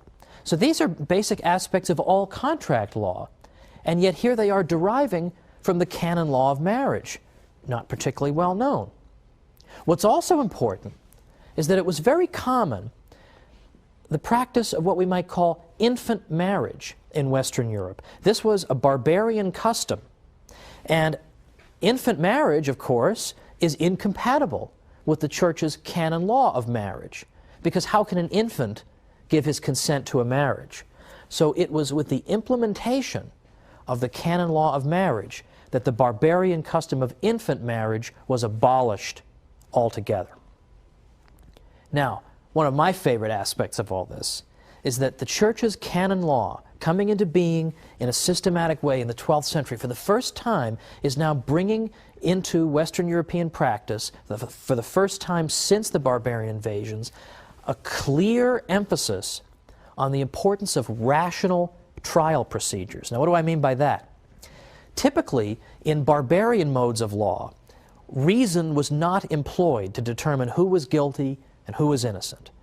Rather, magical modes of determining guilt or innocence were used, modes of ordeal. So, for instance, one barbarian method of determining whether you were guilty or innocent consists of what we might call the ordeal by hot water. And here you'd take the accused person and you'd bring him over to a cauldron in which boiling water had at the bottom a stone. And it was required of the accused to reach into that scalding water and pull the stone out. Then they would bandage his arm, because of course it's scalding water and his arm's not doing too well at this point. Then they'd wait 3 days. When they take off the bandages, if he has begun to scab up on his arm, then that means he's innocent. But if he hasn't yet started to scab up, that is indication of his guilt. Well, who wants to be subject to this kind of procedure? This is exactly the kind of thing that the rational trial procedures emphasized in canon law helps to bring to an end. Now, another barbarian method of determining guilt or innocence is the ordeal by cold water. Well, that sounds fine. Cold water, refreshing, right? Well, the ordeal by cold water consisted of tying a person's hands together and his feet together and throwing him in the river, and then observing to see whether he sinks or floats. Now, in many versions of the ordeal by cold water, if you float, that is indication of your guilt. You might think that floating would mean you're pure, like ivory soap, you're 99.44% pure, but to the contrary, the thinking was that perhaps the divine principle in the water is trying to eject you by not allowing you to sink. So that's an indication of your guilt. Well, again, nobody would want to live under that system. And in fact, that system doesn't really tell us who's guilty, who's innocent. It just tries to end the dispute.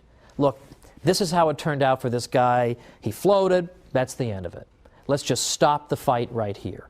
Instead of pursuing justice, barbarian law simply tried to stop feuding and fighting by just coming up with some kind of an answer, even though it was a totally arbitrary answer, whether the guy floats, whether his arm scabs up.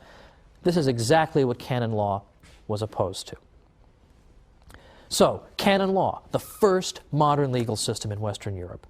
But there's much more to be said about the Church's contributions here, because as long as we're speaking about law, we can speak about the concept of rights. That I have a right to life. I have a right to own property. I have a right to enter into a contract or enter into a marriage. I have the right to defend myself in a court of law. All these things are rights. Where does that idea of rights come from?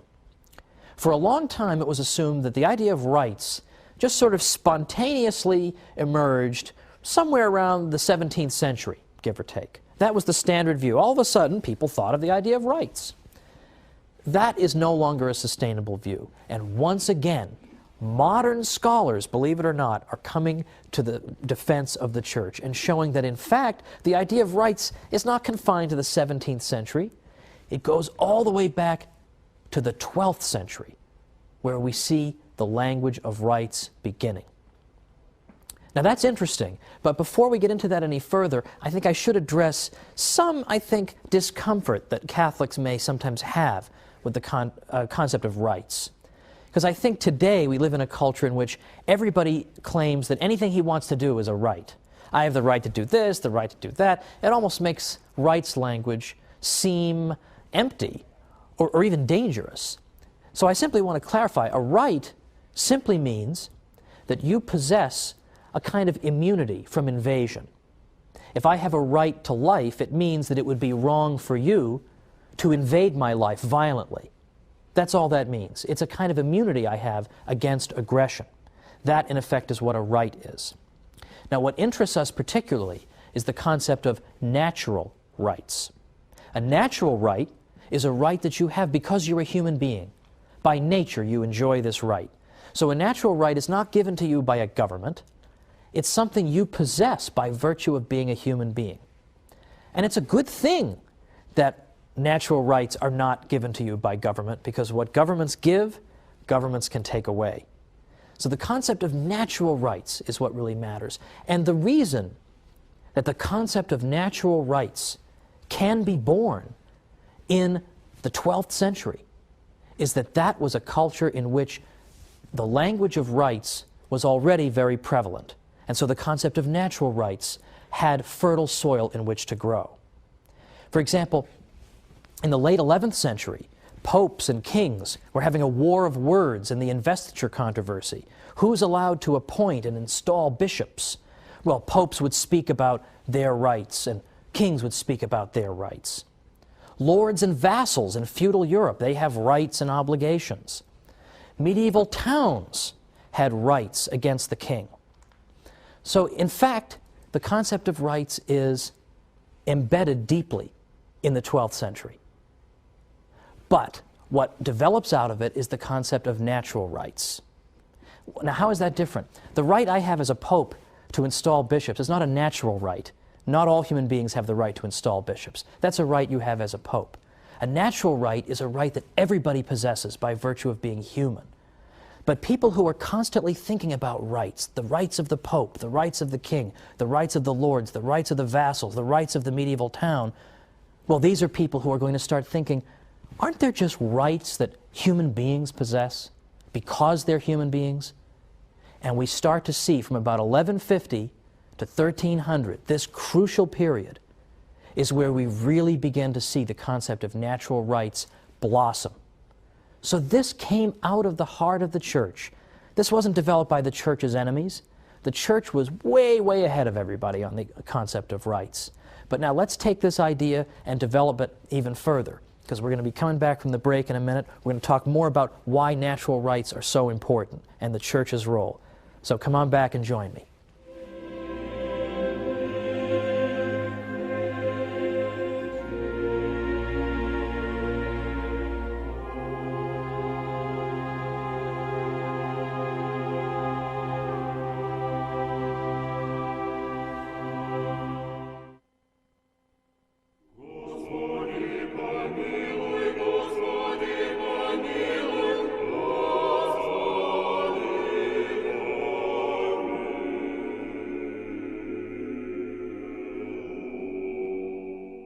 Welcome back to the Catholic Church, builder of civilization.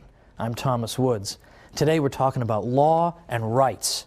And we've seen so far that the Church gave Western Europe its first modern legal system with its canon law. There was nothing like that up to that time.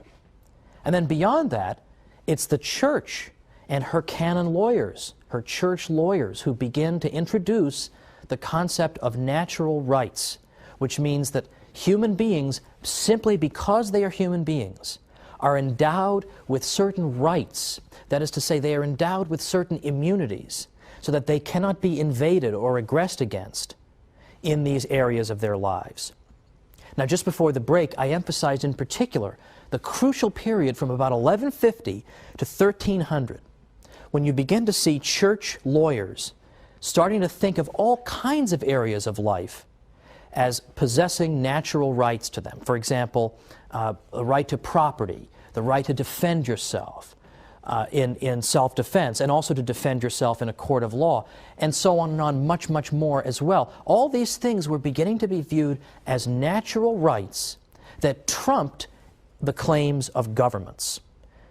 In fact, as recently as Pope Leo XIII's encyclical, Rerum Novarum, Pope Leo XIII said that the right to property is sacred and inviolable. And that, in effect, means that nobody's allowed to interfere with your enjoyment of your property. And then in other cases, we're talking about the enjoyment of your life or the enjoyment of other rights. But these are things that you enjoy because you're a human being, and that no government can take away. You have these things before government even comes along into the picture. Now, this is a very important idea. It's a central concept in Western civilization. And these are universal rights. they're not rights that are enjoyed just by European human beings, but by all human beings. And they're not rights that are enjoyed only by Catholics, members of the faithful in the state of grace, but these are rights that are enjoyed by all people, regardless of what faith they profess. Now, it's interesting to note that in the 13th century, there had really begun to develop a very exaggerated understanding of the Pope's authority. That it was argued that the Pope, because he was the vicar of Christ on earth, in effect owned everything. And individuals enjoyed their possessions only because he allowed them to. And in the 13th century, Pope Innocent IV specifically renounced this view and said no. He said ownership, possession, and jurisdiction can belong to non-Catholics as well. Because the original argument was that the Pope owns everything and he lets Catholics enjoy property, but he has the right to deprive others of property. And Pope Innocent IV said this is complete nonsense. Catholics and non-Catholics alike, regardless of what the Pope believes about them or wants to do, can own their own property because all rational creatures were intended to have the right to property. So this concept of rights begins to develop over the centuries, beginning with 1150 to 1300, and it reaches its height and its culmination with people we call the late scholastics, people in the 16th and 17th centuries.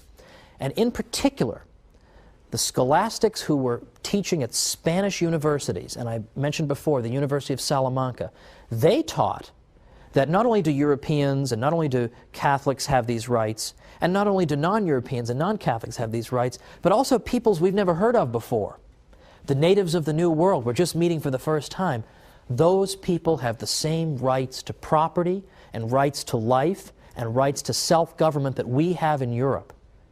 And that's an astonishing claim, because if you look at the history of the interaction of peoples who are different from each other, you don't really see a whole lot of examples of foreign people saying to each other, oh, you have the same rights I have, because we all have a rational nature and we're made in the image and likeness of God, and so we're all equal and we have natural rights. Of course you don't see that. You don't see that at all.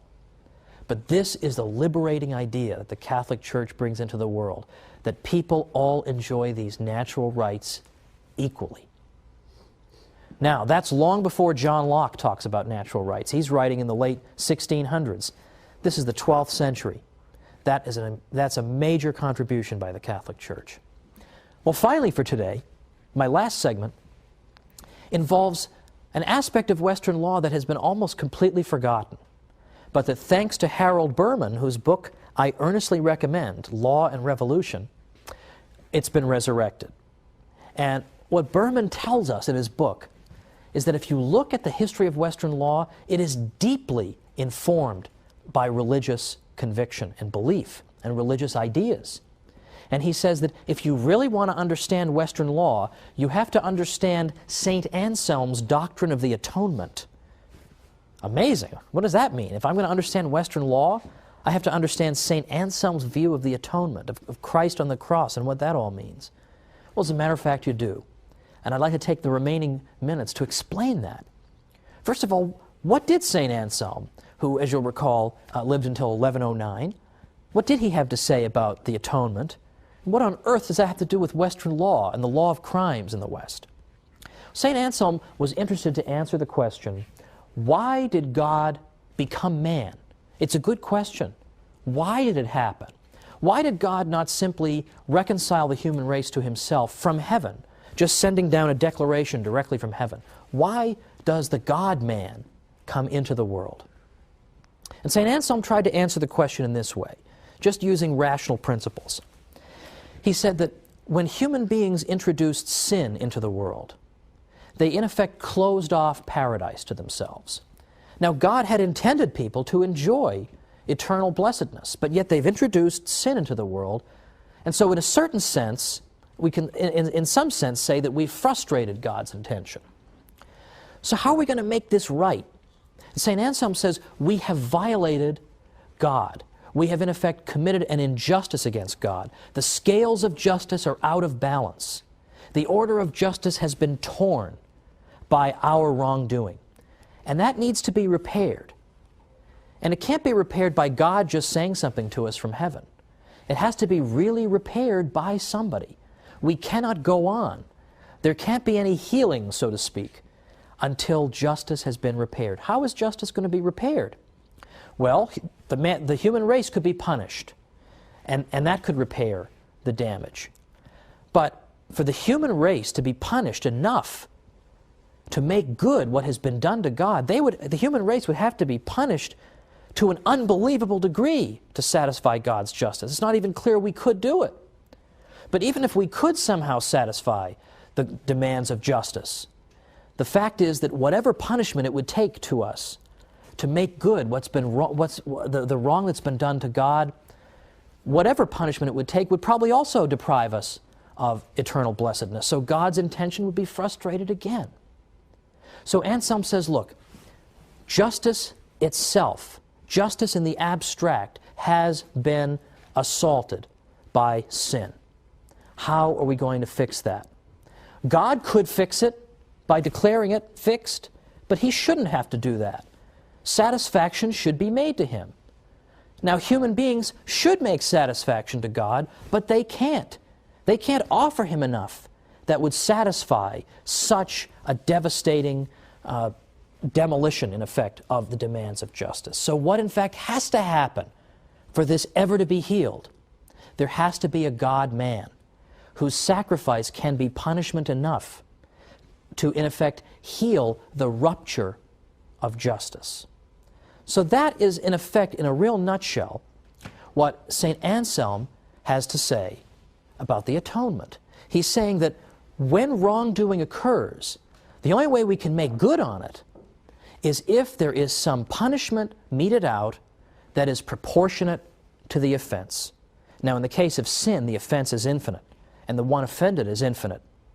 So therefore, something infinite has to be done, in effect, to make satisfaction so that this breach of justice can be healed. Well, in that type of culture, where St. Anselm's views are being spread around, it's no surprise that the idea of the law of crimes is influenced by this, because people begin to say that if you commit a crime, in the same way that the human race committed a crime against God when the human race introduced sin to the world, if you commit a crime, you're not just wronging the person you rob or kill, you are wronging justice itself.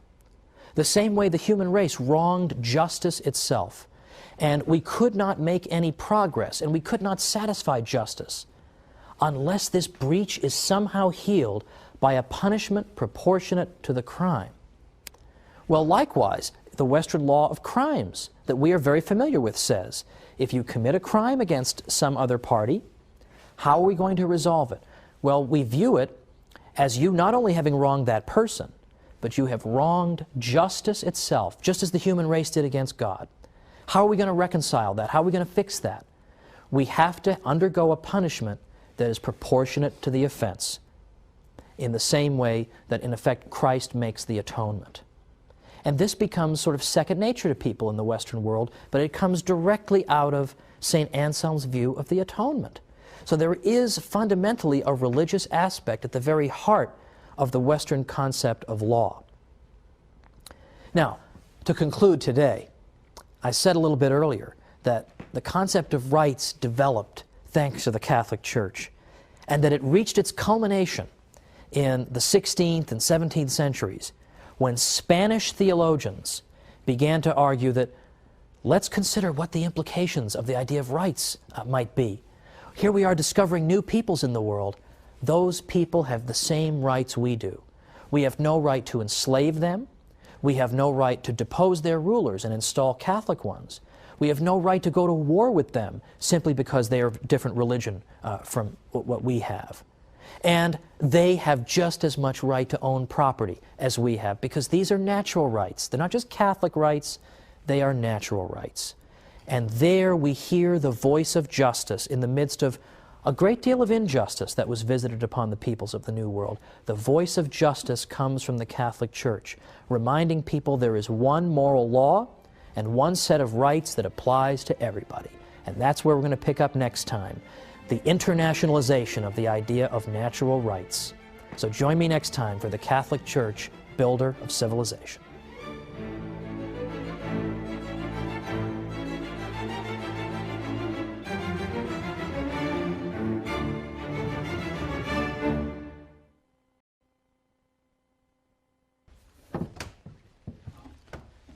We've heard a great deal over the years about the terrible demographic tragedy that struck the peoples of the New World in the Age of Discovery.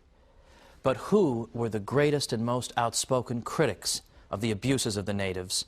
Catholic theologians. Let's talk about this issue today on the Catholic Church, Builder of Civilization.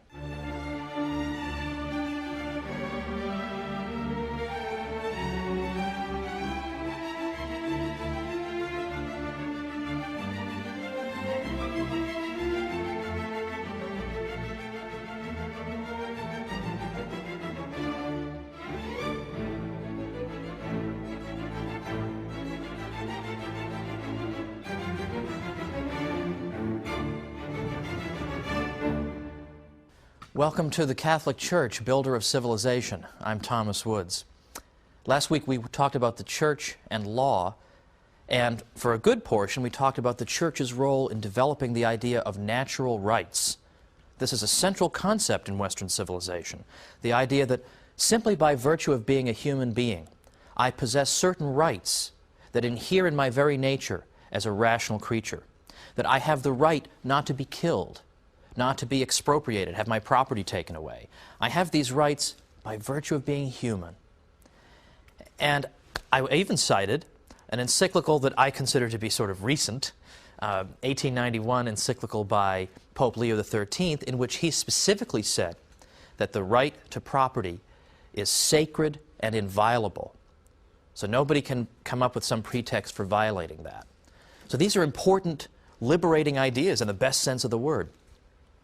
Today what we're going to talk about is the extension of this idea of rights to the whole world, and the suggestion that all the peoples of the world enjoy the same fundamental dignity.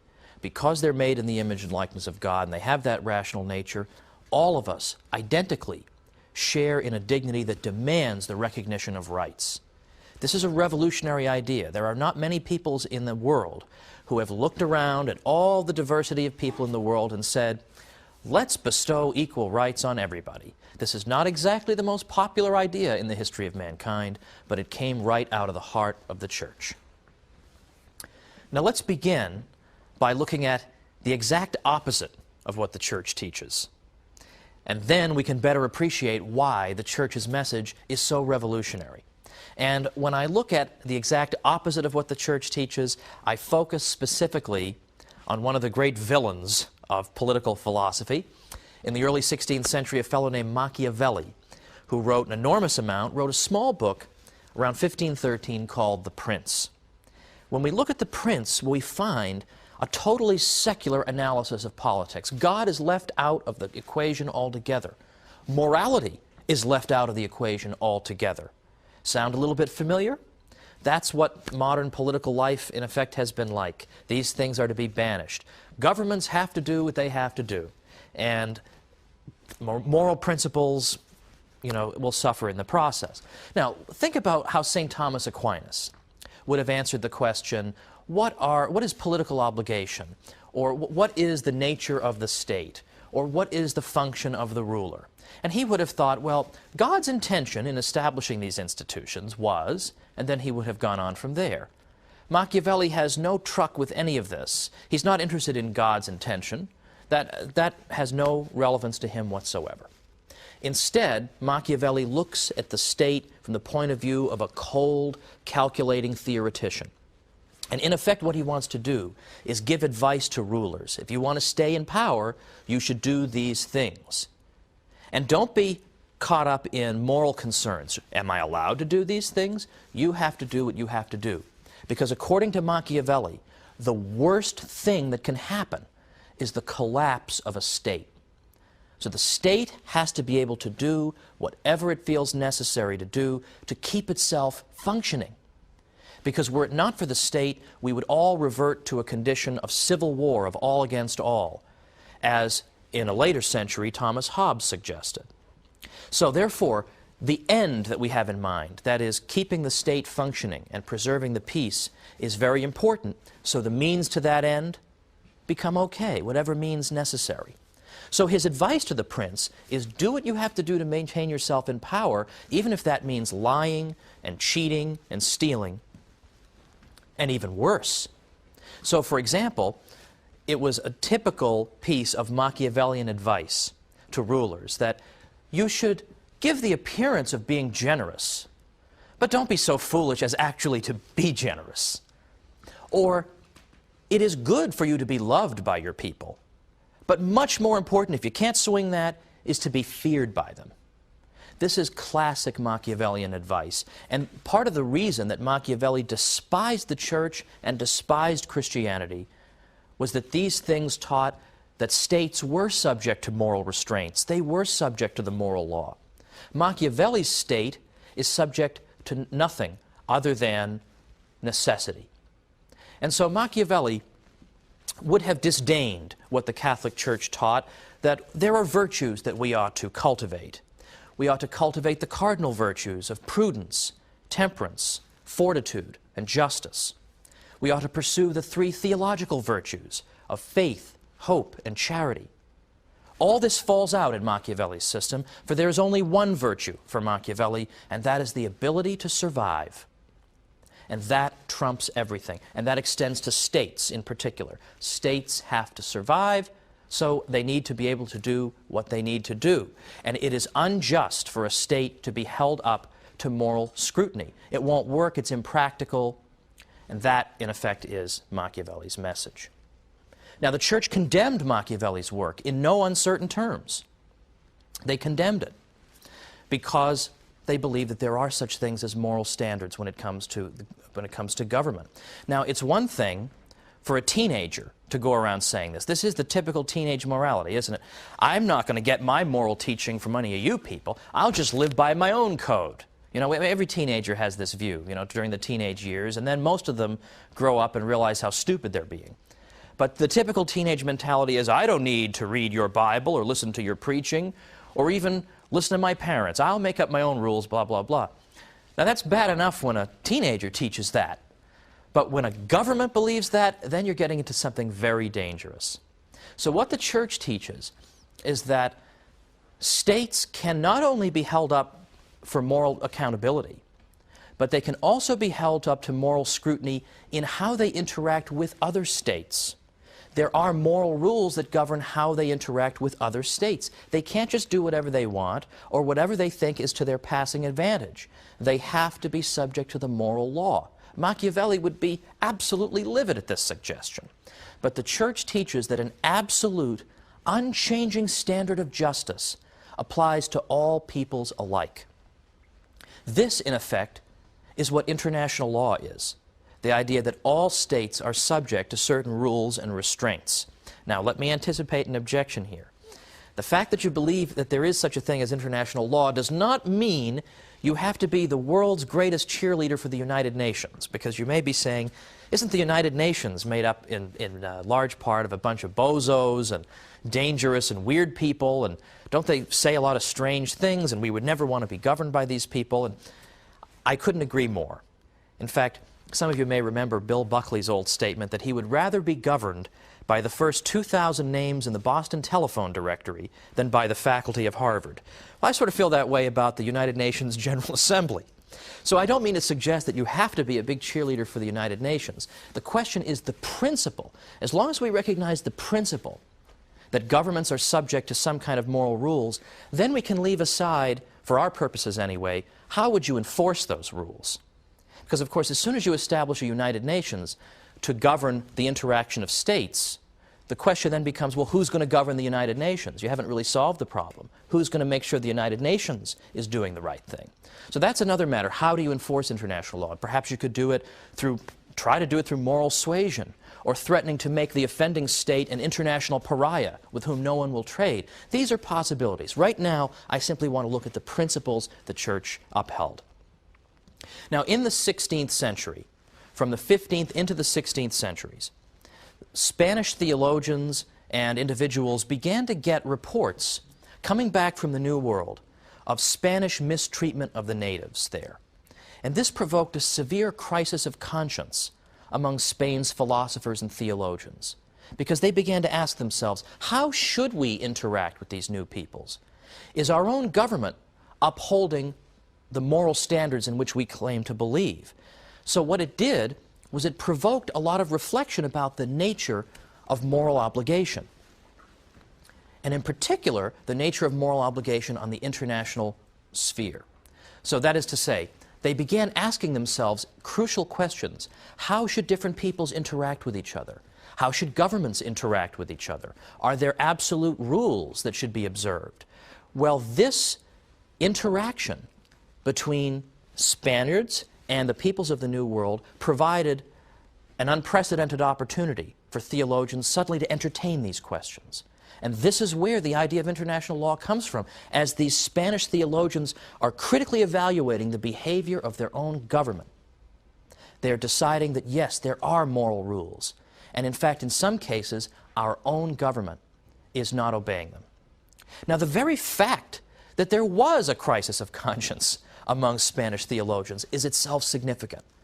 Because think, did Attila the Hun ever stop and say, you know, I shouldn't be looting and raping and pillaging like this. I mean, how dare I do these things? These people have rights just as I do.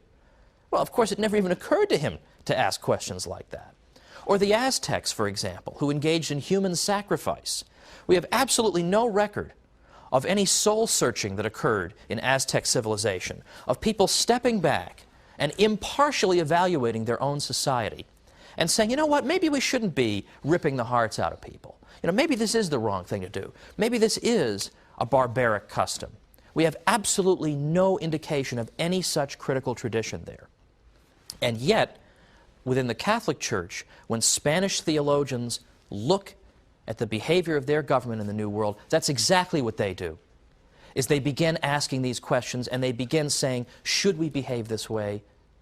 And are there, in fact, general rules we should observe that apply to all peoples? Attila the Hun didn't believe in rules that apply to all peoples. There were rules that applied to him and rules that applied to everybody else. And that has been the typical way peoples have understood their interaction with the world. We are the good people, everybody else is a barbarian, and we treat them accordingly. So this is an advance of no small significance.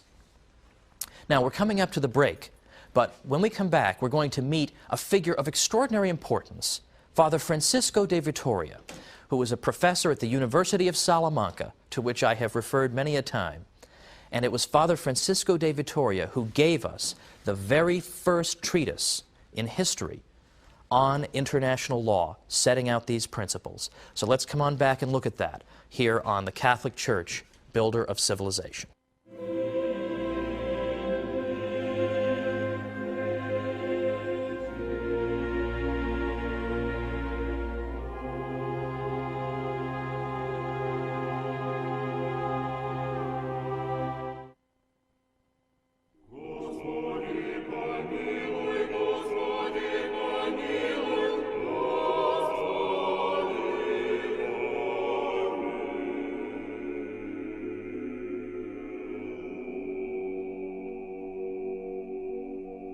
Welcome back to the Catholic Church, Builder of Civilization.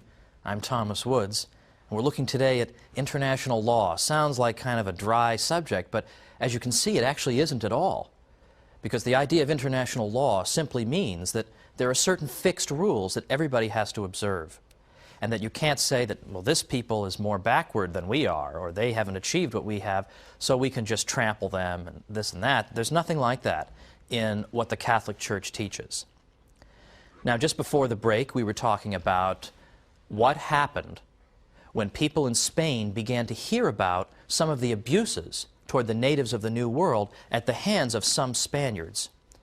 And so, in fact, Spanish theologians began thinking about all the implications and consequences of this. They began thinking about the questions they needed to ask. Are there rules that should govern the interaction of peoples? What are those rules? Is our own government living up to those rules? Well, Father Francisco de Vitoria, whom I mentioned immediately before the break, was a professor at the University of Salamanca, and he has sometimes been called, along with the Dutch Protestant Hugo Grotius, who came much later, the father of international law. In fact, a man named James Brown Scott, writing in the 1920s in a book called The Spanish Origin of International Law, tells us that Vitoria furnished the world of his day with its first masterpiece on the law of nations in peace as well as in war. Now, in a separate episode, we've discussed a little bit of the ins and outs of the just war theory. Now, what Vittoria was interested in was determining the treatment to which all human beings were entitled by right, by natural right, because they were human beings. And he insisted that these rights that people possessed came from their status as human beings, rather than because they were Catholics or anything else, Europeans, Spaniards. So their right not to be killed or not to be robbed. This comes to you not because, well, you're Catholic or you're of my race. It comes to you because you're a human being with a rational nature. And the exercise of these rights is the way in which you can live out your rational nature. You need to have a right to life. You need to have a right to own property in order to function in the world. So these things are natural rights.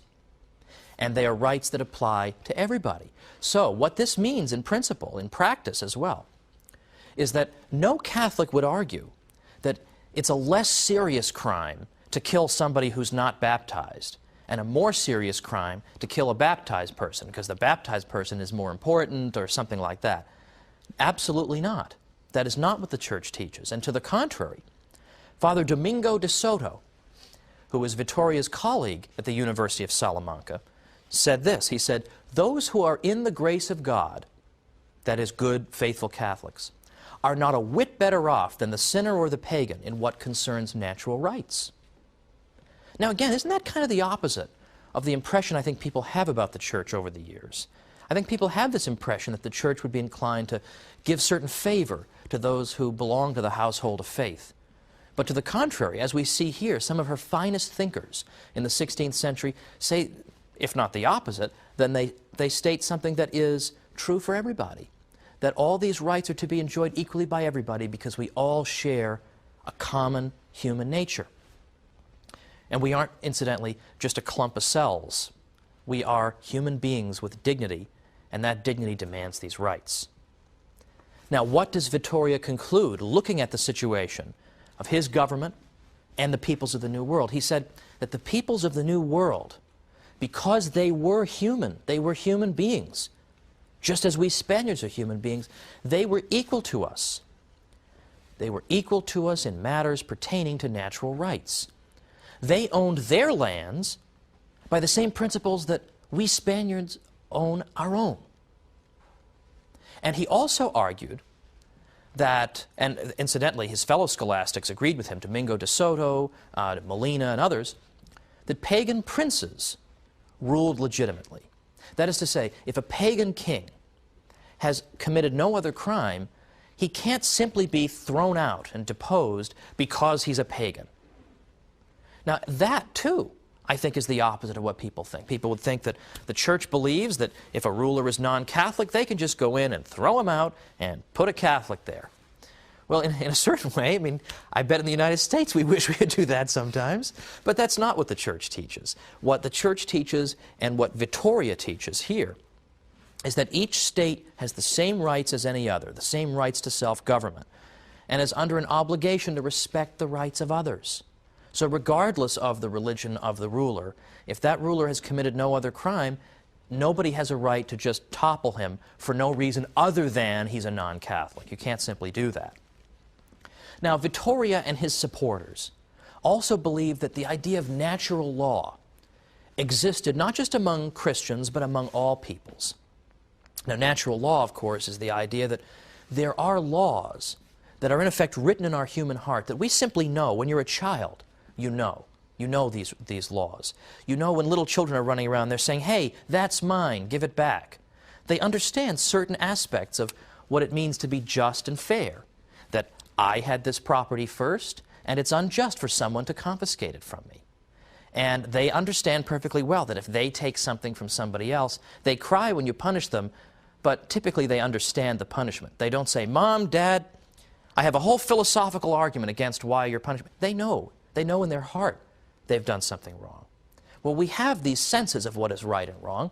We also have the Ten Commandments in our own tradition.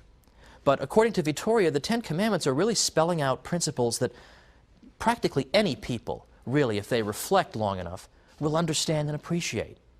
and because we all possess this kind of sense of right and wrong, a basic sense, then this basic sense can become the basis for international rules of conduct. And these rules of conduct can morally bind even those who've never heard the gospel, or never heard of the Ten Commandments, or had even rejected the gospel, because we're basing ourselves on the idea that we all ultimately know that sheer conquest is wrong, and looting and pillaging is wrong. We know this because God has imprinted it on our hearts, and this becomes the basis for a common understanding of international obligation. Now, that is to say that peoples such as the peoples of the New World were thought to possess this basic sense of right and wrong, summed up in the Ten Commandments and in the Golden Rule, and so we could interact with them on the understanding that they understand these principles, but we have to understand and live according to them too. So what this means is that in the 16th century, Spanish theologians looked at the behavior of their own civilization. They held it up to critical scrutiny, and they found it wanting. They looked and said, we have failed to live up to the absolute moral standard that binds all people. They proposed that in matters of natural right, the other peoples of the world were their equals, and that the commonwealths even of pagan peoples were entitled to the same treatment that the nations of Christian Europe accorded to one another. Now that is something extraordinary in the history of the world, and we in no way wish to make light of what happened to the peoples in the New World, because many of them perished, sometimes in terrible circumstances, oftentimes due to disease, a non-volitional source, sometimes due to overwork, and it was something terrible in some ways, what happened to a great many of these people. But the very fact that the Spaniards could step back and say, my people have failed to live up to an absolute standard is something new in the world. A historian named Louis Hankey wrote a book called The Spanish Struggle for Justice in the Conquest of America. Now that's a strange title, isn't it? But what he's talking about is precisely what we've seen here. The Spanish theologians attempt to devise rules that would bind everybody and that would establish justice in the world. And their ability, the Spaniards' ability to look objectively at these foreign peoples and recognize their common humanity was no small achievement. In fact, this type of impartiality, this ability to look at the peoples of the world and be willing to apply the same rules to other peoples that you apply to your own, and that you would abide by the same rules that you expect others to abide by. This impartiality is not exactly embedded in every civilization. In fact, we need look no further, for example, than the American Indian cultures, which, for whatever their merits, did not possess the ability to look impartially at the world and hold themselves up to a common moral standard. The Harvard historian Samuel Eliot Morison said that the Indians of the same region or language group did not even have a common name for themselves, and that each tribe called itself something like "we the people" and referred to its neighbors by a word that meant the barbarians or sons of she-dog or something equally insulting. Well, if that's your view, that you are the people and everybody else are the barbarians or sons of the she-dog, how are you going to be able to come up with impartial rules governing both you and the barbarians? It's not going to happen. So the idea of an international order of states, some large, some small, of varying levels of civilization and refinement, operating on a principle of equality, one toward the other, this could not have found fertile ground amid that kind of narrow chauvinism, a kind of chauvinism that has been all too prevalent in the history of the world. So it's thanks to the Catholic conception of the fundamental unity of the human race that we're able to think in terms of universal principles governing all peoples. So when we criticize Spanish excesses in the New World, therefore, it's largely thanks to the moral tools provided by the Catholic theologians of Spain itself that we're able to do so. The Peruvian poet Mario Vargas Llosa, when he spoke about these Spanish critics of their own government's policy, he said this: They fought against their fellow men and against the policies of their own country in the name of a moral principle that to them was higher than any principle of nation or state. This self-determination, this capacity for criticism of your own civilization could not have been possible among the Incas or any of the other pre-Hispanic cultures. In these cultures, as in the other great civilizations of history foreign to the West, the individual could not morally question the social organism of which he was a part. Well, let's conclude now by saying that we have seen that in theory the Catholic Church has set up and established and defended these universal moral principles. And perhaps they have been observed in the breach at times, but these are the principles. And the additional principle, of course, is that there's to be no forced conversion. That's in canon law. All these things are Catholic principles. What we're going to see next time is an aspect of modern history that's often been forgotten, when anti-Catholic or atheistic states in effect establish the opposite principle, that people have the opposite of rights because they're Catholic. Because they're Catholic, they can be imprisoned or tortured or killed. And we are once again going to see this glorious witness of Catholics in the face of devastation. Join me for the Catholic Church, Builder of Civilization.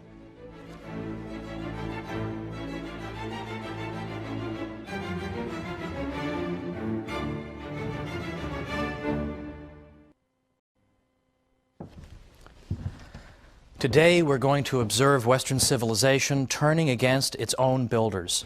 We're going to look at some of the forgotten episodes of martyrdom in the modern period. So join me for stories of tragedy and heroism today on the Catholic Church, Builder of Civilization.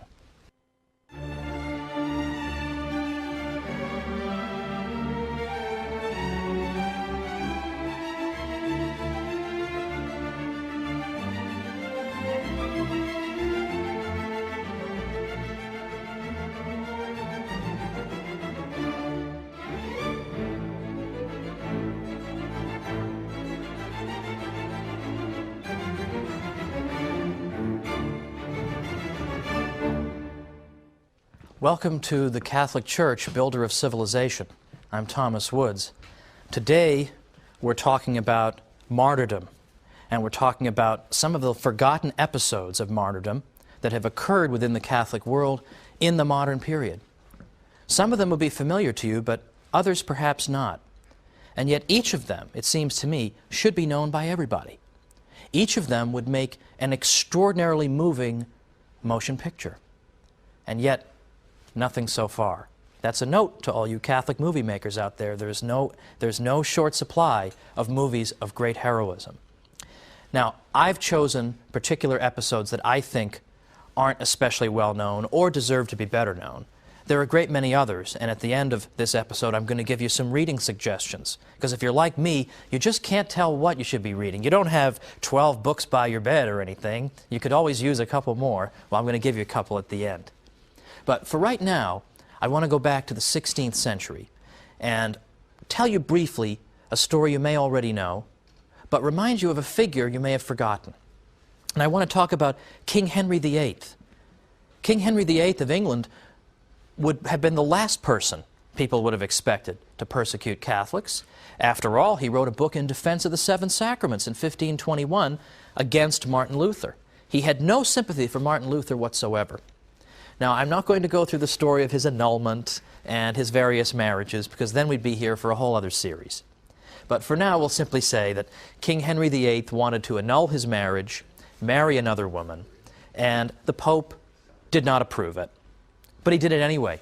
And in fact, he took the church in England and broke it away from the church around the world, and declared that from now on, in the mid-1530s, that he, the King of England, would be the head of the Catholic Church in England. So the universality of the church around the world was threatened by, in effect, this self-imposed act of schism. So what happened after that? Well, of course, there were people who objected to this. What right do you have to do this? Is the annulment of your marriage valid? Is your power to claim that you are the head of the Catholic Church, is that something that has any roots in church history? Can we abide this? Now, many of you know about the story of St. Thomas More, the former Lord Chancellor who opposed what the king was doing and could not, in conscience, support him, and was executed. Now, St. Thomas More, in the year 2000, was declared by Pope John Paul II to be the patron saint of politicians, which I thought was a particularly mischievous move, meaning that politicians should, in effect, be so committed to their consciences and to the truth as to be willing to make the ultimate sacrifice for them. But there is a forgotten figure in this story, and that's Bishop John Fisher of Rochester. John Fisher was a diminutive figure. He was a very old man and frail and sickly, and he was the one bishop who had the courage at that time to stand up and say that he could not accept what the king was doing. Now, there have been great times of heroism among Catholic bishops in the history of mankind. For example, during the French Revolution, Catholic bishops were exemplary in many cases. But here we had just the one example of John Fisher, and he was loved by everyone. And on that day when he came out of the Tower of London, holding his small Bible as they led him to be executed, the people gathered and watched, and he addressed them and said to the Catholic people that I have come here to die for Christ's Catholic Church. And he was executed. But my favorite part of this is a popular story that followed thereafter, because his head, Bishop John Fisher's head, was placed on a pike and placed along with the heads of some monks who had also resisted the king on London Bridge. Now, during his life, John Fisher had been very pale in complexion and indeed sickly looking.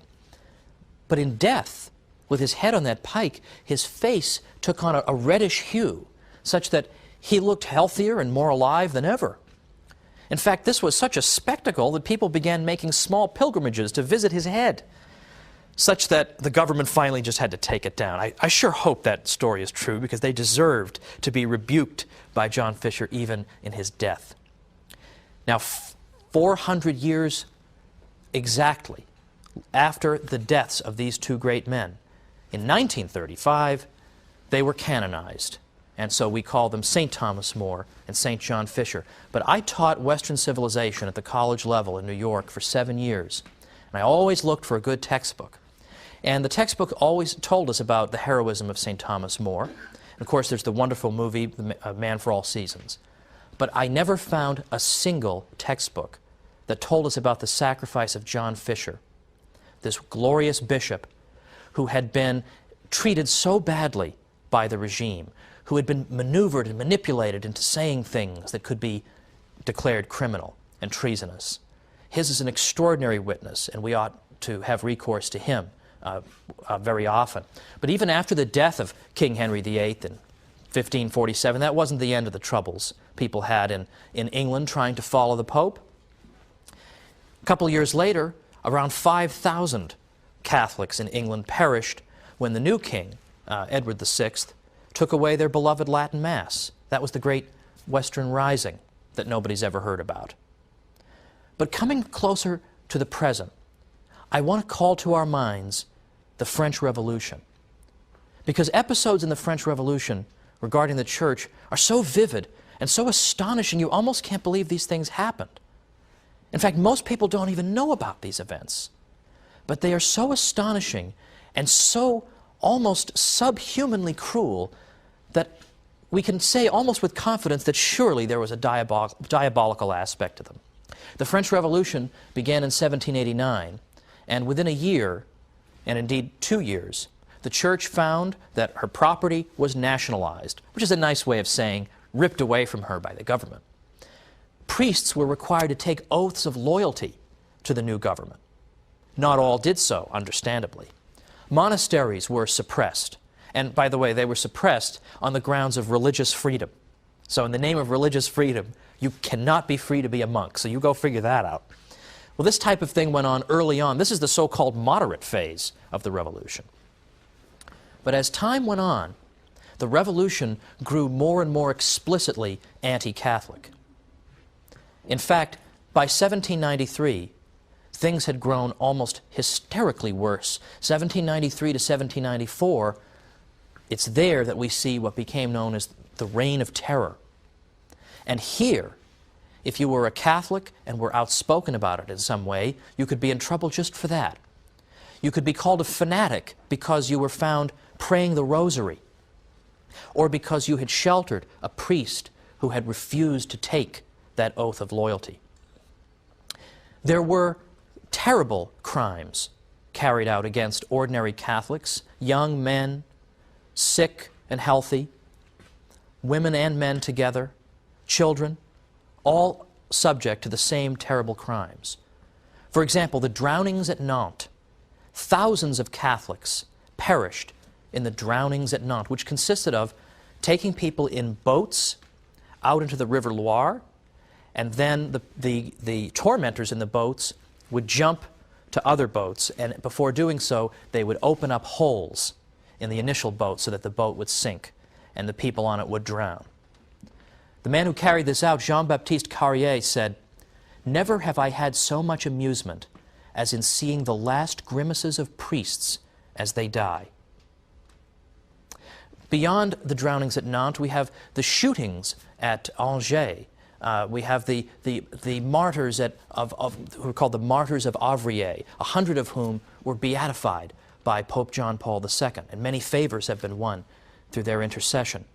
But there, the martyrs of Avrillé were marched to some ditches that had been dug, and it was decided that the way to deal with these unruly Catholics was to line them up against the ditches and to shoot them all so that they would fall into the ditches and perish. Many female religious went to their deaths in this way, singing songs to the Lord as they did so, and forgiving their captors and tormentors. In the midst of all this, there was also the de-Christianization campaign. De-Christianization campaign in France. Now, what did that consist of? During the fanaticism of de-Christianization, a new calendar was introduced. Because, of course, if we want to de-Christianize the country, we certainly can't have a calendar dated from the life of Christ. So instead, we're going to date our calendar from the year we killed our king. That'll be the year 1. And the week became 10 days long, not 7.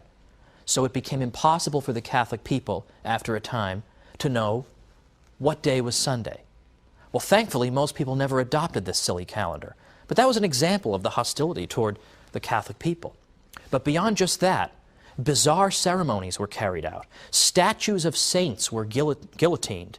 The names of streets that had the word saint in them had the word saint removed.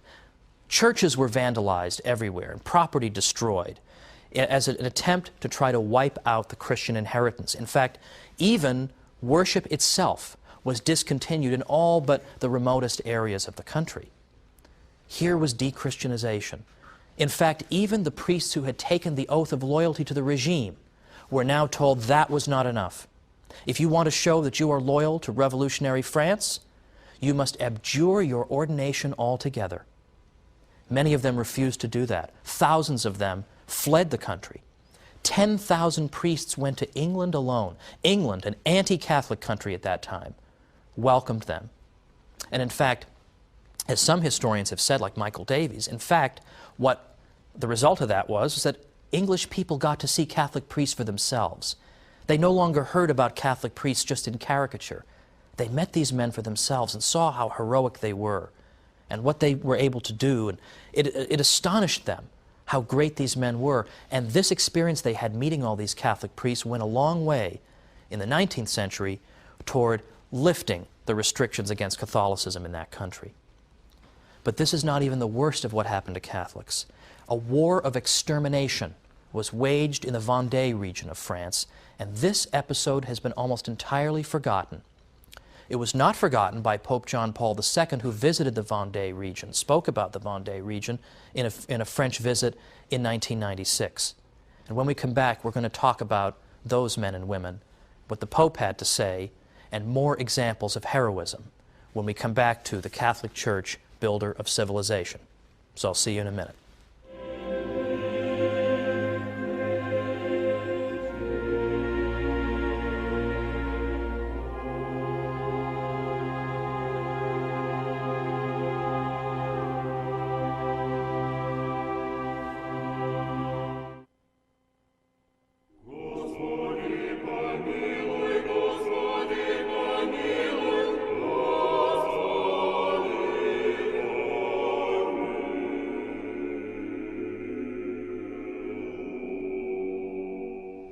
Welcome back to the Catholic Church, builder of civilization. I'm Thomas Woods. Today we've been talking about cases in which Western civilization, in effect, has turned against her own builders. And we've seen the suffering that Catholics have endured in a great many contexts. And I'm just giving the tip of the iceberg, I promise, of what has happened to Catholics over the centuries that nobody knows about. Now, we started off talking about the French Revolution, and I mentioned that the Vendée region of France was subject to a particularly vicious campaign during the Revolution. The Vendée was the area that was most resistant to the French revolutionaries. And orders were given to go into the Vendée and exterminate these people. Every single person who was moving should be killed. People should be bayoneted and hacked to bits. They were ordered to do that. But the people of Vendée stood up and resisted the best they could.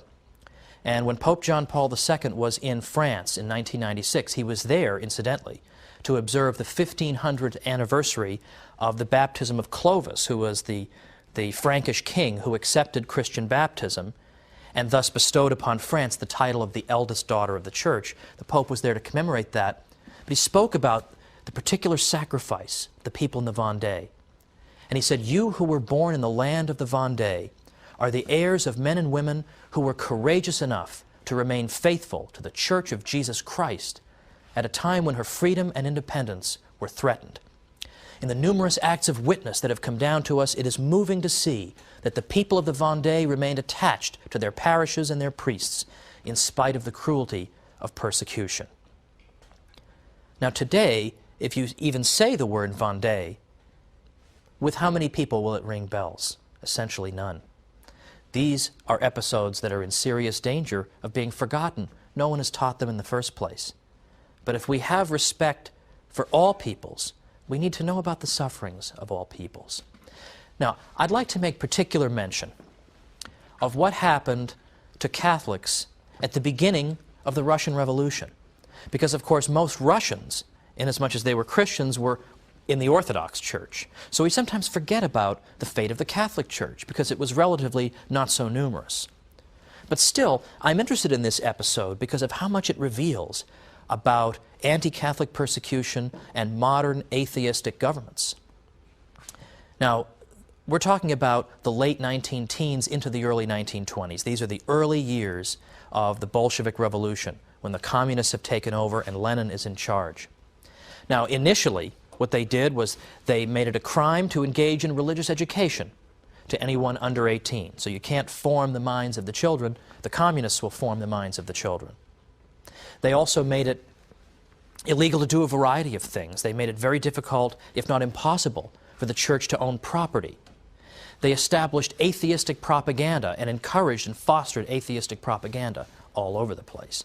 In fact, in some cases, churches were replaced with public restrooms as a way of showing, well, the greatest possible disdain to the Christian faith of the people.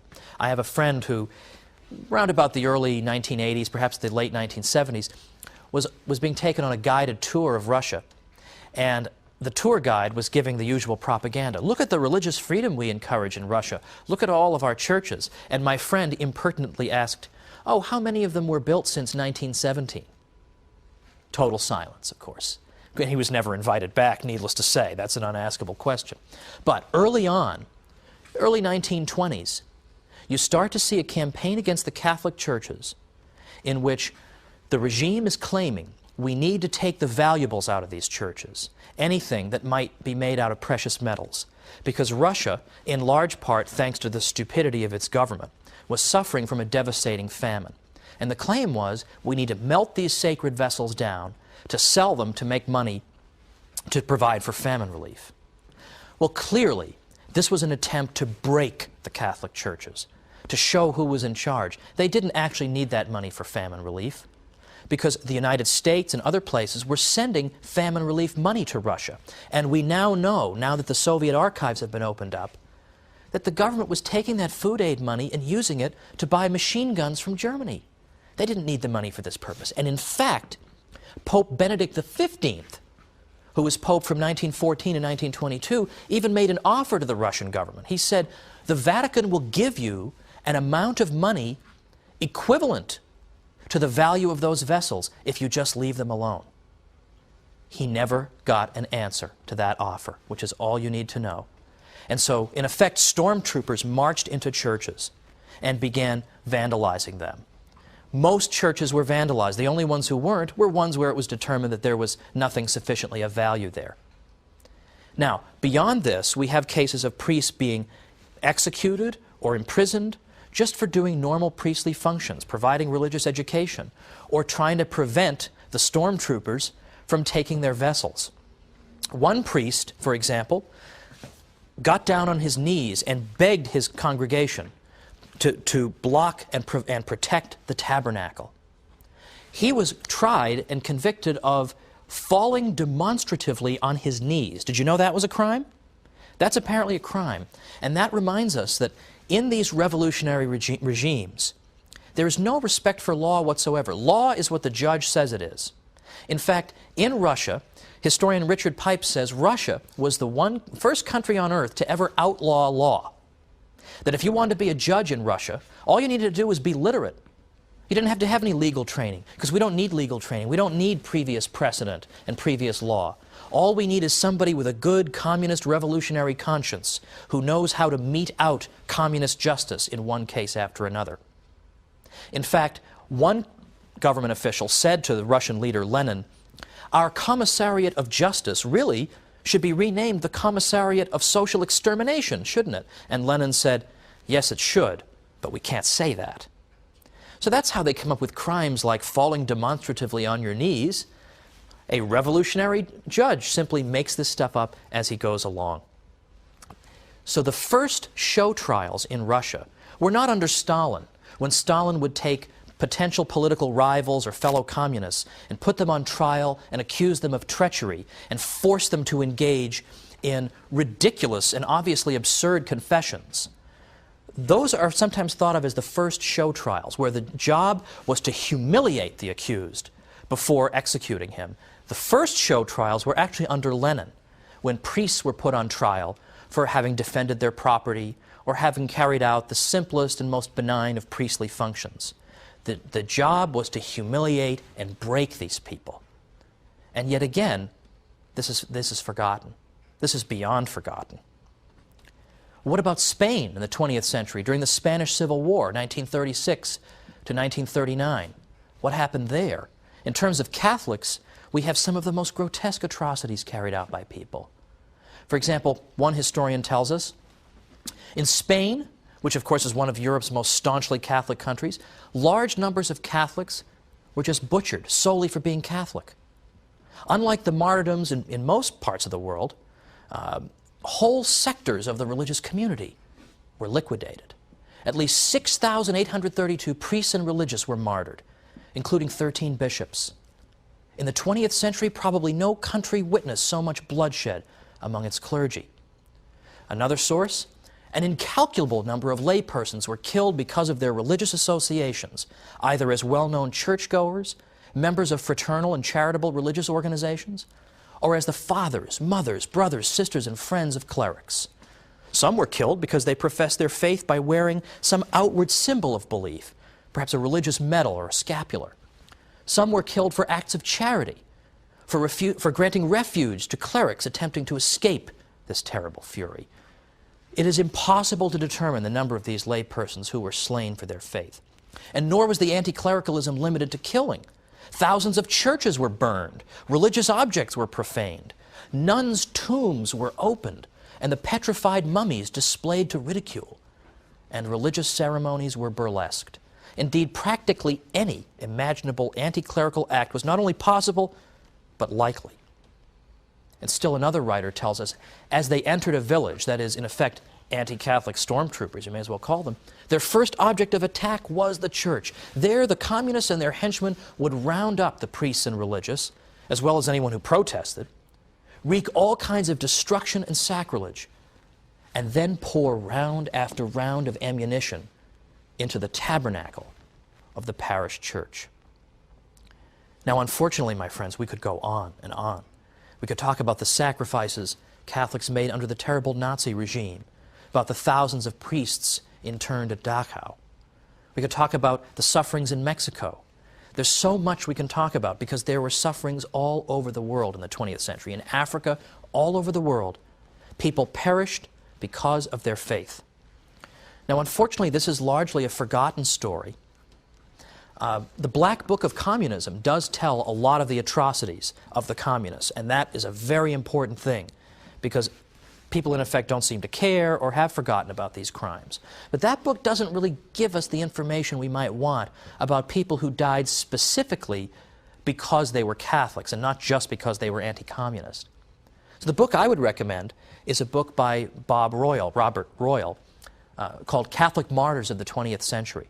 Catholic Martyrs of the 20th Century. And he gives a history of what happened in the 20th century around the world. And he says that in terms of people we can clearly identify as having specifically died for the faith, it's in the hundreds of thousands. We can't forget those people. And these are people who gave the same witness as those people in the early centuries who helped their own persecutors. These are people who, when they died, they forgave these people and they blessed them. That's why Tertullian said that the blood of the martyrs is the seed of Christians, because people are so moved by their testimony.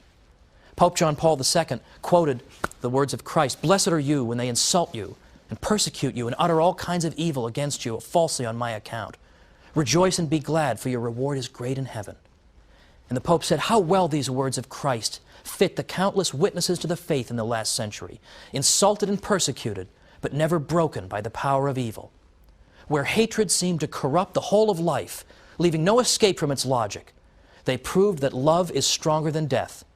Within terrible systems of oppression which disfigured man, in places of pain, amid the hardest of privations, through senseless marches, exposed to cold and hunger, tortured, suffering in so many ways, they loudly proclaimed their loyalty to Christ crucified and risen. Countless numbers refused to yield to the cult of the false gods of the 20th century and were sacrificed by communism, Nazism, by the idolatry of state or race. Many others fell in the course of ethnic or tribal wars because they had rejected a way of thinking foreign to the gospel of Christ.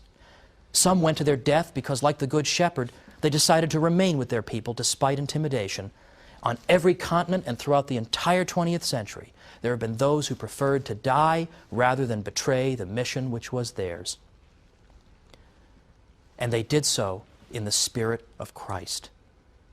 But their stories have been forgotten. We need to remember them because these stories can inspire, and they in fact can move people to conversion. Well, next time, we're going to wrap up our series and look at what the Church has done for the West and how we can tell more people about it. So join me next time. Thanks.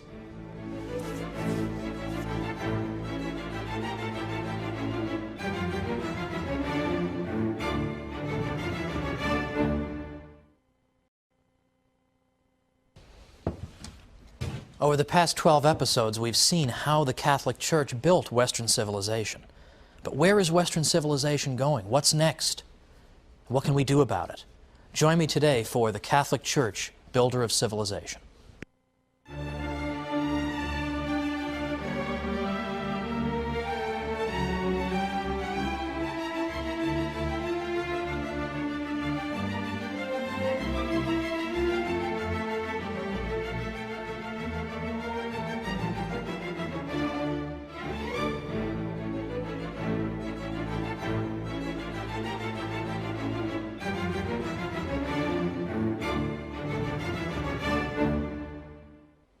Welcome to the Catholic Church, Builder of Civilization. I'm Thomas Woods. This is our last episode. So let's take a moment and take stock of what it is that we've seen thus far. Because I think when you put it all together, it's a pretty impressive package for the Catholic Church after all.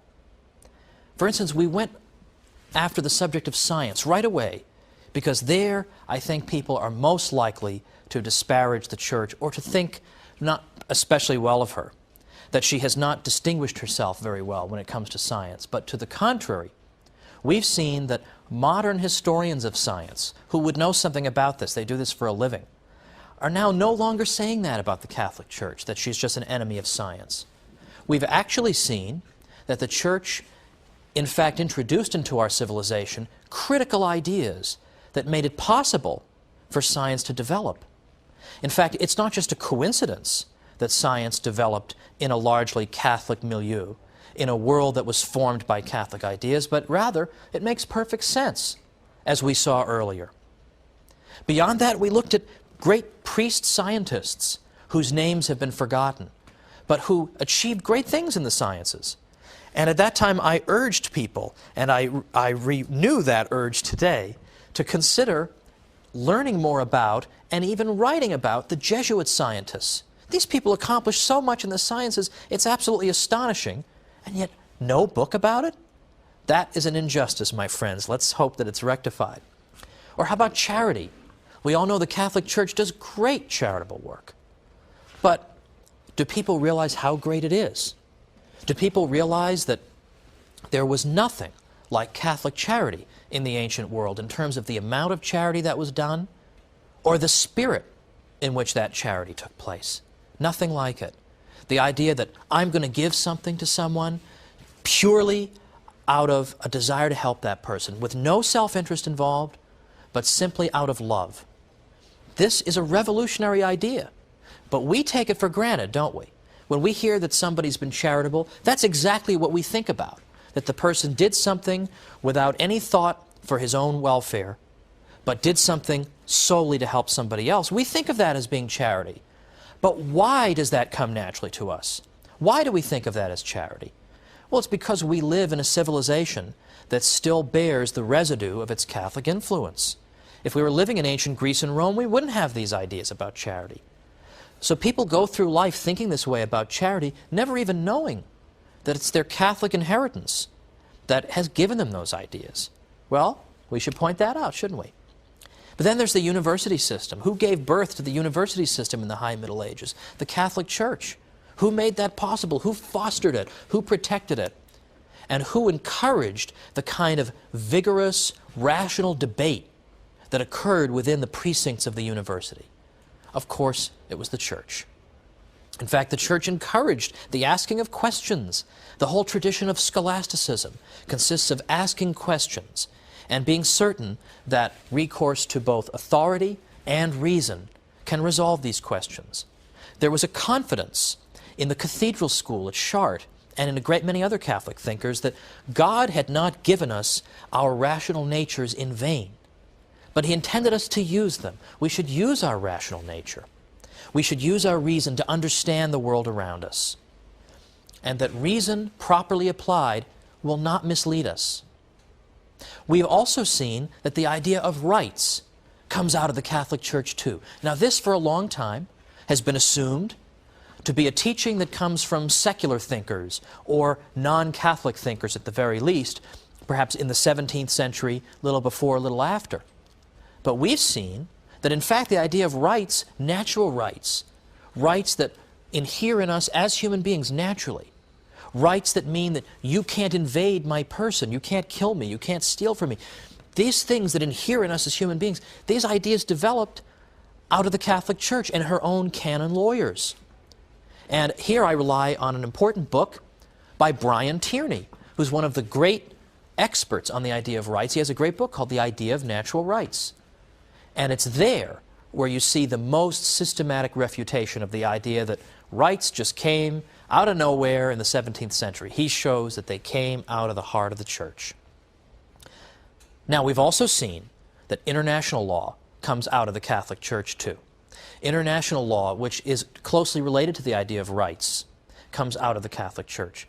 Because international law says that some countries don't have more rights than others, but that each state has an equal dignity, regardless of whether the ruler of that state is Catholic or non-Catholic. If his only crime, so to speak, is being non-Catholic, you can't just depose him for that, because his state has dignity and the right of self-government just the way as any Catholic state would have, or state populated by Catholics.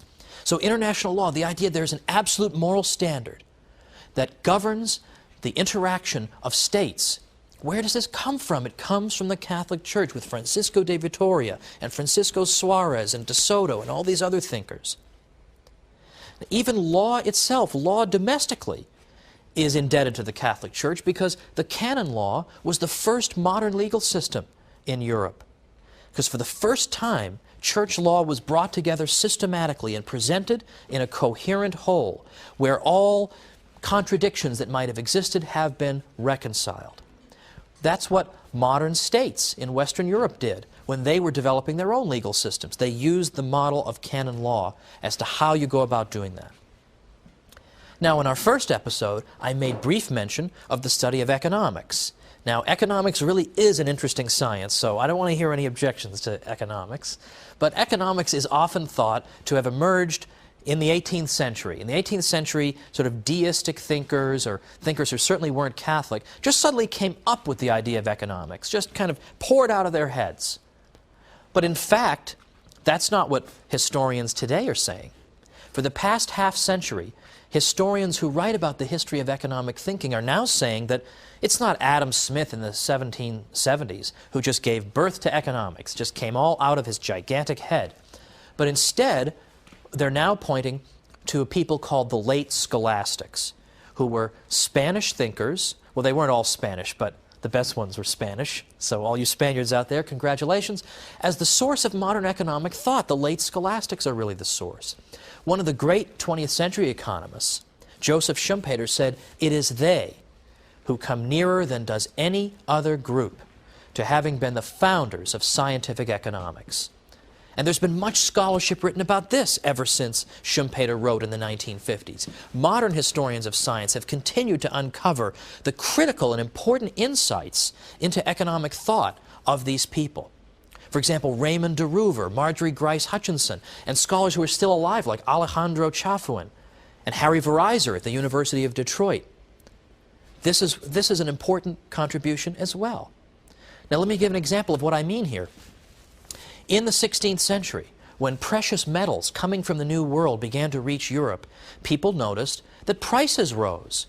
So what they recognized was there was a kind of a fixed cause and effect relationship going on here, that there was a relationship, some kind of a relationship, between the level of prices and the amount of money. So in effect, this was like an economic law. So they understood scientifically that there were relationships at work in the world of economics. This is an essential breakthrough. They also wrote great moral treatises relating to economics, like Juan de Mariana wrote a fantastic treatise denouncing inflation, when governments inflate the money supply and thereby make each unit of money worth less. He denounced this as a terrible, inexcusable crime. Kings used to call in the coins in their realm and then clip them and save some of the metal and then return the coins to the people. And of course, he's gained an awful lot for himself, and they're stuck with these crummy coins they have to exchange at the old value. Juan de Mariana denounced this because he understood the economics behind it. Now, how did this go unheralded for so long? Why for so long did we all think Adam Smith had a gigantic head? Like, why did we think this? In part, it's because the people who wrote this stuff, the late scholastics, they didn't write books on economics for the most part. They wrote great moral treatises. And in the course of their moral treatises, they referred to economic topics, but they never had a book that said, here's our stuff on economics. So it was easy to overlook it. In addition, they wrote in Latin, and by and large, scholars today, particularly in economics, are not known for reading Latin. And so this was simply forgotten. And only now are we digging it out and saying, Catholics did this too. It's unbelievable. So I would say that we put this all together, and we haven't even talked about art and architecture. I assume that's taken for granted. The Catholic Church built Western civilization. And yet, not to beat a dead horse here, but this is one dead horse that amply merits a substantial beating. The European Union Constitution refuses to acknowledge the Catholic inheritance. Not a word. Western civilization comes from the ancient world, the Renaissance, the Enlightenment, and that's it. And whatever happened in between, nobody really knows, couldn't possibly have been very important. Seriously, only an imbecile could believe this now, given all the evidence that's out there.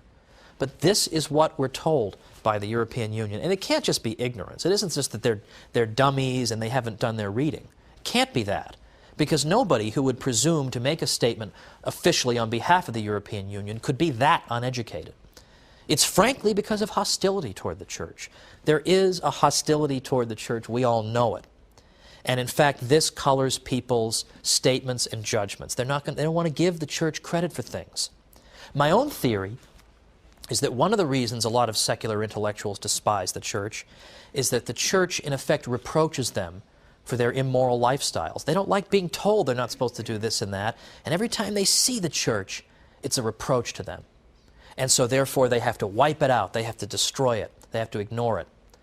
But we refuse to go away, don't we? We refuse to go away.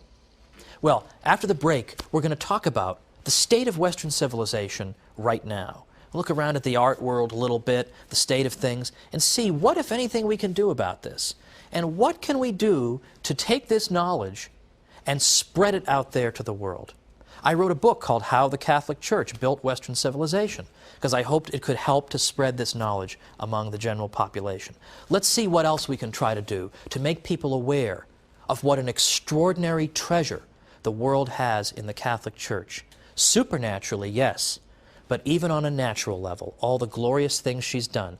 How do we spread that around? Let's talk about that after the break, and we'll see you in just a minute.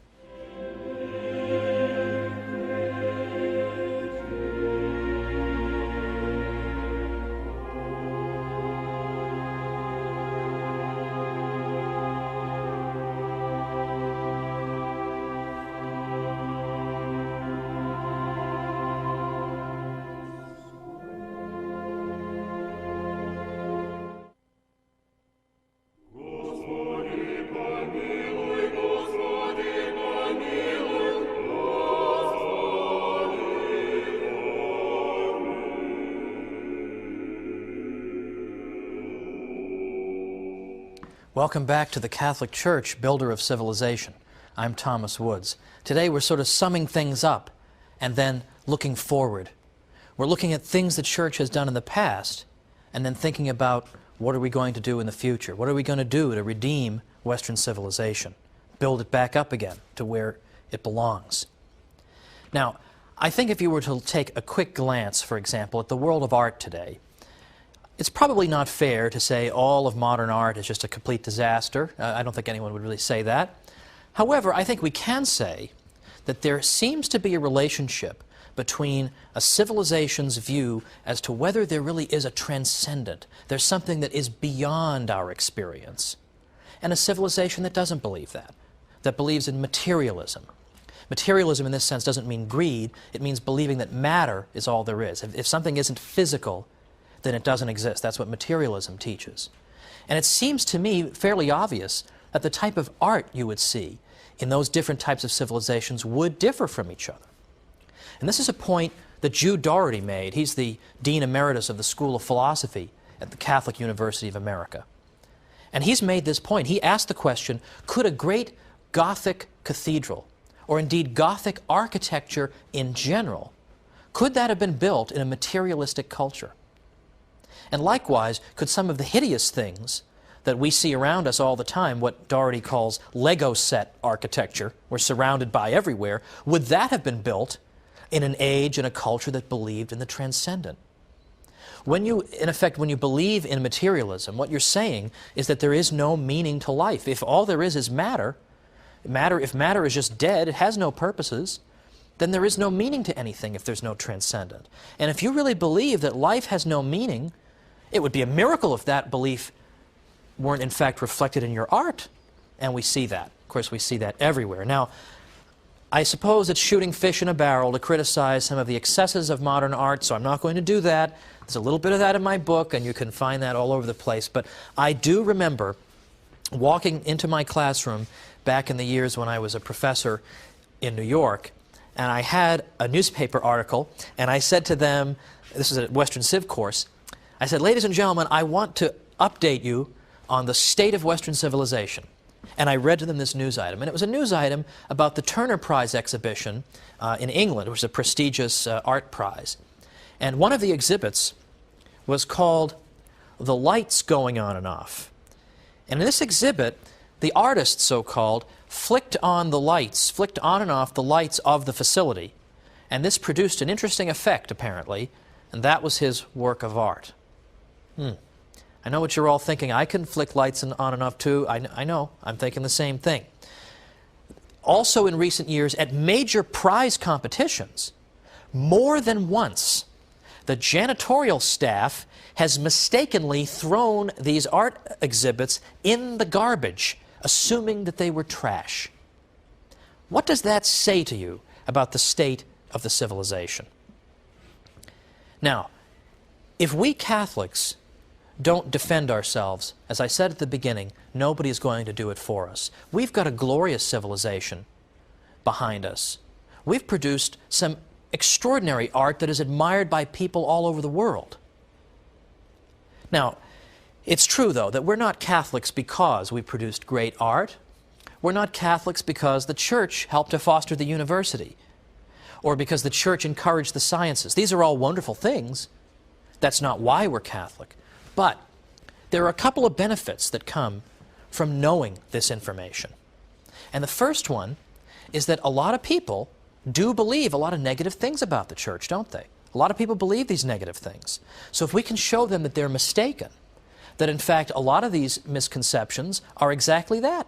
They're just misconceptions without historical foundation, we will have struck down an obstacle to their conversion. So it is important to know this knowledge, even if it's not the reason that we're Catholics. It will help us when we interact with people who have deeply embedded prejudices. But remember, nobody's going to defend ourselves if we don't defend us. We have to defend ourselves. We have to be prepared to tell people these things when they come up and say the Church has been nothing but a blight. We have to have an answer for that, because they're not going to have the answer. We need to give them that answer. But secondly, these things help to confirm our own faith.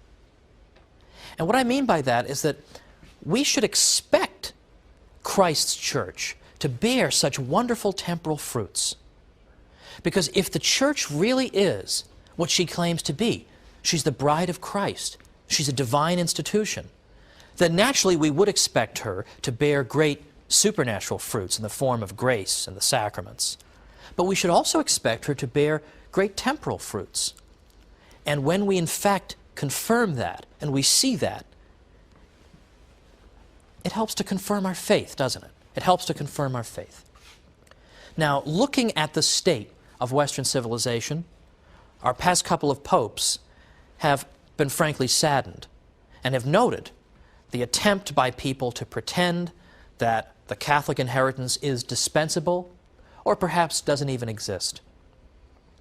You cannot think of constructing a common European house neglecting the very identity of the peoples of our continent. That's what Pope Benedict XVI said recently. He's very interested in this subject of how do we redeem Europe.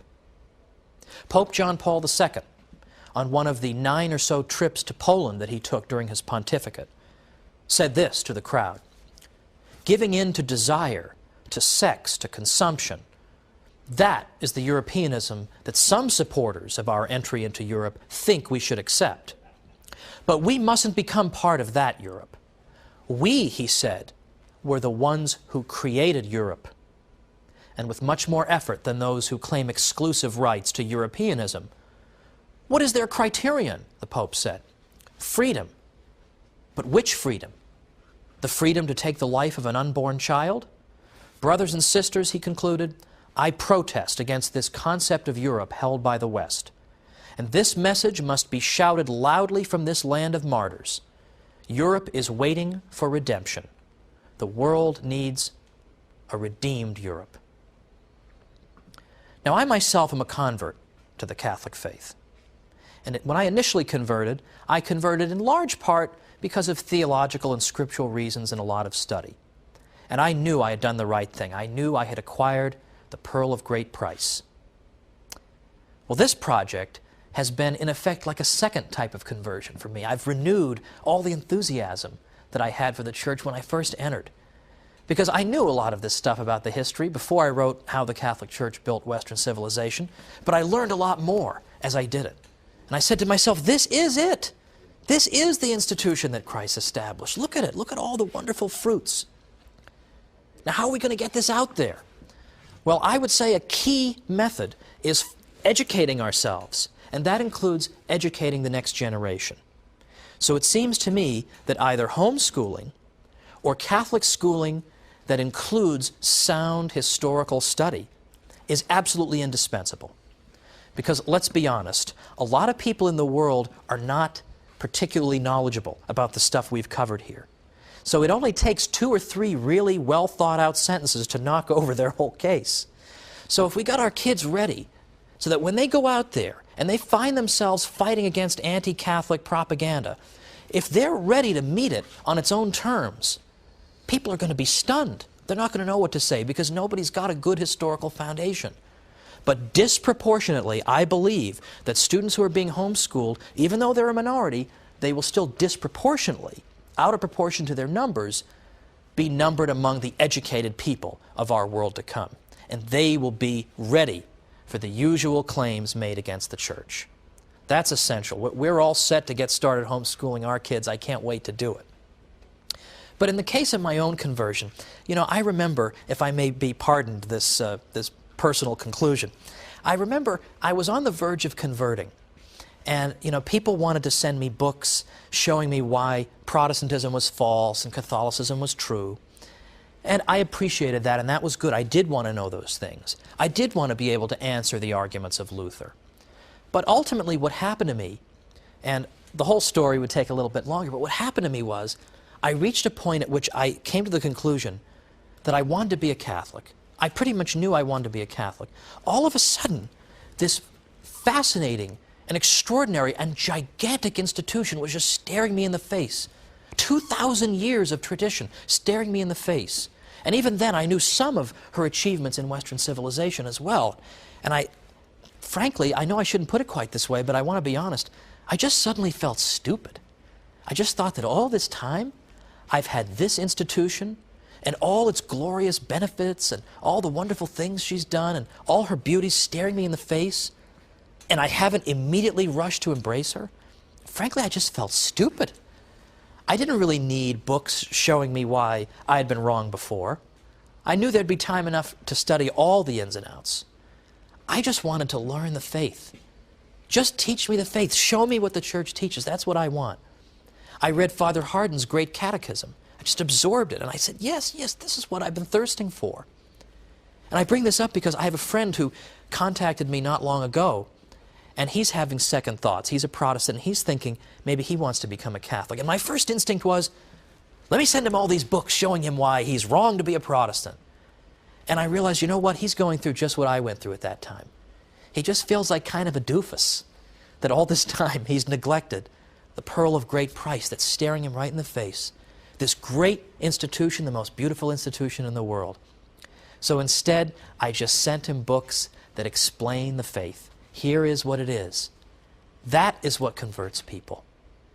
And so when I finally converted, I said to myself, no longer do I have to feel alienated from this extraordinary institution that has built the very civilization in which I live. I'm part of her now.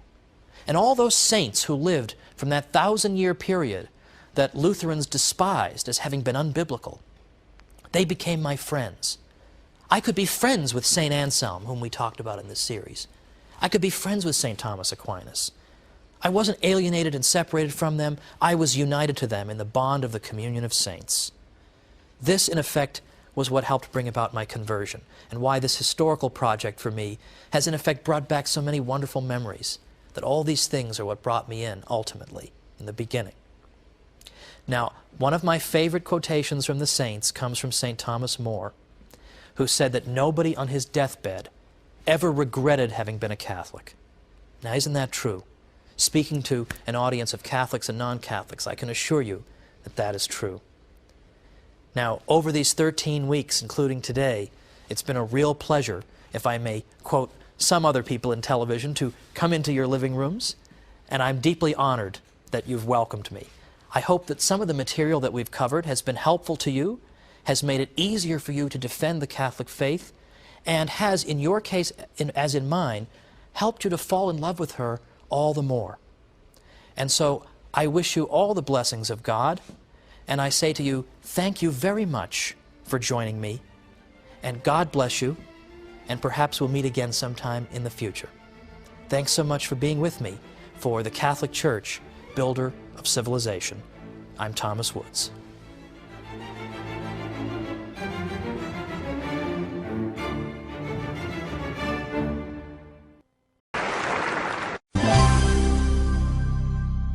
¿Por qué el Papa utiliza zapatos de tal o cual marca o utiliza anteojos para el sol de tal o cual marca que son sumamente caros? ¿Por qué utiliza objetos de lujo durante sus visitas? Porcelana fina, sábanas francesas, etc. ¿Cómo estás? Soy Alejandro Bermúdez, director de ASI Prensa. Y esta pregunta fue hecha por uno de nuestros queridos usuarios que señalaba que le habían hecho estas preguntas hablándoles de por qué el Papa era tan, entre comillas, lujoso. No voy a hablar acá de los argumentos clásicos de por qué la Iglesia no vende sus riquezas y las reparte entre los pobres, porque ya en alguna ocasión he dicho que ese es un argumento propuesto por personas que no tienen más de 2 dígitos de coeficiente intelectual y 2 dígitos bien bajitos, ¿no?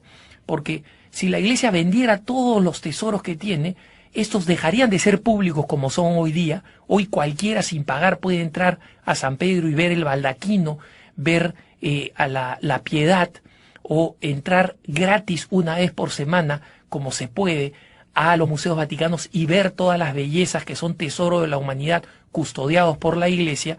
Si las vendieran, pasarían a ser propiedad de algunos millonarios que los mostrarían a unos cuantos amigos millonarios, y toda esa grandeza artística y belleza creada por los grandes genios y custodiada por la Iglesia pasarían a ser cuestiones privadas y darían para darle 10 centavos de dólar a cada uno de los pobres del mundo. Entonces no se lograría nada y se estaría enajenando todas estas riquezas artísticas que hoy en día son propiedad del mundo entero, porque todos pueden verlo, contemplarlas y gozarlas, y pasarían a manos privadas. Entonces eso de que la Iglesia venda sus riquezas es un absurdo de personas que tienen un coeficiente intelectual muy bajo o que simplemente no piensan en cuáles serían las consecuencias de una cosa tan absurda. Pero vamos a los trajes del Papa. Resulta que el Papa recibe miles de regalos al día. Yo soy testigo de eso. Alguna vez me tocó a mí presentar un regalo a nombre de Perú al Papa, que era un retablo ayacuchano, una obra de arte popular muy fina que se le presentaba al Papa. Conmigo había una treintena de grupos étnicos o representantes de distintos países que le estaban llevando cosas muy hermosas. El Líbano le estaba llevando un trabajo artístico en finísimo cedro del Líbano. Algunos estaban llevando cosas de platería u orfebrería, y había quienes llevaban unas canastas enormes con quesos, jamones y panes de sus propias regiones que, siendo el mediodía, hasta a mí me daban hambre y me provocaban. La gran mayoría de estos regalos no terminan en manos del Papa. Muebles finos, por ejemplo, que mueblerías le regalan al Papa constantemente, terminan siendo enviados a los dicasterios, a las distintas oficinas vaticanas, para que las puedan amoblar.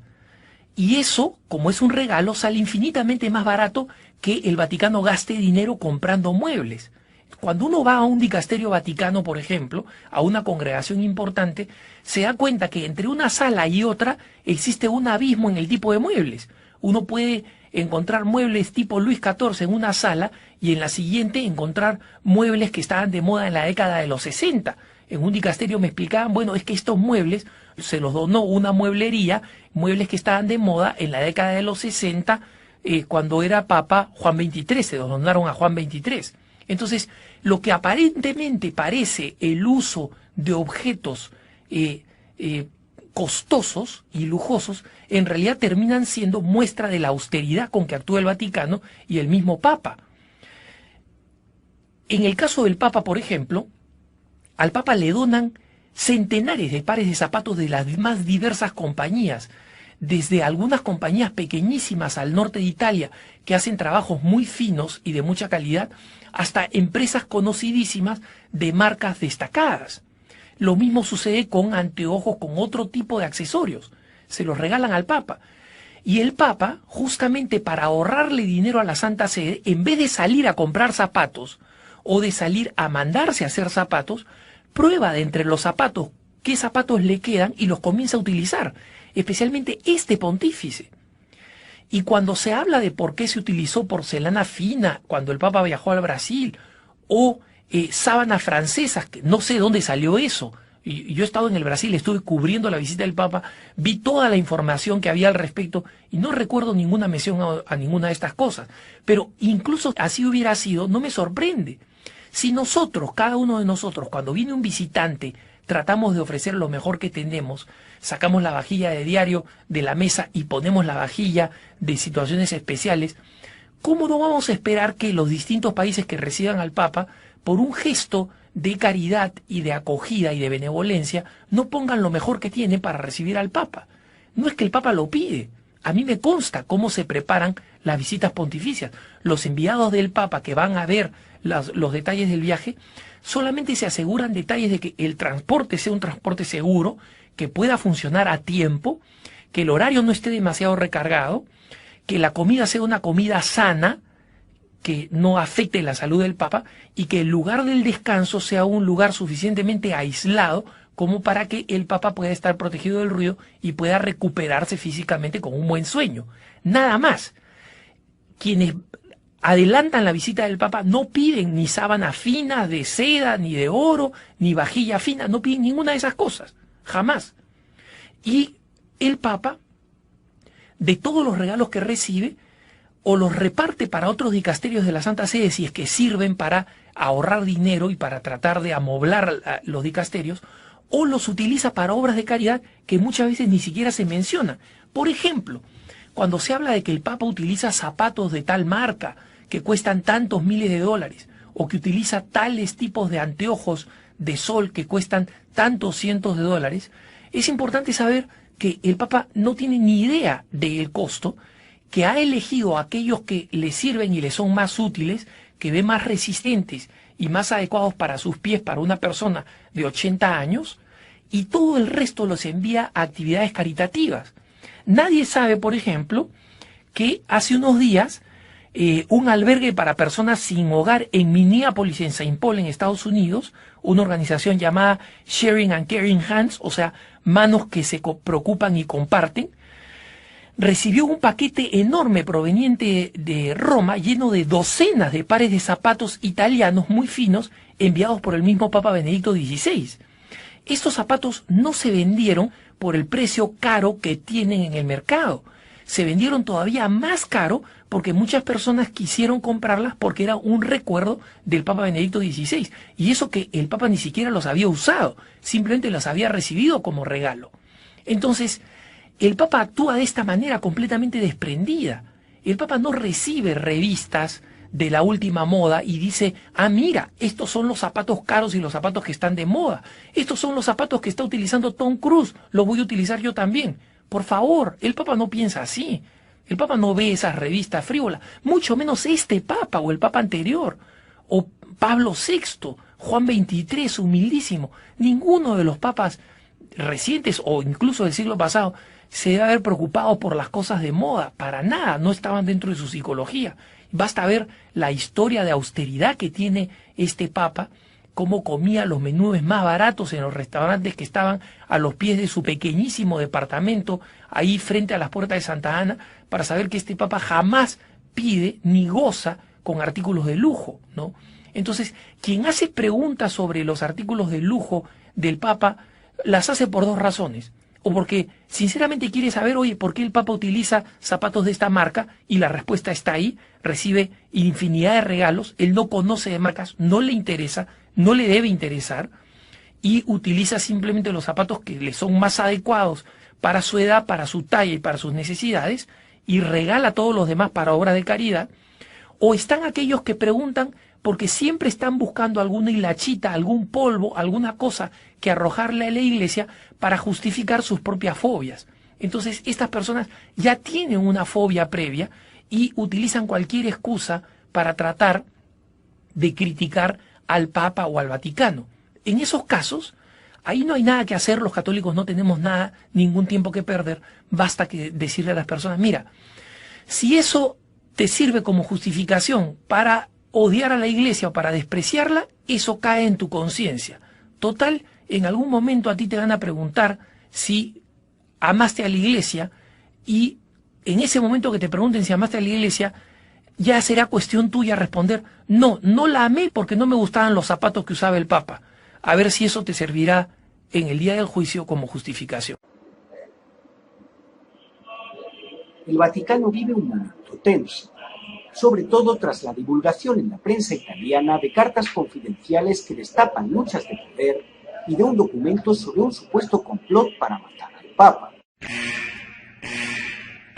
En Italia, la publicación de cartas confidenciales del Papa Benedicto XVI han generado una gran polémica. No, se trata de la filtración más grande de documentos de la historia reciente del Vaticano. Tras su detención fue interrogado por el promotor de justicia del Vaticano. Las autoridades de la Santa Sede abrieron una investigación tras comprobarse la filtración de centenares de cartas y documentos reservados al Papa Benedicto XVI sobre temas candentes internos. La publicación esta semana del libro Su Santidad, las cartas secretas de Benedicto XVI, generó desconcierto y molestia en la Santa Sede. En él se revelan temas delicados.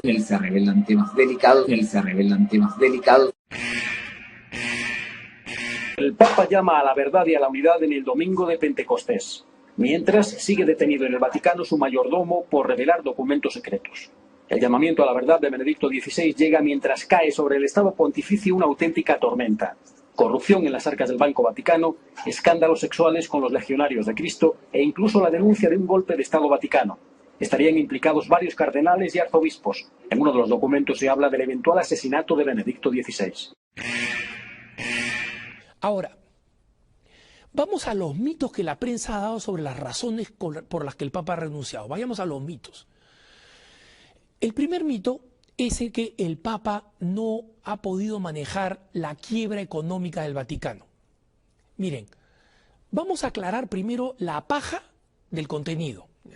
La vez pasada veía un programa en una estación venezolana, una estación gobiernista, donde un muchachito que le ha dedicado más preocupación a su pelito que a sus argumentos, decía: el Papa ha renunciado porque sabe que se viene el escándalo del Banco Ambrosiano. El Banco Ambrosiano desapareció hace 20 años, no existe.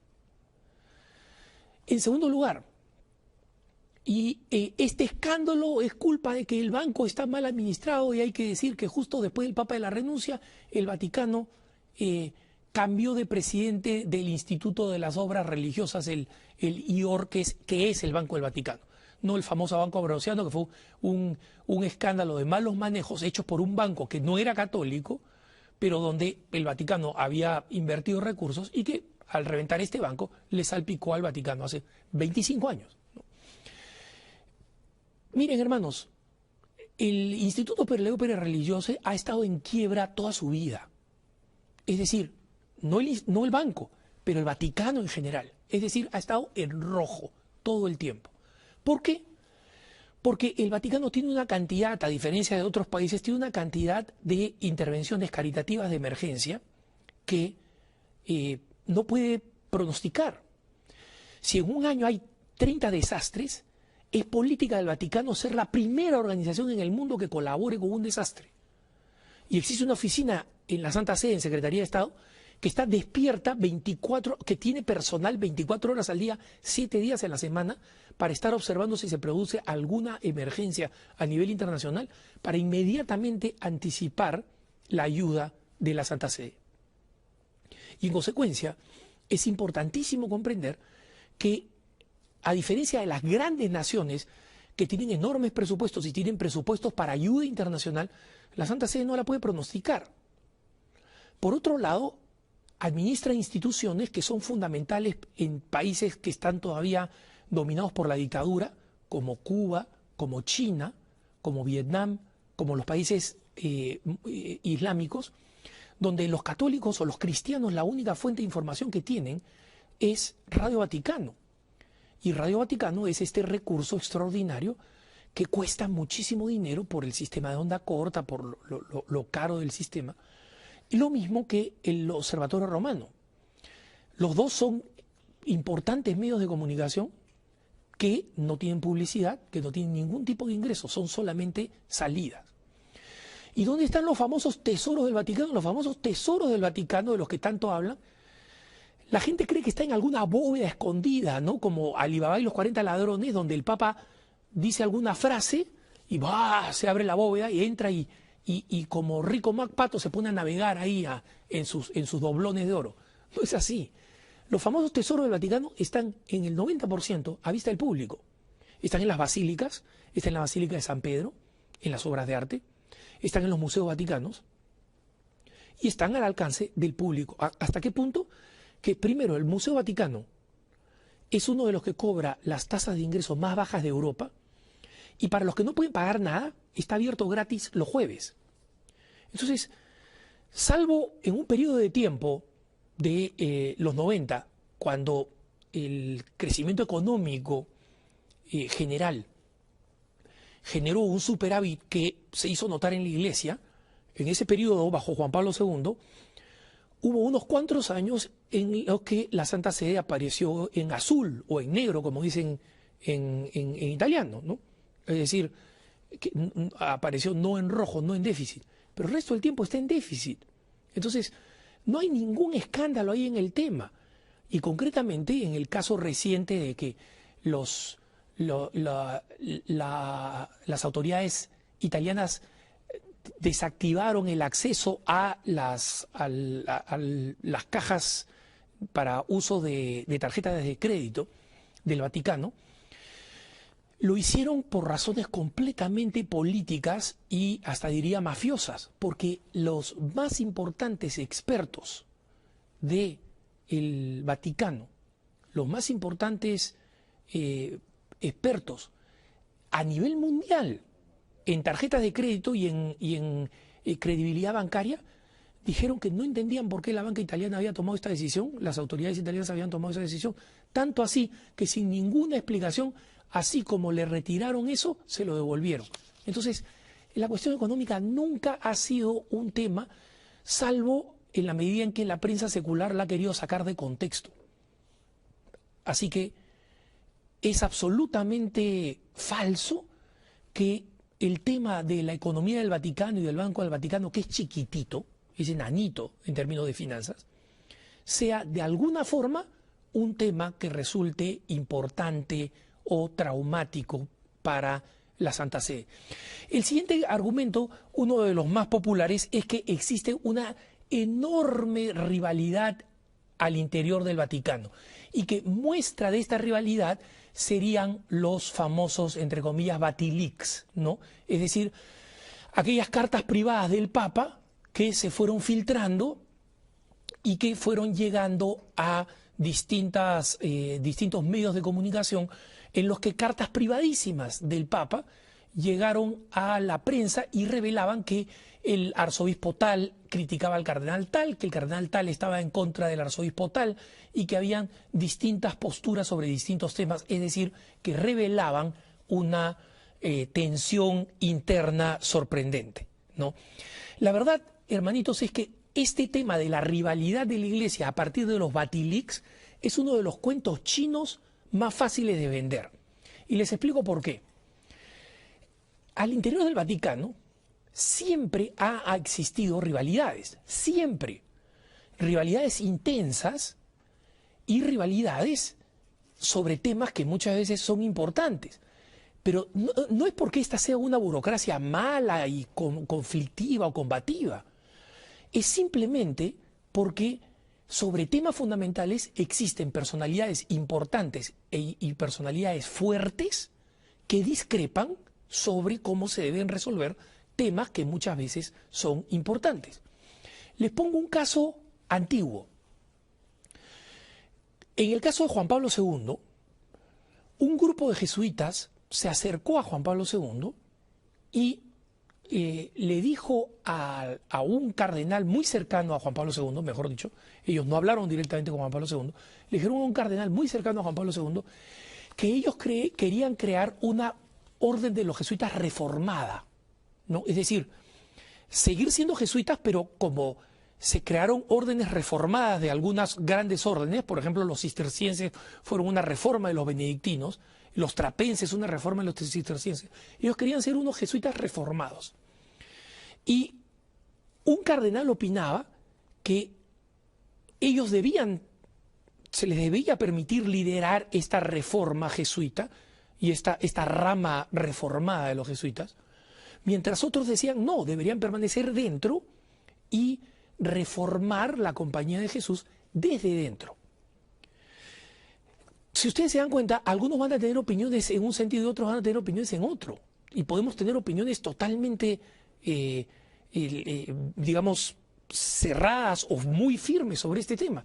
Yo tengo la mía sobre ese tema. Pero entiendo que otro tenga una diferente. Y en el Vaticano le dijeron, el Papa tiene que decidir. ¿Y cómo decide? Si los que están en conflicto son dos cardenales de la misma categoría o de la misma importancia. Es decir, son dos toros del mismo peso, para ponerlo así. Tiene que decidir el Papa. ¿Y cómo decide el Papa? Decide en base a lo que los cardenales le dicen. ¿Y cómo se lo dicen? Se lo dicen en cartas privadas al Papa. Y en consecuencia, esas cartas van a ser cartas muy fuertes, donde van a decir, yo discrepo con el cardenal tal, que él diga que esto. Y el otro va a decir, y yo, a contrario de lo que piensa el cardenal tal, creo que... Las cartas son fuertes y son constantes sobre este tema. Sobre estos temas han pasado, por ejemplo, en torno a la reforma litúrgica, los que decían, Santo Padre, que exista permiso para celebrar la misa según el misal de Juan 23, la misa mal llamada tridentina o la misa tradicional en latín, pero no la llame forma extraordinaria del rito latino. Otros decían, sí, llámelo forma extraordinaria del rito latino. Y el Papa toma decisiones. En este caso, el Papa Benedicto tomó la decisión, sí, se llama la forma ordinaria del rito latino. Y la otra se va a llamar forma extraordinaria del rito latino, punto. Entonces, esto pasa todo el tiempo. Por eso es que la Iglesia tiene una cabeza y un pontificado. Y el Papa tiene que administrar esto todo el tiempo. Entonces, ¿qué hizo el ujier que reveló los Batilix? Las cartas que pudo tomar físicamente, se las cosía en el saco, en la parte de atrás, y las sacaba de esa forma. Las cartas que podía digitalizar mediante un escáner, mediante un digitalizador, las ponía en un USB que la ponía debajo de su corbata Michi, y así salía con esta información y la vendía. Y obviamente el tipo no era bruto, escogía entre el cerro de cartas que le llegan al Papa sobre los más variados temas y vio aquellas que podían llamar la atención. La carta del cardenal ya retirado, Darío Castrillón Hoyos, diciéndole al Papa que había escuchado que había un complot chino para atentar contra su vida. Entonces la gente, ¡oh! ¿No? Las cartas del arzobispo Viganó diciendo, yo quiero hacer una reforma económica dentro de la Iglesia, por favor, no me saque. Pero otro cardenal pensaba, no, el arzobispo Viganó no está logrando hacer una reforma dentro de la Iglesia, es un incompetente. Y eran opiniones controvertidas, encontradas. Entonces el Papa toma decisiones sobre eso, y esas decisiones el Papa puede no tomar la mejor decisión porque su infalibilidad no está en juego ahí. Las toma como la de cualquier tipo que está a la cabeza de una administración. Entonces, los Batilix se han presentado como, esta es una muestra imprecedente del grado de conflicto que existe en este pontificado, al interior de este pontificado. Mentira. Lo que es la prueba de un traidor que compartió estas cosas para hacerse famoso y para ganar dinero vendiendo estas cosas a la prensa. Paolo Gabriele, a quien además el Papa, después de que recibió la sentencia, le perdonó y le dio un trabajo nuevo en un hospital, ¿no? Entonces, la prensa ha tratado de hacer una interpretación de, sí, entonces existen estos bandos dentro del Vaticano, este se pelea con este se pelea con este. Pero hermanitos, las cartas de los Batilix deben ser el 1% de todas las cartas que recibe el Papa, máximo. Entonces, díganme ustedes, ¿cómo se puede armar un rompecabezas de 10.000 piezas con 10 piezas? ¿Cómo se puede armar un rompecabezas de 10.000 piezas con 100 piezas? No se puede. Entonces, es importante comprender que los Batilix, convertidos en emblema del gran escándalo de división que hay dentro de la Iglesia, es una payasada, es una mentira. Primero, les digo una cosa, los conflictos son muchos más, sobre muchos más temas y mucho más intensos que lo que ha mostrado el Batilix. Y siempre lo han sido, porque eso sucede en toda organización. Y lo que les puedo decir por experiencia propia, cuando tengo la oportunidad de hablar con funcionarios en la Santa Sede, que son mis amigos, de los que me he ido haciendo amigos a lo largo de los años, encuentro que son personas que se estiman, pero que piensan totalmente distinto el uno del otro sobre cómo se deberían resolver distintos casos. Y a buena hora que existen esas opiniones, porque sería catastrófico que el Papa lo único que tuviera que hacer para gobernar es ponerle el sello a ideas que llegan todas uniformes y homogéneas, en vez de tener que discernir, decidir entre opiniones contrapuestas que son muchas veces igualmente inteligentes. Por eso ven ustedes la importancia fundamental del Papa. Entonces, Benedicto XVI es un papa que ha venido del interior de la curia. Él sabía que eso funcionaba. Él mismo, dentro de su dicasterio de la Congregación para la Doctrina de la Fe, ha tenido que lidiar con todas estas opiniones contrarias. Sí, que a este teólogo hay que condenarlo. No, este teólogo no hay que condenarlo. Él ha tenido que lidiar durante 23 años con eso. Él sabía perfectamente lo que significaba el papado. Por tanto, decir que el Papa se va porque hay una gran fuente de discrepancia en la Iglesia es como decir, sí, ese papá abandonó su hogar porque sus hijitos hacían ruido, lloraban y se portaban mal. ¿Qué cosa es una familia? Es un lugar donde los niñitos, entre otras cosas, lloran, chillan y se portan mal. Entonces, el que diga, sí, se fue porque este trauma inesperado de tener una familia donde los hijitos a veces se portan mal, fue imposible y tuvo que renunciar. No mojen que no hay quien planche, pues, ¿no? El siguiente argumento es la de los escándalos de los abusos sexuales. Miren, hermanos, este es un tema ante todo que la prensa enemiga nunca va a dejar en paz a la Iglesia. Los escándalos de abusos sexuales, primordialmente el que se refiere al padre Marcial Maciel, fundador de la Legión de Cristo, y muchos otros, muchísimos otros que no involucran al padre Maciel, sino que a un número alto de sacerdotes en distintos países, como es en Estados Unidos, como es en Irlanda o fue en Bélgica, por ejemplo.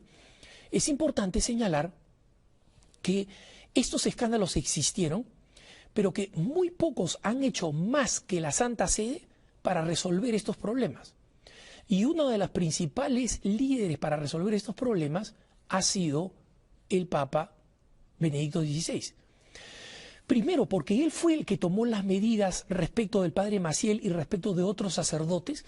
Él fue el que hizo, cuando estaba en Congregación para la Doctrina de la Fe, que los problemas de los delitos graves de los sacerdotes salieran de la Congregación para el Clero, donde se veían todos los problemas de sacerdotes y lamentablemente estos problemas de escándalos sexuales entraban dentro de la lista y se demoraban una eternidad, como lamentablemente porque toma tiempo para poder decidirlos, y los pasó a una oficina especial de Congregación para la Doctrina de la Fe, donde se dedica especialmente a lidiar con esta basura.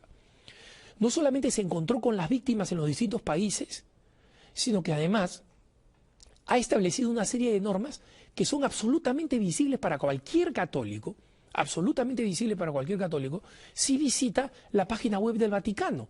Si ustedes van a la página del Vaticano, que pueden ver en pantalla, hay una página dedicada exclusivamente a los temas de abusos sexuales en la primera página del Vaticano. Vayan ustedes a vatican.va, escojan su idioma y en el costado izquierdo van a ver un logotipo que los lleva a la página que ustedes ven en pantalla sobre los abusos sexuales, donde están todas las normas, las políticas, las enseñanzas, las nuevas normas establecidas por la Congregación para la Doctrina de la Fe a pedido del Papa Benedicto XVI, las decisiones que se han tomado, los mensajes que han dirigido a determinados países heridos por estos casos, como son a Irlanda y Estados Unidos, lo que el Papa le ha dicho específicamente a algunos episcopados, y las normas nuevas que se han establecido, que son las más severas que existen en este momento en el planeta. Este tema ha sido enfrentado y ha sido resuelto. Lo que el mundo quiere, cuando ustedes lean cuáles son las razones que da el mundo, lo que el mundo quiere es que los abusos sexuales, entre comillas, lleven a la Iglesia a ser más transparente, entre comillas. ¿Qué cosa quieren que la Iglesia haga? Primero, que viole el secreto de confesión. Segundo, que haga que los sacerdotes se casen, que las mujeres sean sacerdotisas, porque creen que eso es la única forma de resolver, entre comillas, los problemas. Cuando hemos visto que el celibato no tiene nada que ver con el incremento de los abusos sexuales. Hay sacudones que todavía quedan, pero este problema ya ha sido enfrentado. Y eso no significa que no aparecerá otro cura violador. La Iglesia no tiene cómo impedir los pecadores, hermanos. Es como si se pidiera que un Estado tomara medidas preventivas para que no existieran violaciones de mujeres nunca más. ¿Qué Estado se puede comprometer a eso? No hay ninguna institución que lo pueda hacer, porque nadie controla la miseria humana que está incrustada en los corazones de los hombres. Entonces, pedirle a la Iglesia que haga una cosa que ninguna institución puede hacer es ridículo. Las cruzadas fueron un movimiento que duró desde 1095, cuando se convocó la primera cruzada, hasta el 1270, donde fue la octava. Fueron 8 intentos de la cristiandad convocada por los papas para tratar de recuperar el Santo Sepulcro. La historia es, en síntesis, la siguiente. Durante los primeros siglos de expansión del Islam, el Islam se extiende primero por los árabes, sucesores de Mahoma, que toman el norte de África y parte de el Oriente Medio, siguen hasta cerca de la India, donde destruyen obras de arte increíbles de la cultura india, que era muy sofisticada. Destruyen la famosa biblioteca de Alejandría, la biblioteca más grande del planeta, dejando a la historia de la humanidad sin textos fundamentales, cuya existencia hoy solamente sabemos que existe, pero cuyos textos desconocemos. Y toman también el Santo Sepulcro de Jerusalén. Sin embargo, durante los primeros siglos, durante los primeros 4 siglos, los musulmanes garantizan que los cristianos que peregrinaban masivamente al Santo Sepulcro, habían caminos de peregrinación al Santo Sepulcro desde Inglaterra, desde Francia, desde Italia, donde miles de peregrinos iban al lugar más santo para la historia de la cristiandad, el Santo Sepulcro precisamente. Sin embargo, el problema llega cuando en el 1009 el califa Hakem ordena la destrucción del Santo Sepulcro, ordena la destrucción de todos los establecimientos cristianos, la persecución brutal de los cristianos, le cortan la cabeza, etc. Y el 1027 destruyen el protectorado franco, es decir, de los reyes franceses, y para el 1070 Jerusalén es tomada completamente por los musulmanes, impidiendo que los cristianos lleguen, matando a los cristianos que vivían ahí. Y para el 1092, todas las diócesis de Asia Menor y de Siria, todas las diócesis que habían sido fundadas por San Pablo y por sus sucesores, son destruidas y tomadas por los musulmanes, y comienza un proceso de expansión de los musulmanes hacia Occidente, cuando los reinos cristianos estaban completamente divididos. Existía un emperador supuesto, pero ese emperador no tenía ninguna autoridad sobre los reyesuelos que estaban completamente divididos y enfrascados en peleas internas en Europa.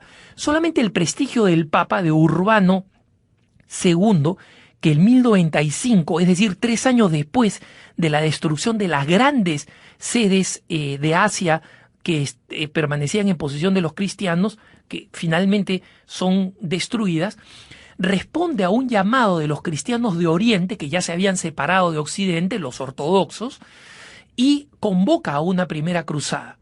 Las cruzadas sucesivas tienen distintas suertes. Alguna de ellas, como la de el famoso Ricardo Corazón de León, logra tomar Jerusalén, la Tierra Santa, llegar a un acuerdo con los musulmanes, con Solimán el Magnífico, para que los cristianos puedan llegar, para que existan puestos cristianos y Tierra Santa esté abierta a los cristianos. Pero estas se vuelven a cerrar y finalmente las cruzadas, en su intento de tomar Tierra Santa, fracasan una detrás de la otra. La séptima cruzada, liderada por San Luis, rey de Francia, termina con su captura y hay que pagar una fortuna para recuperarlo. Y la octava cruzada, también bajo la dirección de San Luis, rey de Francia, acaba con la muerte de San Luis, con una enfermedad, camino a Jerusalén y finalmente con un retiro desastroso de los cristianos. Es decir, que desde ese punto de vista las cruzadas fracasan. Pero ¿qué cosa dicen los historiadores? Si no hubiera sido por el prestigio del pontificado que llamó a estas cruzadas, Occidente simplemente no existiría. ¿Por qué? Porque gracias a las cruzadas, por primera vez el Islam, después de 5 siglos de haber atacado a los cristianos y de haber ido tomando paso a paso los principales reinos cristianos, y de haber tomado las principales diócesis cristianas, convirtiéndolas a la fuerza al Islam, asesinando a los cristianos en el Oriente Medio y ya subiendo por los países balcánicos, acercándose a lo que hoy en día es Hungría y Austria, hubieran seguido adelante y no hubiera habido un solo ejército cristiano capaz de oponérsele, porque los reyes suelos que se peleaban entre sí, los reyes francos, los reyes de Inglaterra, los reyes visigóticos en España, que se peleaban entre sí, no hubieran podido jamás juntar un ejército capaz de detener a los musulmanes, ¿no? Y en consecuencia, las cruzadas tuvieron el efecto de poner a los musulmanes a la defensiva, y solamente los prestigios de los papas fueron capaces de unir a estos ejércitos relativamente grandes que costaron una fortuna. Muchos reyesuelos, muchos líderes cristianos quedaron completamente empobrecidos por las cruzadas, y ciertamente hubo episodios vergonzosos, como la Cuarta Cruzada, en la cual los cruzados cristianos que debían unirse a los cristianos ortodoxos para llegar hasta Jerusalén, se unen a un reyesuelo de Constantinopla que tenía pretensiones sobre el trono y terminan destruyendo Constantinopla, es decir, atacando a hermanos cristianos en vez de seguir camino a Jerusalén. Los ortodoxos todavía resienten esa división espantosa, que además fue condenada por el Papa por haberse convertido en un saqueo vil de Constantinopla. Es decir, existen muchos episodios dentro de las cruzadas, como por ejemplo la masacre de musulmanes y de judíos cuando se toma Jerusalén en la conquista de Ricardo Corazón de León, que fue una cruzada exitosa en la toma de Jerusalén, pero donde se matan a los musulmanes, se los masacra, y también a los judíos que no tenían nada que ver en el pleito. Ellos también habían sido víctimas de los musulmanes en cada una de las tomas islámicas. Entonces, dentro de la cruzada existen episodios, como en toda guerra, que son vergonzosos, pero la justicia de las cruzadas es totalmente aceptable desde el punto de vista moral. Primero, porque fue en defensa de los hermanos cristianos que estaban siendo masacrados durante siglos por los musulmanes, y en segundo lugar, porque históricamente terminarían siendo una defensa que garantizó la existencia de la cristiandad. Va a tomar mucho tiempo hasta la victoria de los cristianos en las puertas de Viena contra el Imperio Otomano, contra el Imperio turco, recién en el siglo XVII, para detener finalmente los intentos de los musulmanes de tomar Europa. Y si hubieran tomado Europa, hubieran tomado el Vaticano, hubieran tomado toda la cristiandad, hubieran tomado Occidente, y hoy en día todos los intelectuales occidentales, incluso los anticristianos, incluso los agnósticos y ateos, o habrían muerto o estarían de rodillas mirando a la Meca para rezarle a Mahoma y a Alá, y lo mismo hubiera sucedido con América Latina. Por lo tanto, los cristianos no tenemos por qué avergonzarnos de las cruzadas. Reconociendo los excesos que se produjeron, fue un evento histórico fundamental para garantizar la existencia no solo de la cristiandad, sino de Occidente, incluyendo a aquellos pensadores occidentales que hoy en día critican a la Iglesia y critican incluso las cruzadas. Como las cruzadas, el tema de la Inquisición es un tema que es utilizado por los anticatólicos o los que quieren cuestionar a los católicos como un garrote para golpearnos y para tratar de hacernos sentir vergüenza de la Iglesia Católica. No hay ninguna razón para sentir vergüenza de la Iglesia Católica. Entonces, voy a explicar algunas cosas muy sencillas, porque la Inquisición fue una organización históricamente sumamente compleja. Surge en el 1200 en un lugar en Alemania y en el reino de Nápoles, y luego desaparece en algunos lugares, surge en otros lugares, y luego la más famosa probablemente resurge muchos siglos después, muchos años después, en España, en la famosa Inquisición española. En consecuencia, es una realidad histórica sumamente compleja. Sí voy a explicar lo que no es la Inquisición, ante todo, y después voy a dar algunos datos históricos. La Inquisición, primero, no es una organización única, no existió la Inquisición. En el 1200, el rey Federico II, un rey alemán que se proclamaba católico, pero que en realidad era sumamente interesado, hacía alianzas con los musulmanes, muchas veces para desventaja de otros reyes o reinos católicos, le pidió al Papa que le concediera a unos teólogos, que le ofreciera a unos teólogos que le permitieran descubrir o investigar el tema de los herejes. ¿Y esto por qué? Porque en Europa Central y también en Italia había surgido una herejía nueva que se llamaba la herejía cátara o albigense. Y como este emperador, no sin razón, consideraba que se necesitaba una unidad religiosa para poder mantener la unidad política, decidió que todos los herejes debían recibir el mismo castigo que recibía cualquiera que atentaba contra la vida del emperador, porque al ser herejes y al romper la paz y crear división, ponían en riesgo la unidad del imperio. Entonces, le piden al Papa comisarios, en latín inquisitores, es decir, de ahí viene el nombre Inquisición, le pide unos comisarios que básicamente son unos teólogos, que van y pueden decir, sí, mira, este es hereje, lo que sostiene es herético.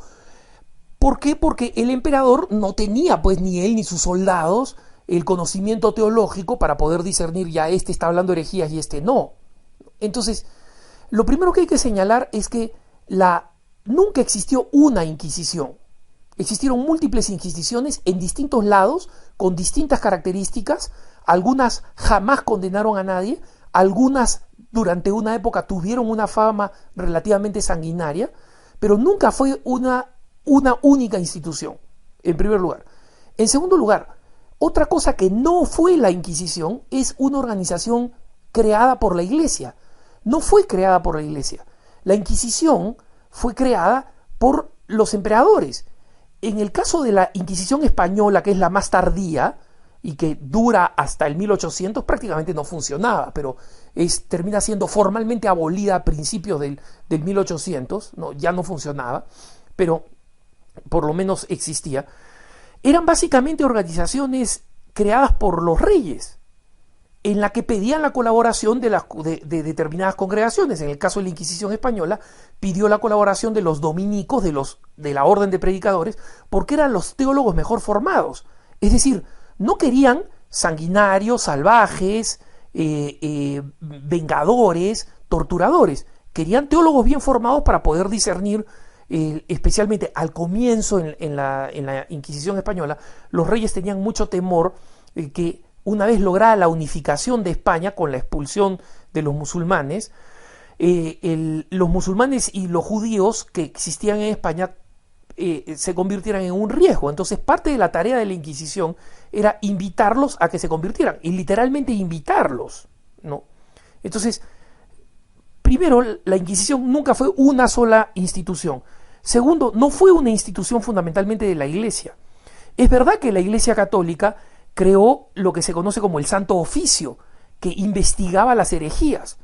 Pero el Santo Oficio investigaba fundamentalmente los aspectos teológicos de las herejías y establecía penas, pero que eran penas usualmente suaves. Por ejemplo, en el caso de Galileo que señalaba que la Biblia tenía que ser cambiada porque la Tierra giraba alrededor del Sol y no al revés, murió de causas naturales en su casa, atendido por su hija, que era una monja, ¿no? Que la pusieron, el Vaticano se la puso para que lo sirviera y la atendiera y lo cuidara, ¿no? Entonces, esa es otra de las características. No fue una institución fundamentalmente eclesial. El inquisidor general, o sea, el superior de la Inquisición, en España era establecido por el rey, no por la Iglesia. En tercer lugar, otra cosa que no es la Santa Inquisición, que no fue la Inquisición, es una organización dedicada exclusivamente a torturar, matar, quemar y producir todo tipo de barbarie justificada en la religión contra cualquier tipo que tuviera algún tipo de duda, o que pensara, o que fuera, como hoy se dice, que lo hiciera por ser un, entre comillas, libre pensador. algunos personajes controvertidos existieron, tipo Girolamo o Jerónimo Savonarola o el fraile Torquemada en España. Sí, algunas figuras controvertidas existieron que exageraron, que quemaron a algunas personas, pero esa no era la forma de operar de la Inquisición, no lo era. Existían juicios y básicamente procuraban, en el caso de España, evitar las herejías. Entonces, han existido santos que, porque traían una teología nueva o una aproximación mística nueva, que fueron interrogados por la Inquisición. San Ignacio de Loyola, el fundador de los jesuitas, fue interrogado por la Inquisición. Santa Teresa de Jesús, por escribir sus moradas del castillo interior, fue interrogada por la Inquisición. San Juan de la Cruz fue interrogado por la Inquisición. Algunos de ellos fueron torturados, matados, quemados, prohibidos posteriormente de realizar sus obras. No, ahí están, ¿no? ¿Y quiénes eran personajes que interrogaban? Un teólogo durísimo, pero importantísimo para la tradición teológica de la Iglesia, como el teólogo Melchor Cano, un dominico durísimo. ¿Quieren saber otro fiscal que trabajaba para la Inquisición y que era amado y respetado por los musulmanes por la delicadeza y generosidad que tenía para tratarlos y para animarlos a que se convirtieran al catolicismo? Un laico, abogado, que era tan ejemplar que finalmente el Vaticano y la corona española decidieron decirle: mira, como tú eres soltero, te vamos a ordenar de cura, te vamos a ordenar de obispo y te vamos a mandar al Nuevo Mundo como obispo. Este señor se llama Santo Toribio Alfonso de Mogrovejo, segundo arzobispo de Lima y patrono del episcopado latinoamericano. Él fue un inquisidor. Entonces, es importante comprender cuáles son todos estos mitos, sobre todo teniendo en cuenta que si cualquiera le pregunta, cuando alguien viene y le pregunta, ¿y la Santa Inquisición? Basta preguntarle: perdóname, ¿qué es la Inquisición? Yo no sé lo que es la Inquisición. Explícame. La Inquisición, esa pues que torturaba a los... ¿Sí? ¿Torturaba dónde? ¿Cómo funcionaba? Explícame. Y se van a dar cuenta que el primero que habla de la Inquisición no tiene idea de lo que es la Inquisición. Es un mito, es un garrote utilizado contra los católicos. Y que basta un pequeño grupo de preguntas para que simplemente se note que no saben nada. Ahora, no voy a defender lo indefendible. La Inquisición fue en general una institución siempre buena, siempre sana. No. ¿Fue fundamental para mantener la unidad católica? No, no fue fundamental. ¿Fue importante? Sí, cumplió un papel importante para mantener la unidad católica. Tengan en cuenta ustedes, por ejemplo, que gracias a la depuración teológica, no a la quema de herejes, sino a la depuración teológica, gracias a la depuración teológica, América Latina nunca tuvo una sola herejía. Nunca existió una herejía en América Latina. Hasta la teología de la liberación marxista, América Latina nunca ha tenido una herejía, ¿no? Ha habido por ahí algún loco hereje, ¿no? Como Francisco de Paula González Vigil, pero en general, nada. Entonces, es muy importante comprender que la verdad hay que entenderla con bastante claridad y no dejarnos impresionar cuando quieren agredirnos con el tema de la Inquisición, porque los abusos que cometieron personas que trabajaron en la Inquisición, de esas pidió perdón el Papa Juan Pablo II en el jubileo del 2000, pero claramente dijo: pedimos perdón por la falta de aquellos hermanos nuestros que no actuaron con fe. Jamás dijo: pedimos perdón por la institución de la Inquisición, porque la institución de la Inquisición nunca fue lo que está en el mito de los anticatólicos. La masonería reclama ser una organización que surgió en los grandes ritos paganos o gnósticos en Egipto, en el Templo de Jerusalén, en la India. Reclaman distintos pasados. Algunos masones llegan a decir que Moisés fue masón, ¿no? En realidad la masonería es la degeneración o la corrupción de las grandes sociedades secretas de los constructores de las catedrales góticas, que guardaban el secreto profesional de cómo construir estas increíbles catedrales, estas construcciones góticas, y tenían distintos rangos, ¿no?, de aprendices, de miembros y de grandes maestros y grandes maestros, y esa misma estructura se conservó, Pero cuando dejaron de construirse las catedrales góticas, estas organizaciones pasaron a ser más bien organizaciones siempre secretas, pero gnósticas, es decir, con una ideología distinta al cristianismo y poco a poco en oposición al cristianismo. Algunos señalan que la masonería se funda alrededor de 1717 en Inglaterra, ¿no? Y estas organizaciones, como se sabe, vienen precisamente de la tradición de los antiguos albañiles que tenían estas organizaciones secretas. Eran católicos, pero guardaban el secreto de la construcción de las catedrales, ¿no? Justamente el nombre franc-maçon o masón significa albañil en francés, mason en inglés significa albañil también.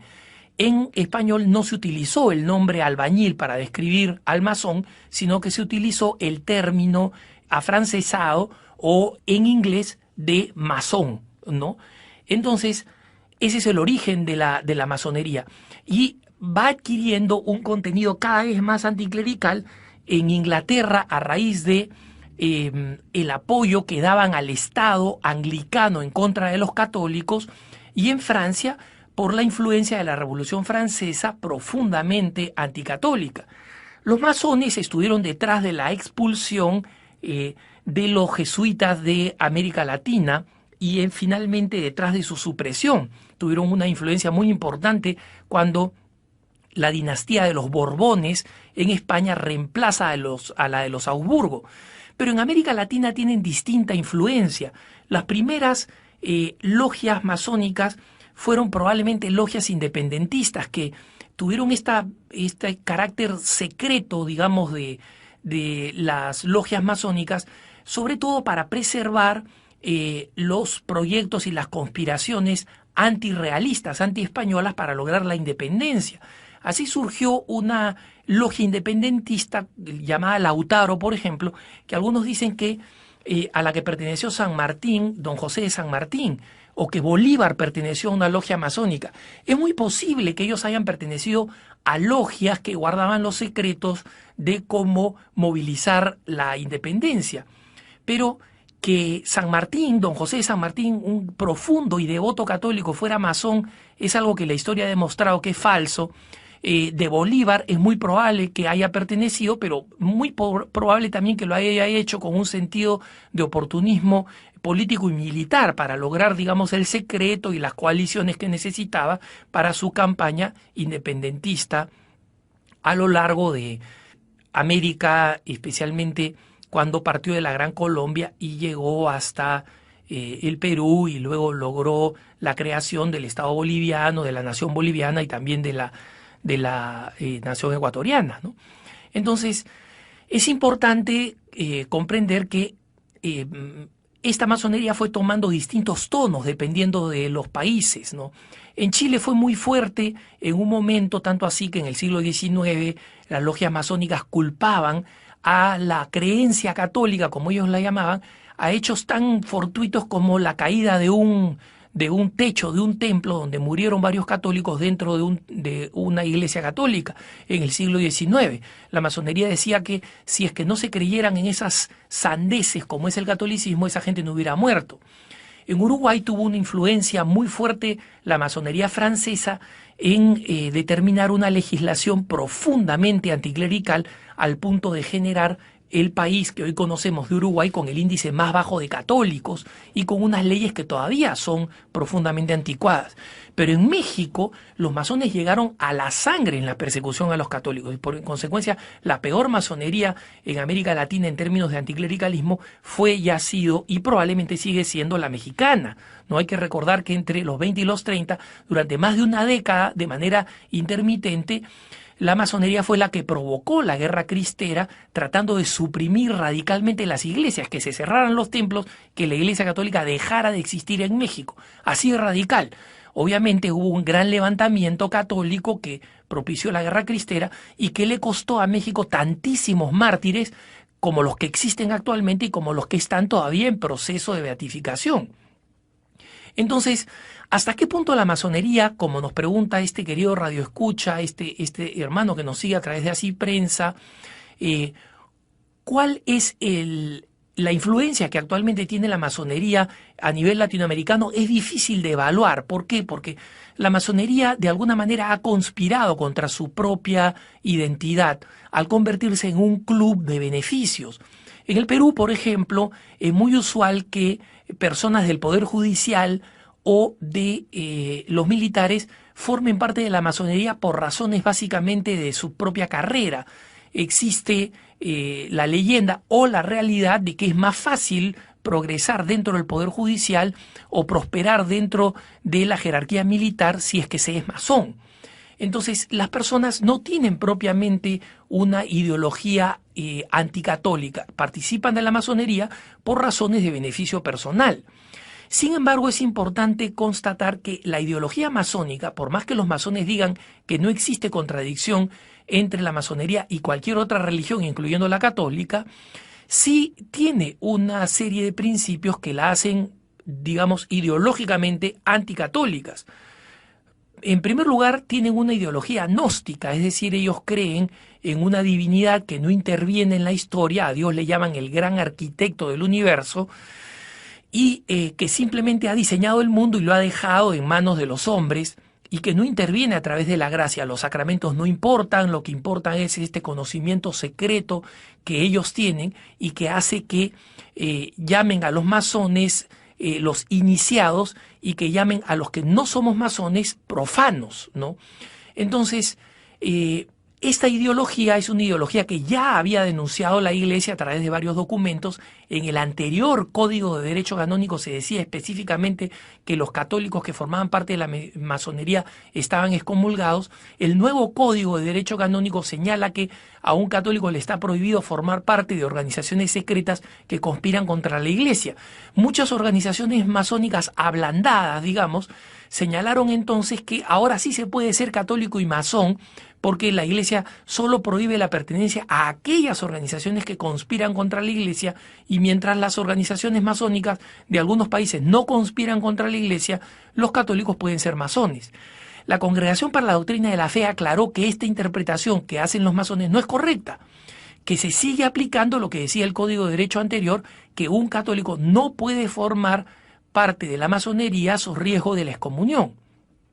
Y en consecuencia, esta ley sigue aplicándose. Un católico no puede ser masón porque la ideología masónica sigue siendo una ideología anticristiana, y muchas organizaciones masónicas, la masonería en México, por ejemplo, la masonería recientemente en Chile, se pronunció en contra de las enseñanzas de la Iglesia Católica a través de comunicados públicos. Es decir, cada tanto salen a la luz y se manifiestan en contra de la Iglesia Católica.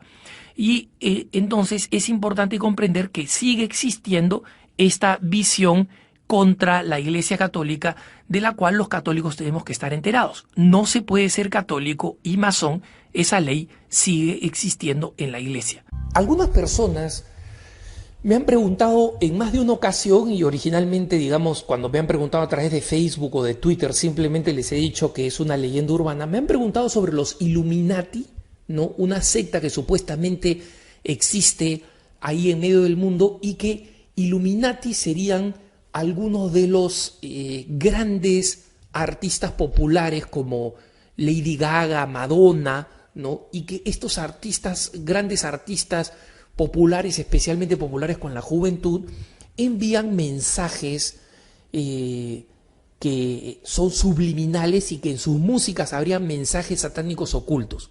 Miren, hermanitos, si los Illuminati existen, son 4 gatos locos que se disfrazan de payasos cada 2 días, máximo, ¿no?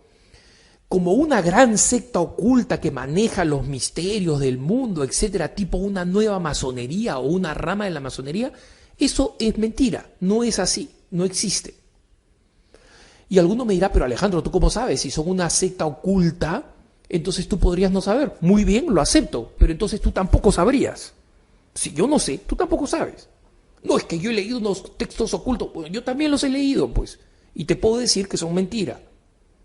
En consecuencia, aquí estamos en una trampa racional, es imposible verificarlo.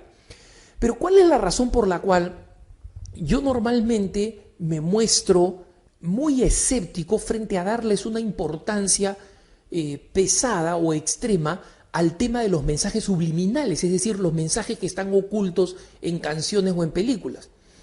En primer lugar, porque la psicología o la sociología modernas no han demostrado, no han logrado demostrar que los mensajes ocultos, como por ejemplo los mensajes satánicos puestos al revés en una canción, y a mí me consta, he escuchado algunas canciones puestas al revés de black metal o de heavy metal, por ejemplo, y he visto que efectivamente tienen unos mensajes, es indiscutible, la misma canción me la han puesto al revés y tiene unos mensajes que son satánicos, ¿no? Recuerdo varias canciones, pero recuerdo una en particular donde claramente se escucha, y es algo escalofriante: oh dulce Satanás, hay que entregar la vida a Satanás, viva Satanás, en inglés. Entonces, sin embargo, no está demostrado que ese mensaje tenga algún efecto real en la mente de los hombres. Y podría tenerlo, no lo niego. Ustedes me dirán, pero Alejandro, tú mismo lo estás diciendo, no está demostrado. Eso no quiere decir que no suceda. Más adelante se podría demostrar. Totalmente de acuerdo, estoy de acuerdo. Pero hermanos, ¿cuál es la razón por la cual yo creo que nosotros no deberíamos estar preocupándonos por los mensajes subliminales? Que mira, si te paras de cabeza y te volteas, este logotipo o este señal tiene un mensaje anticristiano, porque conozco muchas de estas sectas o personas que supuestamente se han especializado en este tema de los mensajes subliminales y andan poniéndose de cabeza, volteando toda música que existe para decir, no ves, acá está, mensaje satánico. Cuando en realidad, hermanos, el mensaje que le conviene a Satanás, que le conviene al demonio, no tiene que estar escondido. Cuando Lady Gaga sale adelante, es un modelo con patas de todos los antivalores. Cuando Madonna sale adelante y quiere irritar a los católicos presentándose crucificada, etc., y Lady Gaga trata de imitarla utilizando fórmulas de imaginería cristiana para tratar de ofender a los católicos, eso está mal, está muy mal, pero es lo de menos. Eso es burdo, es vulgar. En el pasado, los católicos se sorprendían. Lady Gaga ha utilizado imágenes mucho más ofensivas contra los católicos que lo que usó Madonna, pero la gente comienza a darse cuenta, ese es un golpe publicitario para que los católicos la critiquen, entonces se arme una controversia en la prensa y al final terminen consiguiendo más ventas y más publicidad. Enseña que el aborto está bien, que cada uno haga lo que se le da la gana. ¿Para qué se necesita ir a buscar mensajes ocultos? Sus canciones cantan las glorias del sexo entre personas jovencitas, sin ningún tipo de fidelidad, sin ningún sentido sobre la verdadera sexualidad. ¿Para qué se necesitan buscar mensajes ocultos? ¿Se dan cuenta? Si nosotros, cuando le hacemos caso a estas teorías de la conspiración de que existen los Illuminati, de que hay que estar atentos a la canción, estamos buscando el mosquito y se nos cuela el camello. Entonces, mira, ponte a escuchar esta canción de Lady Gaga, no vaya a ser que tenga un mensaje oculto.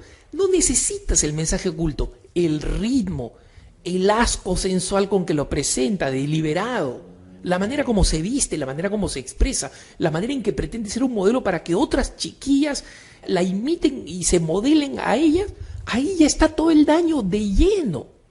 Entonces, es una astucia más del mal el tratar de hacernos prestar atención a algo diminuto que puede estar escondido en alguna parte y existir o no existir, cuando el mal que hacen es evidente, grotesco, grosero y a todas vistas. Esa es la razón por la cual yo tengo un tremendo escepticismo a las teorías de la conspiración, porque generan un cierto prurito, un cierto ardor, una cierta picazón por entender, qué cosa pasa acá, qué cosa pasa allá, cuál es el mensaje secreto y oculto acá, y hace que nosotros terminemos abriendo la boca y comiéndonos todas las aberraciones que estas ideologías, que estos artistas, que el mundo en general nos puede presentar.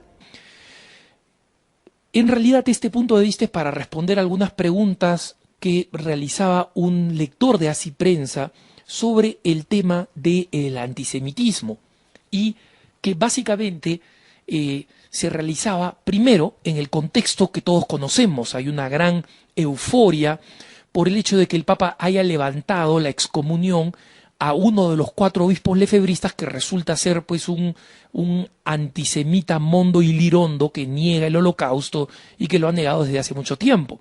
La Iglesia, cuando levanta la excomunión sobre la ordenación episcopal, no significa ninguna aprobación de las locuras que cree este y cualquiera de los otros 3 lefebristas cuyos pensamientos al detalle no conozco. Pero obviamente ha habido todo un furor bastante alimentado por la prensa, que cuando ve una ocasión para atacar a la Iglesia lo hace, y también por el mismo concepto de algunos grupos judíos, y digo esto de forma muy específica, algunos grupos como la famosa Liga Antidifamación, que tiene como punto de partida ideológico que el Evangelio por sí mismo es antisemita y que en consecuencia hay que empujar a los cristianos, a los católicos especialmente, a de alguna manera aguar, ¿no?, a disolver lo que enseña Jesucristo en el Evangelio. Entonces, ese es por eso que entre Abraham Foxman, el líder de la Liga Antidifamación, y los católicos nunca va a haber un punto de encuentro, porque él solamente va a estar contento en el momento en que los católicos comencemos a ser New Age secularistas y traicionemos todas las ideas católicas principales. Pero ese es un problema de un grupo pequeño, bastante vociferante, muy bien financiado, pero que no representa de ninguna manera a la mayoría de la comunidad judía. En ese contexto, este lector de Así Prensa nos pregunta en primer lugar si es que es verdad que, como leyó en un periódico peruano, y no solamente salió en un periódico peruano, que el Papa Benedicto XVI había pedido perdón a nombre de la Iglesia por el Holocausto, algo que ya había hecho el Papa Juan Pablo II también, pedir perdón por la Iglesia por el Holocausto. Y si es que era una buena idea que en algunos países como Alemania se normara, es decir, se estableciera una ley como la que existe en Alemania y también tengo entendido en Holanda y en Bélgica, hasta donde yo sé, no sé si en otros países, donde negar el Holocausto es un crimen, es delito. Porque dice, en una sociedad actual en la que se alienta a que el hombre cuestione todo, ¿por qué alentar a que cuestione todo menos una cuestión histórica y que se le castigue? Porque no se castiga, por ejemplo, a alguien que niega la existencia de Jesucristo. Es algo en el que creen muchísimas personas y también se sienten ofendidas. Y algo de razón no le falta, como veremos. Pero vamos a lo primero. La Iglesia nunca ha pedido perdón por el Holocausto. Jamás. Lo que sucedió en el jubileo del 2000 es que, con ocasión del jubileo, algunos años antes, el Papa Juan Pablo II quiso realizar un examen de conciencia como cristianos y ver qué episodios históricos ameritaban un pedido de perdón. Se analizaron las cruzadas, se analizaron la Inquisición, se estudió el tema del antisemitismo y algunos temas más. En ninguno de esos temas se encontró jamás que la Iglesia hubiera tenido una doctrina que favoreciera eso. La Iglesia jamás tuvo una doctrina que alentó el antisemitismo. Y mucho menos el Holocausto. El Holocausto lo hizo un gobierno pagano secular como el de Hitler, que sostenía todos los principios que son la negación de la doctrina cristiana. El hombre puede por sí solo, la trascendencia y el éxito se logra acá, existe una raza superior que es mayor y mejor que el resto de seres humanos. Todo lo contrario y opuesto a lo que enseña la Iglesia Católica. Y por eso sacerdotes católicos, algunos de ellos santos como Titus Brandsma, por ejemplo, o como San Maximiliano Kolbe, y muchos otros obispos y sacerdotes menos conocidos, terminaron en la cárcel porque se opusieron a la doctrina de Hitler, precisamente en base a los principios cristianos, no como héroes civiles, sino en base a los principios cristianos. Entonces, el Papa, especialmente el Viernes Santo, en el jubileo de 2000, el Papa Juan Pablo II pidió perdón por aquellos hijos de la Iglesia que en su conducta habían sido escandalosos. Nunca por la Iglesia, porque nunca la Iglesia convirtió en doctrina, en enseñanza avalada por un dogma, ni las cruzadas, que dicho sea de paso, como he explicado en otras ocasiones, y voy a explicar en otros puntos de vista más adelante, fueron en realidad una acción de defensa de la Iglesia, ¿no? Y de la defensa de Occidente, ni tampoco aprobó dogmáticamente la Inquisición, que en muchos casos fue más una herramienta del Estado que de la Iglesia, o sea, de los reyes que propiamente de la Iglesia, ni el antisemitismo y mucho menos el Holocausto. Es decir, que aquellos que dicen, bueno, la Iglesia ha pedido perdón por el Holocausto y porque en el futuro va a terminar pidiendo perdón, como ha pedido perdón por el caso Galileo, etcétera, etcétera. Esa es una argumentación completamente ridícula, porque estos temas que sostienen la Iglesia son temas centrales en su disciplina. Los otros temas fueron temas que nunca la Iglesia definió disciplinariamente. Hubo un número de católicos probablemente involucrados en una o en otras, pero ciertamente en el antisemitismo muy poco. Al contrario, fueron los católicos, y muchos católicos han sido reconocidos como justos entre las naciones, que es el máximo título que pueden dar los judíos, es el equivalente a la canonización católica, ¿no? Muchísimos católicos han sido declarados justos entre las naciones, y solamente un grupo minoritario, como el de la Liga Antidifamación, cuestionan una figura impecable, elogiada inmediatamente después de la guerra por la primera ministra de Israel, Golda Meir, y por el gran científico judío Albert Einstein, por su papel durante la Segunda Guerra Mundial, elogiado por el New York Times como una gran figura que mantuvo a las fuerzas nazis de la forma más contenida posible en su antisemitismo. Salvo esas excepciones, es claro que la Iglesia tuvo una posición completamente contraria a la del nazismo, y muchos pagaron las cuentas de eso. Así que la Iglesia no ha pedido ni va a pedir perdón por el Holocausto, porque no le corresponde. Ciertamente va a denunciar la tontera mental, porque básicamente ni siquiera es un tema doctrinal, que alguien niegue el Holocausto o niegue la tragedia del Holocausto simplemente por una cuestión de números. No, en realidad no mataron 6 millones, fueron 2 nomás, como si 2 millones fueran pocos, o como si 350.000, 750.000 fueran pocos. Es una locura, ¿no? Igual, o sea, que exista una decisión sistemática de un Estado, de un gobierno o de cualquier poder para eliminar a un grupo de seres humanos, como los turcos eliminaron a los armenios cristianos, como Stalin eliminó a los católicos ucranianos, como los eliminan hoy en día en distintas naciones a los cristianos, incluyendo a los católicos. Esas son tragedias que la Iglesia tiene que rechazar, que los cristianos tienen que rechazar por sentido común, no por doctrina, por sentido común.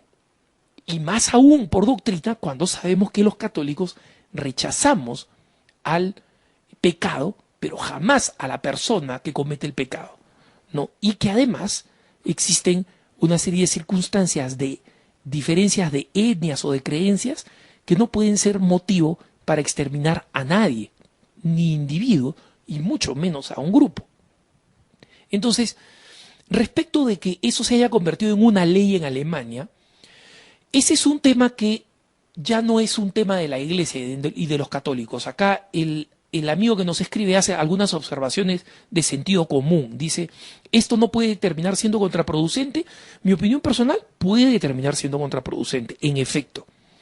Es más, dentro de la comunidad judía existen varias comunidades, varios rabinos y voceros importantes, muy importantes, que advierten en contra de este exceso en la defensa y en el mantenimiento del recuerdo del Holocausto, porque consideran que no se puede abusar de la presentación del Holocausto como la única tragedia en la historia, sino que hay que ponerla dentro de la lección de todas las grandes tragedias para justamente prevenir el antisemitismo, que un abuso del Holocausto puede crear una fatiga mental donde efectivamente termine algunas personas pensando hoy en día, en una época de escepticismo, no los católicos, pero sí en un número grande de personas no creyentes, escépticas, diciendo de repente todo esto es propaganda, porque hoy en día cada vez existe un mayor escepticismo frente a las ideas impuestas. Y varios de estos líderes judíos se oponen a que exista una ley específica que condene como crimen la negación del antisemitismo, porque dicen, ¿por qué no es crimen la negación de otros hechos históricos? ¿No? existen revisionistas para todos, y lo único que hace esta ley es terminar convirtiendo a los revisionistas en héroes, ¿no? Entonces, pero ese es un tema de debate interno de la comunidad judía para ver cómo manejan de la manera más razonable este tema sin que se cree, como dice estos varios intelectuales judíos, una fatiga contra el holocausto. Pero, efectivamente, acá este es un tema de opinión y sobre todo de debate interno de la comunidad judía. Lo que a los católicos nos corresponde y nos va a corresponder siempre es rechazar cualquier tipo de eliminación de seres humanos simplemente porque pertenecen a un grupo específico, porque son judíos, porque son armenios, porque son ucranianos, porque son no nacidos y están todavía en el vientre de la madre. Es un tema de principio oponerse a la eliminación de cualquier ser humano porque creemos, por una razón de fe, que todo ser humano ha sido creado a imagen y semejanza de Dios y posee una dignidad única e inalienable. ¿Qué cosa es la separación iglesia-estado? ¿Qué cosa significa? ¿Y qué relación tiene especialmente con los obispos? Esta es una pregunta que nos hace una lectora de Así Prensa, donde nos señala que su nación es una nación que oficialmente se declara como, digamos, religión de la nación, la religión católica apostólica romana. Muy probablemente esta estimada lectora sea de Costa Rica, porque no recuerdo otra nación que todavía mantenga la catolicidad como oficial de la nación. Eso sucedía en la gran mayoría de nuestros países, en Chile, en Argentina, en Perú, en Ecuador, etc. Pero la última vez que eso sucedió, por ejemplo, en el Perú, fue en la Constitución de 1933. Posteriormente, las constituciones en general han declarado que el Estado es laico, que la nación no afirma ninguna religión específica.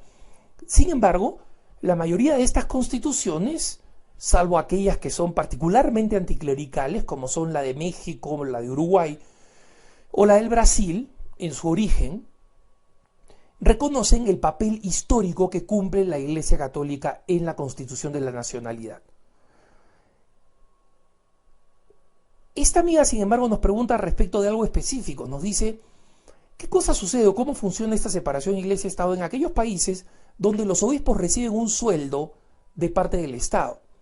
Efectivamente, en algunos países, muy pocos, la mayoría, los obispos reciben sueldos por parte del Estado. Algunas personas consideran que este sueldo puede ser escandaloso. Primero consideran que es injusto, ¿por qué no otros ministros de otras religiones no reciben este sueldo? Y cuál es la razón, si es que esto no desprestigia o de alguna forma mina o daña la separación Iglesia-Estado y daña la credibilidad de la Iglesia en términos de autonomía. Explico todos estos temas. Comenzamos por los más sencillos, después te explico cuál es la razón histórica por las cuales algunas naciones le pagan sueldos a los obispos. En países como el Perú o Argentina, por ejemplo, nadie puede decir que los beneficios que el Estado puede pagarle a la Iglesia, de alguna forma, afectan su autonomía.